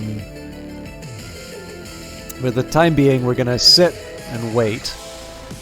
I might maybe... Yeah, at the 2-minute mark, let's do call to arms and see what happens. Holy crap, yeah. We gotta wait for the 1-minute mark, and then I think we gotta shut down a bunch of stuff. There's no way I can afford to do an upgrade to the energy plant right now, but with 58 energy on the line, so you can get 16 by shutting down the mine. I could turn off Ions Exchange. I don't think it says how much it's pulling off the grid, but in this case, money does sleep. Oh, Jesus. Okay. Whoa! Call to arms, my friend. Okay, so turn you off. Alright, that's a good start. And we'll get rid of the smokestack for now. Oh, whoa, whoa. Slow down there, my friend.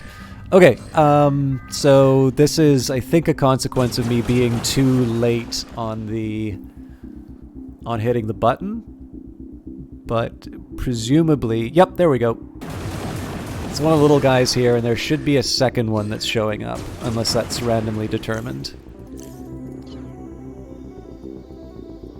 maybe they're just delaying it. Yeah, there it is.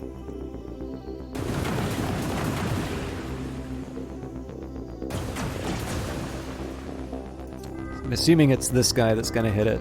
Although, depending on what it attacks, we might be able to get the second defense turret involved. Alright, no, they're going off course, so I think we can turn you off. That means Ion's Exchange is back online.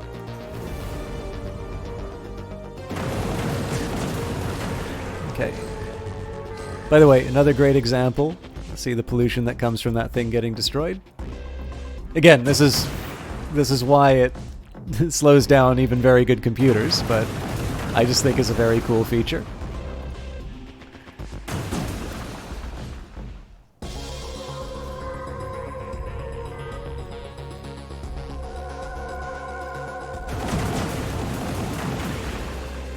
See, if they'd attacked the smokestack, I would have let them destroy it. It just it frees stuff up for me.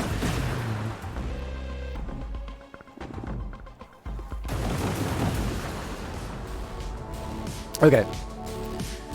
So, for the time being, we seem to be doing okay. I don't want to rest on my laurels, but we're clearly able to manage. We're clearly able to manage the rebels. One thing I do want to eventually get done is a proper upgrade to this energy plant, because it's pretty embarrassing that we're generating 85 fuel and we can't afford to turn our turrets on. So get a mine. We can afford to combine these. Let's clear you out.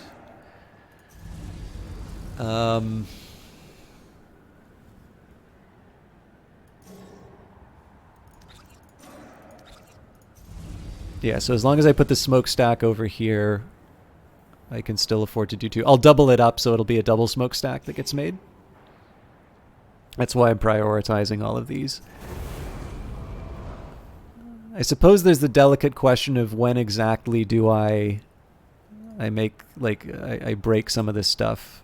Get the road down. This mine I'm not going to make a priority. I want to have everything else sort of built before I worry about that. And again, just remembering what my priorities were. So I wanted to get a steady flow of resources. Once I get this mine built and hooked up to the logistics network, we're in good shape. Actually, one thing I might do to try and avoid some of the pollution around Ion's Exchange, I mean, it's probably not going to make that much of a difference, but I might build the road around like that, and at least that way the traffic's not hitting them in the middle. That's definitely a secondary concern. But yeah, for the time being, resources are going to be moved from these extraction sites to the workshop, and eventually what's going to happen is once we're in a better place as far as just generating lots of resources, I'm actually going to build dedicated factories for those resources, for that resource work. Another thing I need to do at some point is upgrade my command centers, but I don't think I'm at a point with the isotopes right now. Like, the need to extract these mineral patches is not as high as it was before, so I will get the roads down because just because that is going to decide, that is going to greatly improve the rate at which I'm getting minerals. I'd say this thing could take, yeah. And I will, I'm not going to destroy this thing until the last minute, so I am, however, going to prioritize these. Okay, things are looking up. I think actually I think we're at a point here where I can afford to put construction up as a priority. When I dismantle this, I'll make it a manual priority, but it just occurred to me because I'm already hitting that twice for as a priority where we're clearly at a point where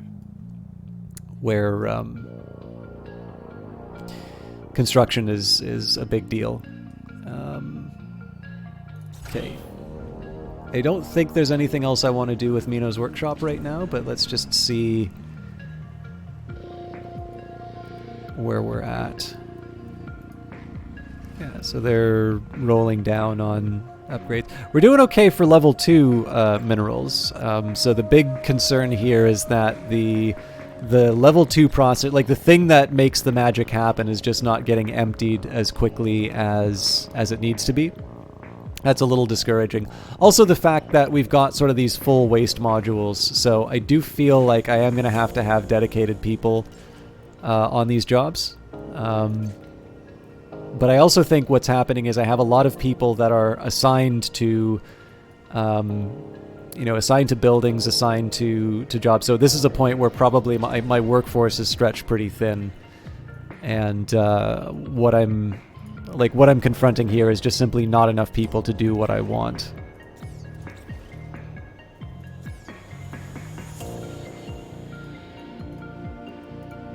So yeah, with that in mind, I feel at this point it would be... I feel at this point, as far as like getting resources done, we should have a dedicated workforce towards those priorities. I mean, cleanup is also pretty important.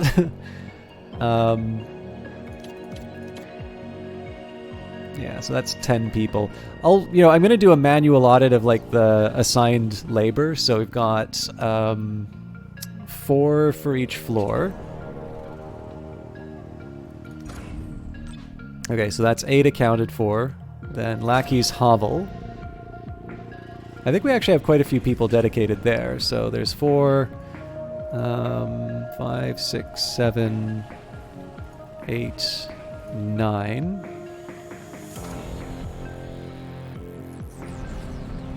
11, 12, 14 out of 4. You know what? We should still have a lot of people running around doing stuff. So hopefully my manual assignments didn't mess around too much with people's efficiency. But yeah, I feel like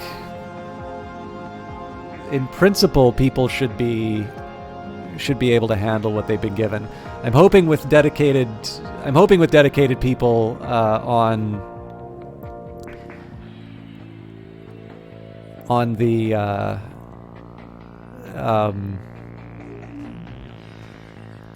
okay, so this is going to be a connect job right away. I'm hoping that with dedicated people towards moving minerals, we'll start seeing these numbers jump up a little bit faster. I may be wrong, though.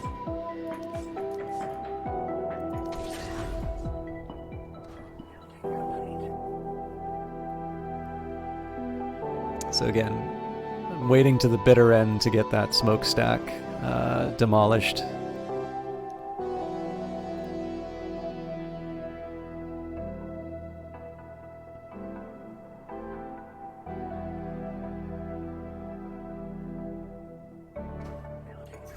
Okay, this is a connect job. This obviously is going to lower my intake of single minerals, but we've got 93, so we should be able to handle that for a little while. Now there is going to be a little bit of a dance that I need to do as far as getting the mines upgraded. In fact, just general upgrades, because we're still a bit starved for the refined resources. But hopefully all of the effort that we've put into this session... Okay, definitely upgrading, at least to level 2. If I can get away with a level 3... I'll even go for that, but that might be a little optimal. Well, that smokestack could upgrade to that level.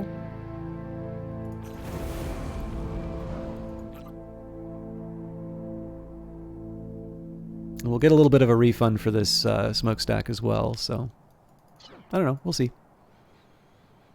Oh, and we're on to leisure time now, so I am very nervous about doing this. Oh, that's right, we can't upgrade it because I don't have the isotopes.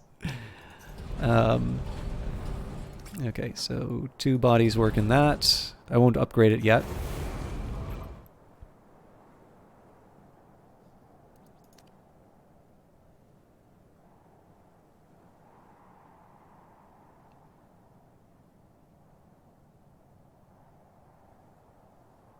If we can get this to level 3, we'll rip the band-aid off and be done with it.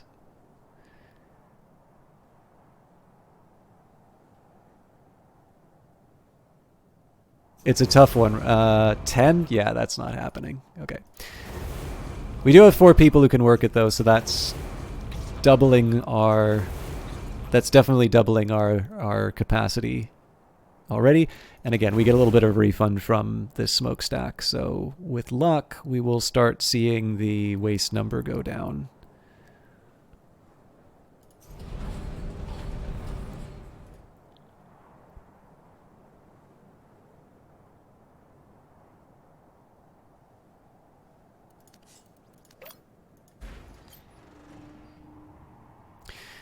Okay. I'm feeling pretty good about where we are right now. So there's a couple of considerations that I want to be making. One, I do still need to finish Menno's workshop. That's going to be, that's just a question of putting down a bunch. Actually, you know what? With 20 minerals, I know this is a little wasteful, but I'd rather just be done with it, and then I don't need to think about it anymore. So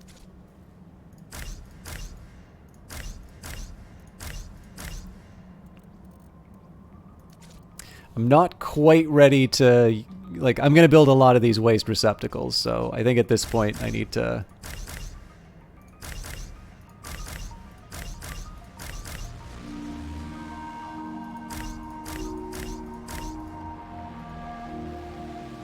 Construction still at the top. So this is good. Like, basically, as far as my refining capacity is concerned, I am where I want it to be. And that's going to mean that we move on to sort of phase 2 of the plan. So it's going to take me a while to get to where I'm getting all the stuff that I need. One answer to that potentially is going to be to build more conversion centers. And I'm not opposed to doing that. I would probably want to try and buy the remaining buildings before I want to dedicate too much towards a workforce. So I'm still generating 3,000. Like, so one good question here would be, okay, so I've got Ions Exchange. Do I want to... Oh, actually, you know what? One thing I might be able to do... So let's take a look at the template for Menno's workshop. The way that this is working right now, we've got like a dedicated power floor. Then floor 2 is dedicated to mineral processing, and floor 3 is dedicated to isotope processing. Well, that doesn't make a whole lot of sense when I build a factory, excuse me, which is beside the mineral mine. Clearly, the appropriate thing would be to have a factory which is dedicated towards to have a factory that's dedicated. Oh, I messed up something here, which was I wanted to build a fuel refinery, and my smokestack is covering the fuel refinery, or the command center is. There's still an opportunity to build one here. It's covered within the turret, but I probably would have had an opportunity to have more than one, and I've now lost the chance to double that up. That's not the end of the world, though. So anyways, what was I going to say?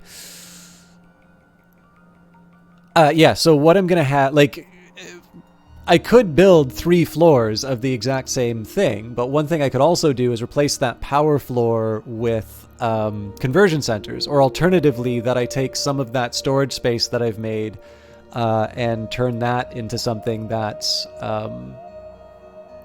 built for conversion centers. Or alternatively, I just build dedicated conversion centers. The question for that is really going to be how quickly can I get these minerals up. So if we take a look at our population tab, a conversion center is going to... Oh, actually, that's a lot cheaper than I thought it would be. 4 minerals and 3 isotopes. Very intriguing.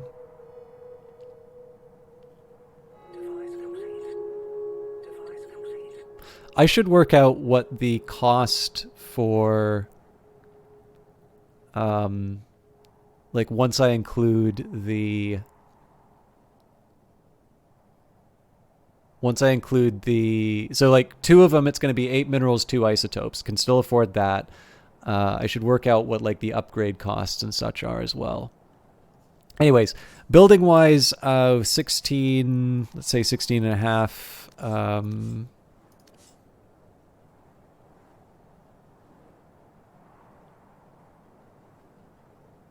Sorry. Okay, so there's 3 buildings.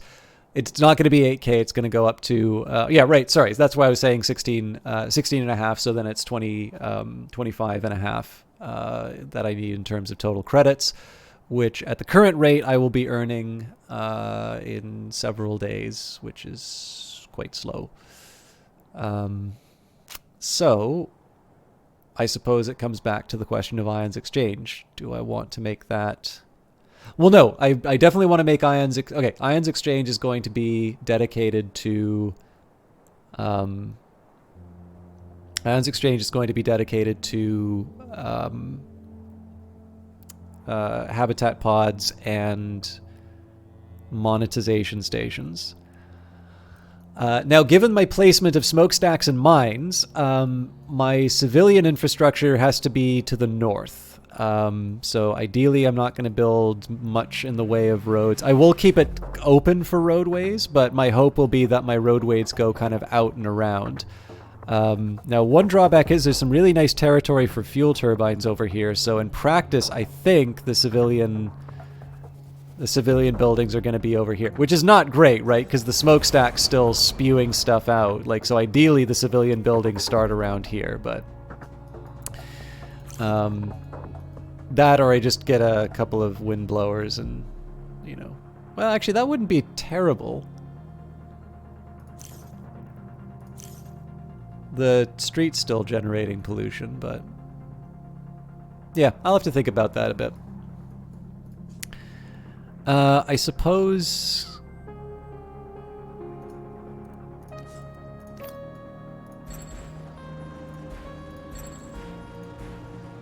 So unfortunately, that's killed a little bit of real estate I had set aside for my... in for a penny, in for a pound. That did kill a little bit that I had set aside for the shipyard.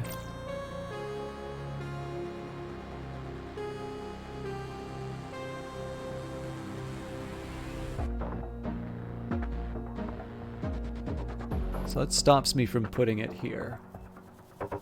Possibly turret coverage. Nope, that's still fine. It's not like I'm going to put civilian buildings here.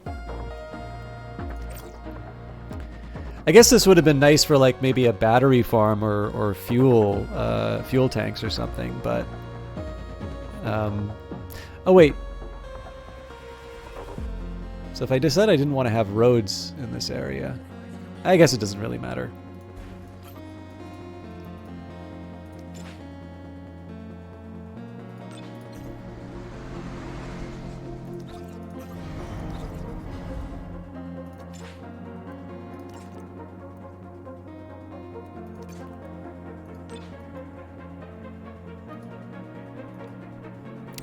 Okay, and here I think we can afford to fast forward again. So at this point, we're getting ready to sort of wrap down for tonight. So partly I'm just waiting to watch all this stuff get built. And then the other half of this is going to be to just see all the infrastructure get into place, because this is now, aside from the fact that I'm still a little slow in generating the resources that I want, this is the point where I need to start considering taking the fight to the enemy. So I wanted to wait until I had all of my sort of I'm building stuff infrastructure in place. Where are all my workers?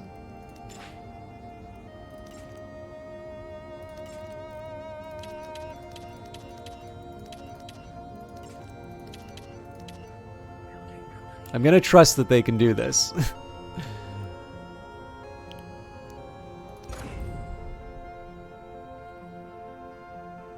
But I think once the construction is done, moving resources is going to become sort of the permanent #1 position.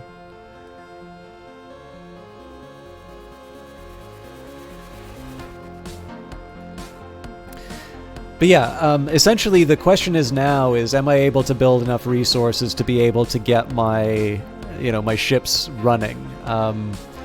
The best case scenario is where I'm able to start thinking more long term. I wonder where that 31 influence went.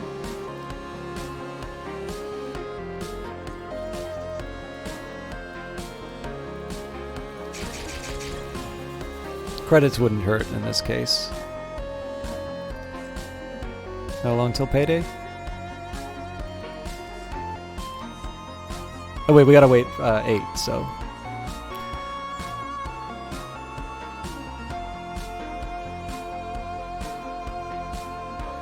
But yeah, so basically, here's going to be what the next little bit of the playthrough is going to look like. So in principle, Minos Workshop is up and running. We should be generating a pretty steady flow of minerals and isotopes.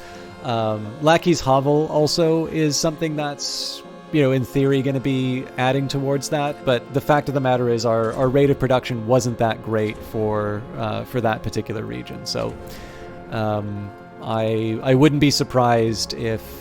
I feel like this format should work quite well. There's lots of open... basically, if this doesn't work, I'm not sure how I'm supposed to tell my workers to manage this stuff. Actually, here's one thing that I'm going to do.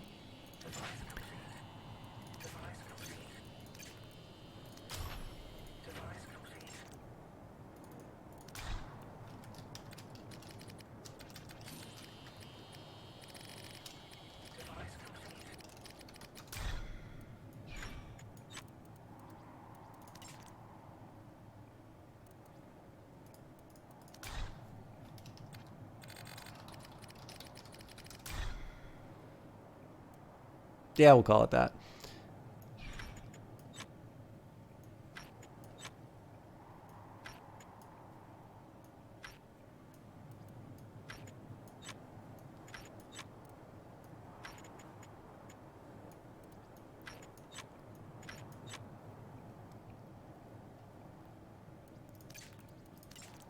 Building complete.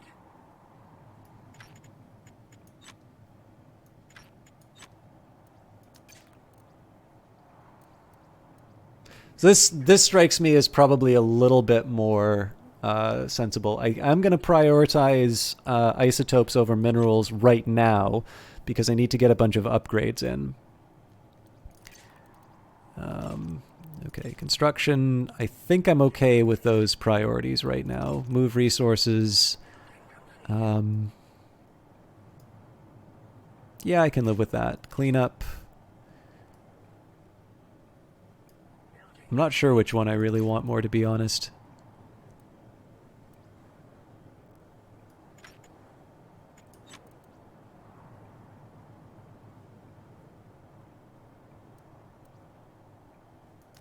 But hopefully this is going to ensure a little bit more... what I'm hoping is this is going to translate into a lot more workers sort of saying, oh, okay, there's something to clean out here. Let's get that done. That is a higher priority than, let's say, resources that are just lying around anywhere. And that's also going to include things like cleaning out the waste modules, which, again, I don't think should put them into sort of an infinite loop. But this is also slightly preferable to giving them dedicated jobs. In this case, I'm just saying this is a very, very high priority instead of saying, even if there isn't anything else to do. Essentially what I'm trying to do here is I'm trying to let the AI do its best while being a little more granular in the priorities that I'm giving it.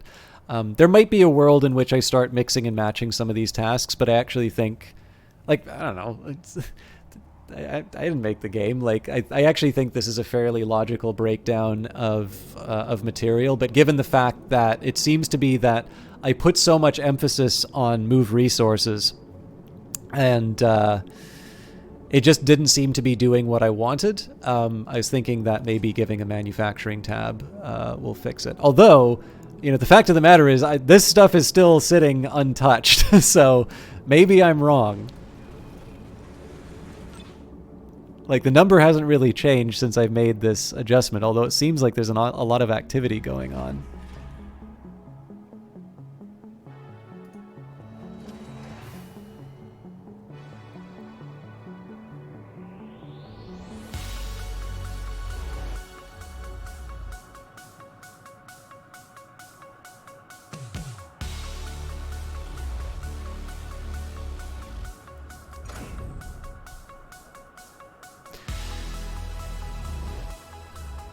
All right, well, we've got the shipyard, so...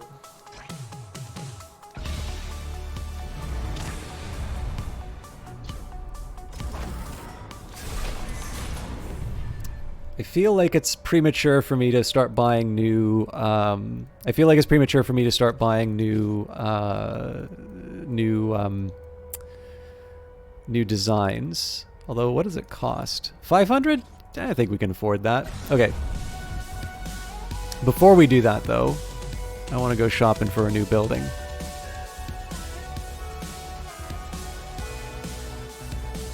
For some reason, I like fans a little bit more than purifiers, although... I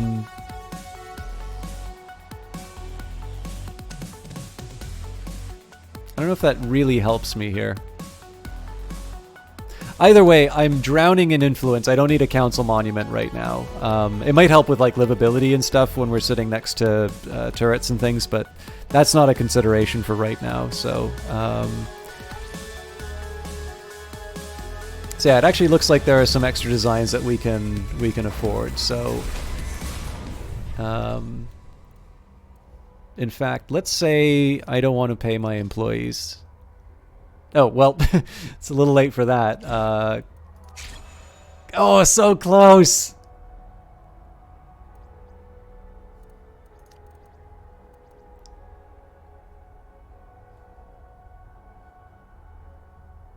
I don't think I'm going to get a trade ticket in time. Alright, fair enough. The Skua... Designed by Karoba Solutions, specifically to be able to thread easily between Titan's unburrowed city skyline. The Corvus, the front module of the Crow, is very delicate, unlike the rest of its hardy exterior.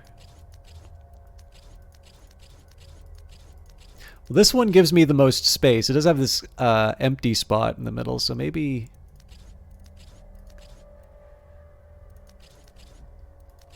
Maybe I should be willing to settle with this one. However, we do need to get our minerals up. And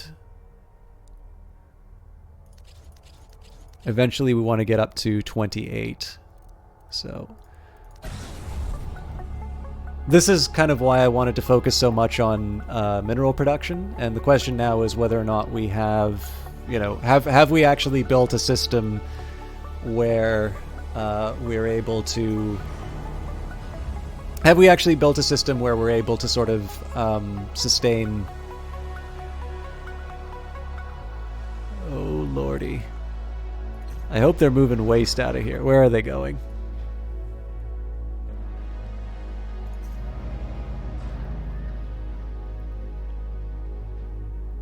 Actually, yeah, I'm going to make a pretty bold move here.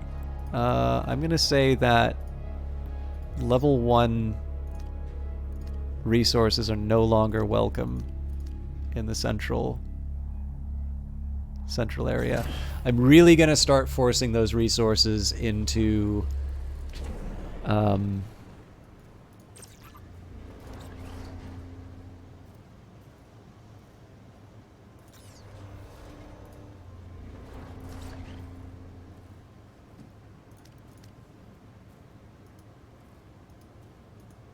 I just want to make sure that I'm not screwing the coverage up too much.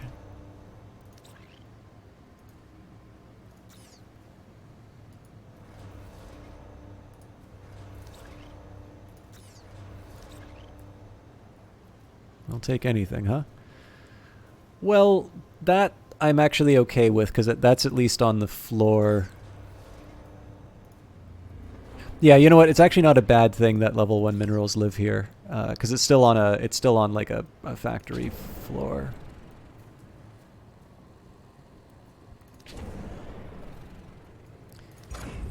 La Plaza, however. Right, so this is all dedicated to waste. I will, in future, allow... Actually, let's say that if, in terms of long-term storage, I'm only willing to accept fully refined goods. That's eventually how I want to build my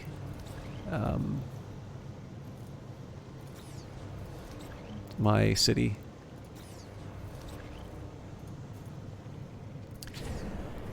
And it's not exactly like I need to do this right now, but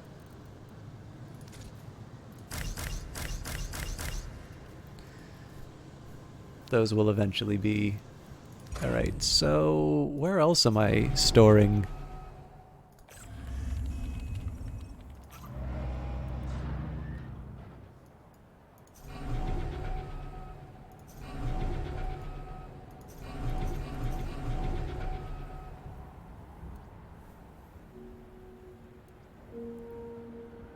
I really doubt that 2,000 max capacity number.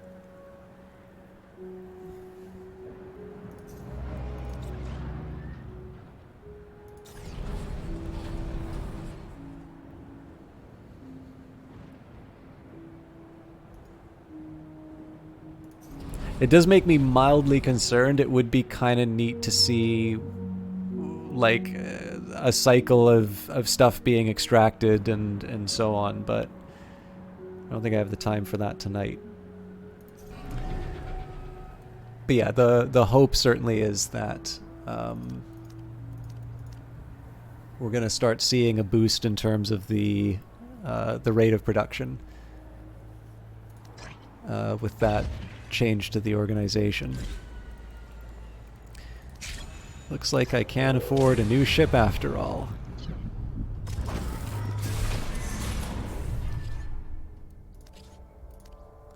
So I'd still probably build the Skua because of its extra size, but it's sort of nice to know that I can.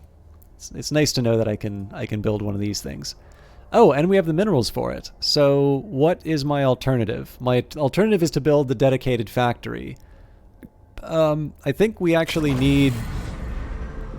I think we need to get started on one of these ships.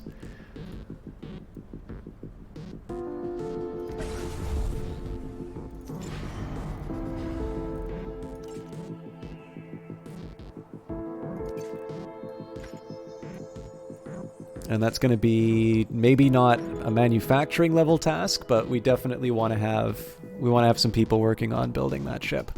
Ship is probably going to be something that happens next stream, but I just want to make sure that there's a person who actually starts working that.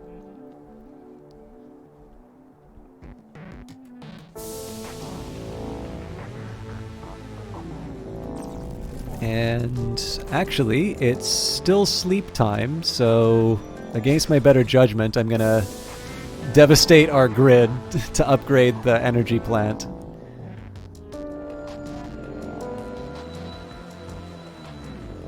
There's a reason I'm just doing this at midnight so that I don't suffer the consequences during working hours.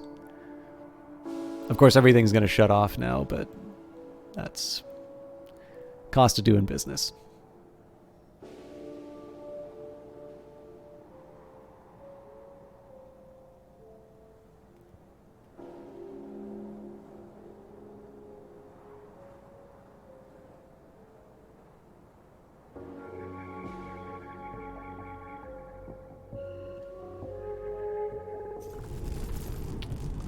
Really, because it looks like, I mean, they know to upgrade the buildings.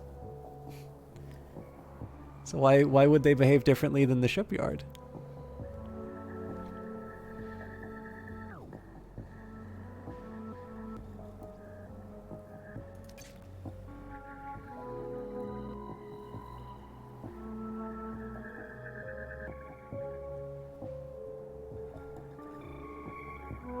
Sigir, hello, you've been keeping an eye on this game. Do you happen to know when the company said they will be releasing, or is it still up in the air due to COVID or otherwise?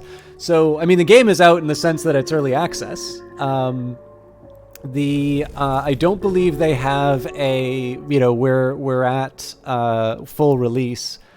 I don't know if there's a few things. Like, I don't know if, I'm going to do a quick fire drill. I want to see if Call to Arms still drains us. So a new energy plant is on the way. Actually, now would not be a bad... No, I can't tab out of the game. That's right. Not without the game losing focus. But yeah, so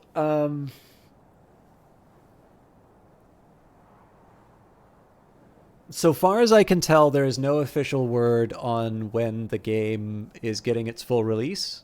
Um, I mean, the longer it's in early access, the more bugs get fixed and the more features get added, and there's a lot of growth in the game already. Like, I'm having a good time playing it right now, but it is fair to say that the next couple of patches are a little bit more polished ones to deal with to deal with a lot of gripes in terms of just workers getting frozen or pollution is a little aggressive right now. It's very easy to have lots of your civilians die and such. But I mean, again, I tend to be kind of sanguine about this stuff because I just, I know it's going to get resolved. Like none of the stuff that people, I think none of the stuff that's really being discussed as a problem for the game right now is something where I can say, like, the game is built in such a way that this will not be resolved, as opposed to, I actually don't really like talking ill of, like, generally I prefer to speak positively, but like there's a couple of games which I've played where it's like the game has been built to work this way, and I simply do not like playing this. Like it is not good. This is not a fun thing. And as a consequence, like I just generally I accept that, people's tolerance of early access stuff is going to vary, but it's for me, I if I run into something where I see like a worker just kind of walking into a wall and not actually doing anything, it's frustrating. Like I'm as capable of getting frustrated as anyone else, but I never sit down to myself and is like, oh, I really hope they fix that. Like when the full version comes out, I don't want my workers acting like that. Of course the workers aren't going to act like that. And if the full version comes out and the workers are behaving that way, I will say I was wrong and I'm mad about it. But you're asking, like, when is the game going to come out? So far as I can tell, there's no official word on it. I don't know how much of this is related to COVID, although I know it sort of seems to be affecting everything, or at the very least, the people who have deadlines are saying that it's affecting everything. The game is coming on its 1-year anniversary on Epic, I think, so I don't know if the plan is to have a full release version and then release on Steam. I believe it is official that the game is coming to Steam. I know it has a Steam page at least. But so far as I can tell, there is no date for adding it to Steam or giving like a full release version. I'm not entirely sure why you wouldn't do an early access version in Steam. I know Satisfactory did that, so obviously Coffee Stain and Brace Yourself are two different companies, so there might be reasons why they would do one or the other. But I would probably, like, overall, if you're waiting for like the fully developed version of the game, it's still TBD. But I suspect that is something that the developers are very active in their Discord. So if you're already in there for Crypt of the Necrodancer or Phantom Brigade, or if you just want to hang out and see some cool people, I definitely recommend the Brace Yourself Discord because you're likely going to see that there. And then, of course, there's the usual places, like if you follow them on Twitter or, if you just if you wishlisted on Steam, I'm sure, or the Epic Store, I'm sure it'll tell you when those announcements have changed. This is wild. Okay, sorry. It looked like it was just sliding instead of having an animation. Oh, neat. So if you zoom in, you can see the full animation. But if you zoom out here, the animation stop. I wonder if that's one of their optimization steps.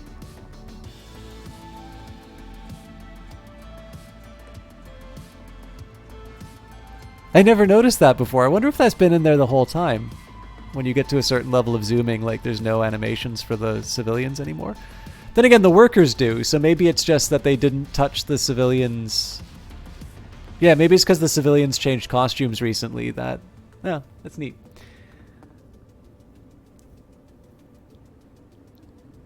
But yeah, anyway, I mean, I didn't really give you any info. but I know a lot of people. I mean, it's the challenge of having that Epic link, right? I know bringing it up is always going to kind of involve relitigating the battles of the storefronts.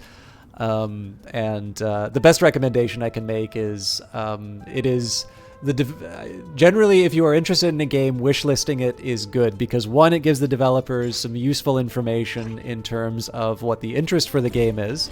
It also communicates to the storefront where the interests are. I know in the case so Epic, Sergey Galyonkin, who runs that, has generally expressed skepticism about automated tools for curation, so I don't know if they're going to have some kind of a recommendation service, but definitely wish lists will sort of be at play in terms of letting people know, other people need to find out about these games somewhere.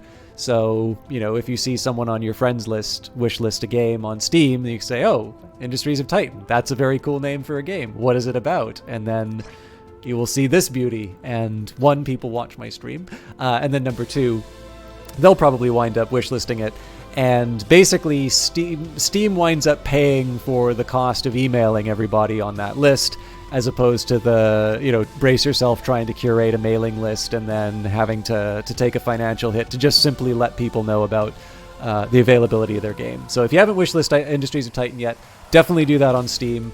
And if you want to hear official announcements from Brace Yourself, everybody's got a Discord. I know I have a Discord, and it's hard for me to get people to talk. And I know that I don't have that many interesting things to say, so it's not like I'm going to be able to sustain a very active Discord community on my own. Not that I've really tried. But in the case of the Brace Yourself Discord, the developers are very active in it. They're answering questions. You can see if you want to decide whether or not you want to dip a toe into early access. If early access does come to Steam, you can sort of see what the feedback is in the bug and feedback forum. And more importantly, I don't know if they do AMAs, but definitely you can sort of see if you don't want to look at the roadmap, if you want to just see directly how the game's being talked about, you can do that. Also, Brace Yourself does have a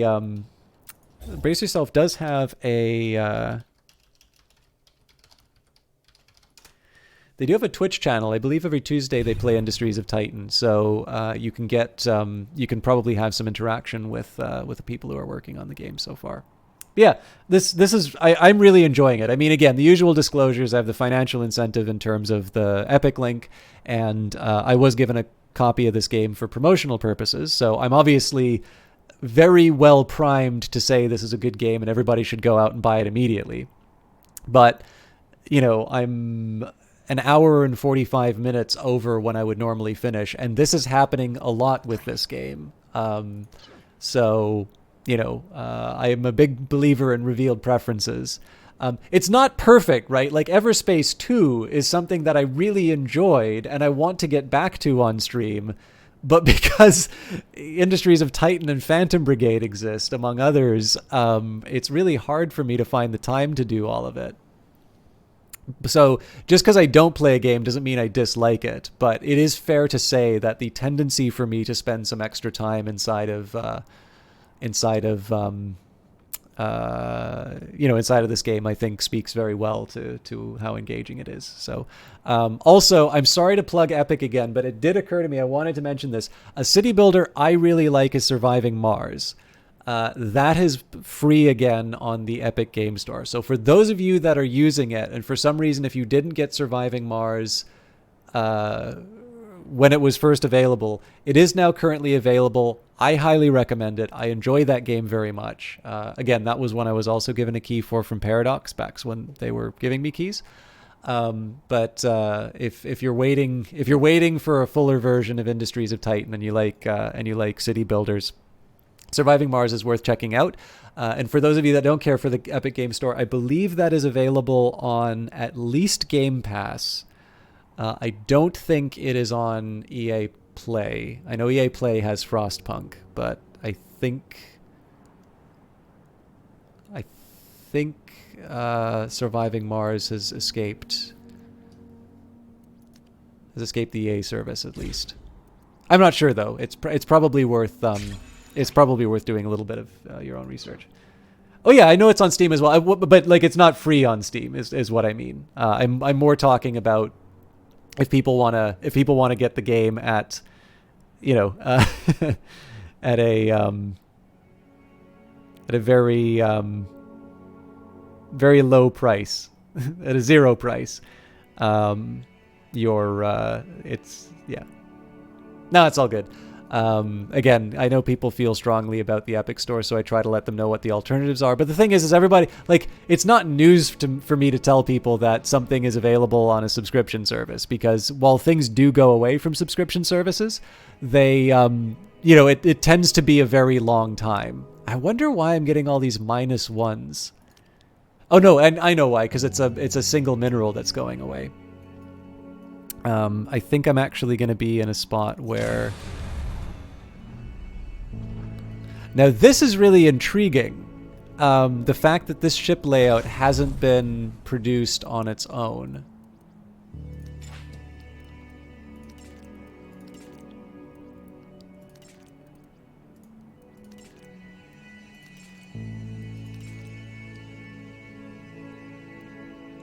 I don't mind prioritizing it. I just think it's really intriguing that I could have moved that up, and it looks like I have enough workers that are... Okay. That's something I'm going to have to keep an eye on, I think.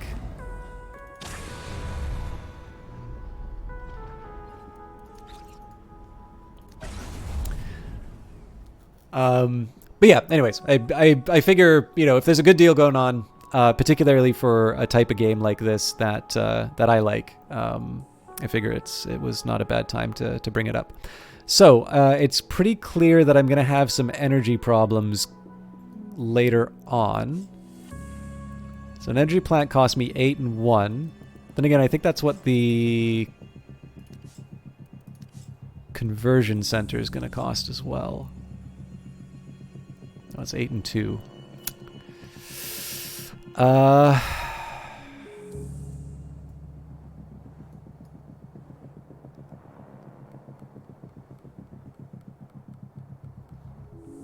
had to think about this.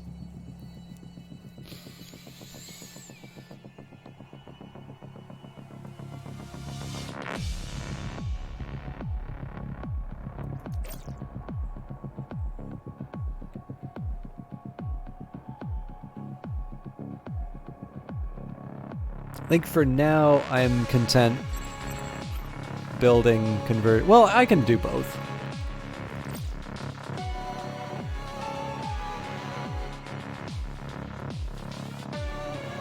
Again, the plan on these things was to sort of build independent,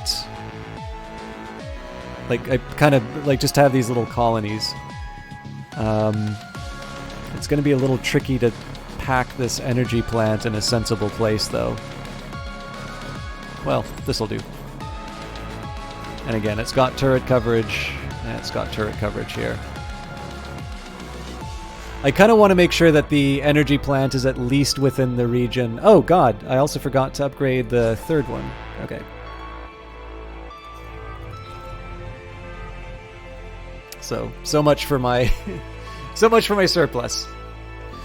This is going to be a little troublesome in terms of connecting everything, but I can live with those consequences. And I think this is not a bad place to wrap it up. I know I've announced this a couple of times that we're wrapping it up, but I actually don't think this is a terrible place to wrap it up here. So we're gonna start. So clearly we're starting construction of this ship, but oh god, new enemy attack. All right, this has become an even bigger priority. That's fine. It'll just give us an explosive start to the next stream. So general priorities for next week's stream. We've got sort of phase 1 of our production capacity in place. I'm a little cramped on this side of the map. I'm trying to decide, because like I want to build, there's a few things I want to build along this roadway. I want to build a factory. I want to build a storage facility. I want to build a, so it's a factory, storage facility, maybe a turbine. And a lot of this is sort of constrained. So maybe I just give up on the idea of building a road along here. If I expand out my command center, I'll be able to ransack these ruins a little bit. Yeah, actually, that might work out.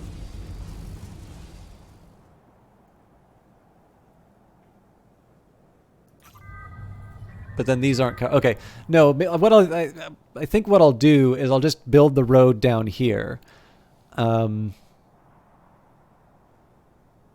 So...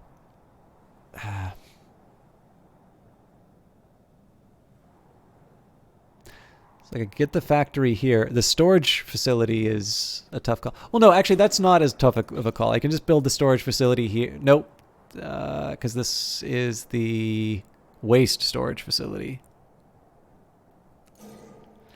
Do storage facilities require power?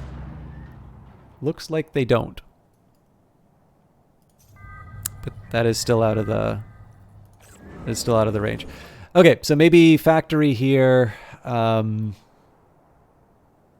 problem is that it doesn't quite, like, it is a little bit of a roundabout way. I don't know. Maybe the factory here does make more sense.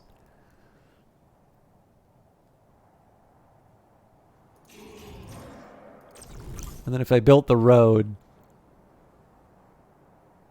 Yeah, so waste storage facility for the waste. Maybe a storage facility here for the minerals. Factory here. I guess we just kind of say this is no man's land.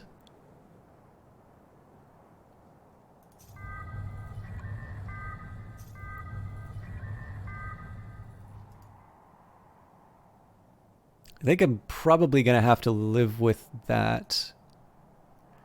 Yeah, I think that's how I'm going to play it.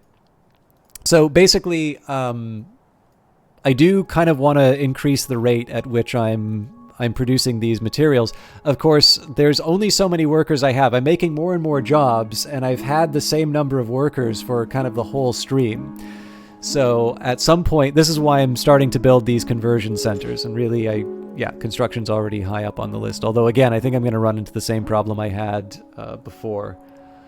So maybe maybe I'll prioritize this energy plant first, seeing as I'm going to need to defend. But yeah, I'm slowly going to start transitioning. I'm going to start building some conversion centers. I want to make sure that I'm sort of breaking even. I don't want to quite go into debt yet.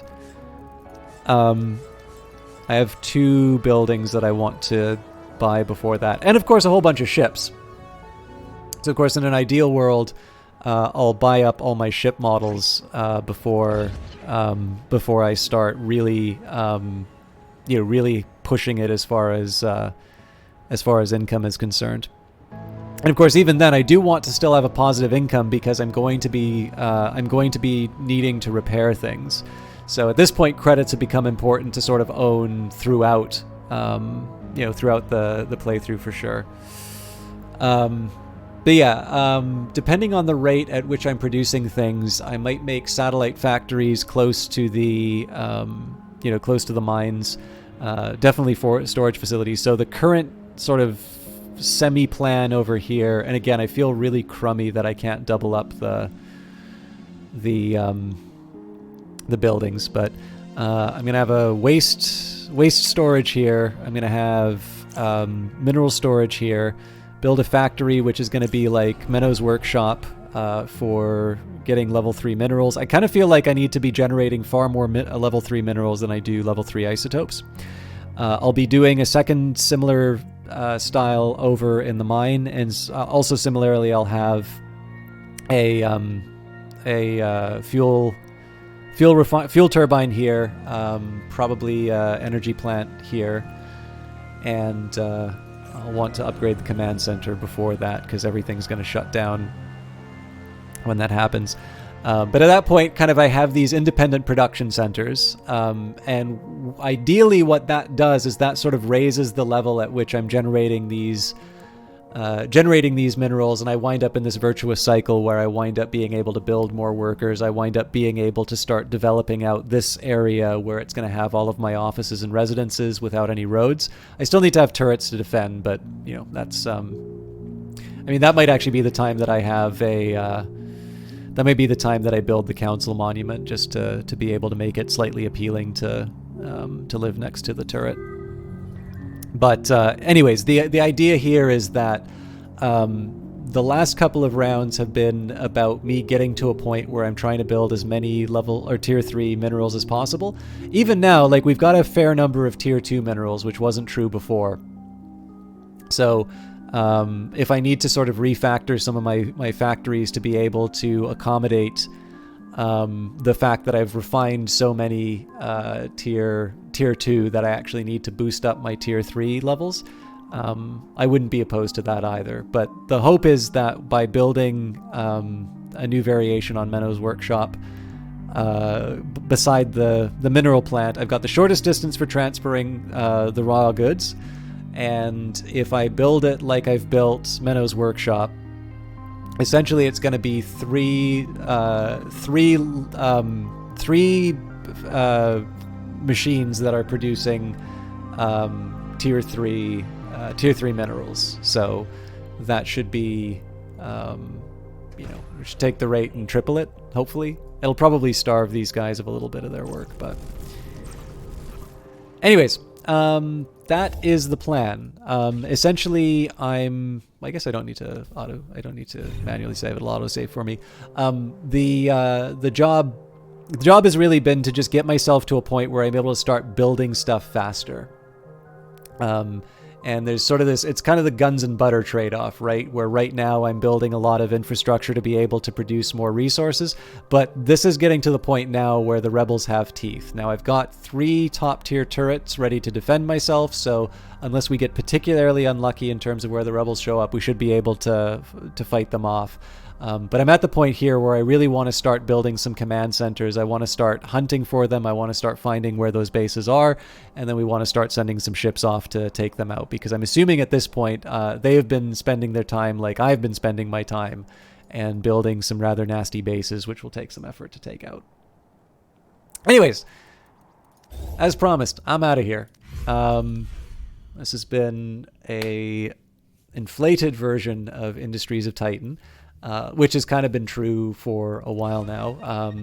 We've been talking about the roadmap, so next month, achievements, map generator improvements, performance optimization, which I think Orichi Gare was saying was a high priority, and of course more quality of life updates. I believe they were talking about there's going to be one where there's a button which will sort of like tell the workers and tell the resource managers to like make sure that what is actually in the storage containers is in the storage containers. So there's a lot of little details. And again, if you want to know where all of that is, brace yourself Discord. It is an excellent Discord. I don't recommend a lot of them because, again, everybody has a Discord. But, oh my God, you guys shouldn't see this. No. There's nothing too untoward on there, but I'm always scared that my streamer code is going to be on the screen. So let's see who is online tonight. Nobody for Industries of Titan. That is a shame. However, we do have Night Valian, who's currently playing Shovel Knight. So Night Valian is a Brazilian streamer, very calm, very relaxing voice to listen to. So I strongly recommend that you guys hang around and treat him well. He's definitely somebody who's been fun to watch. He was here a little bit earlier, so now you get to see if all the nice things I said about him are true. And then for those of you who are interested in the stream overall, on Friday we've still been doing Hollow Knight, so I'm kind of close to the end, I feel like, but it also seems like there's still a lot going on in the game. So we'll see how good I am at getting through those details. If you like the Brace Yourself stuff, it's been a pretty common pattern of doing Phantom Brigade on Mondays and Industries of Titan on Wednesdays. and I definitely feel inclined to do that for both of them. Phantom Brigade has got a new update, so I definitely want to do that. And then, of course, we're getting to an interesting place in Industries of Titan, so I would say that's a fair bet. And finally, some of you do enjoy the Elder Scrolls, so I'm still have to record it, but I'll have a vodcast for that on Tuesday. So depending on when you see me next. I'll either see you in 2 days or a week. But either way, have a good one. Treat Nivalian well, and we'll see you next time.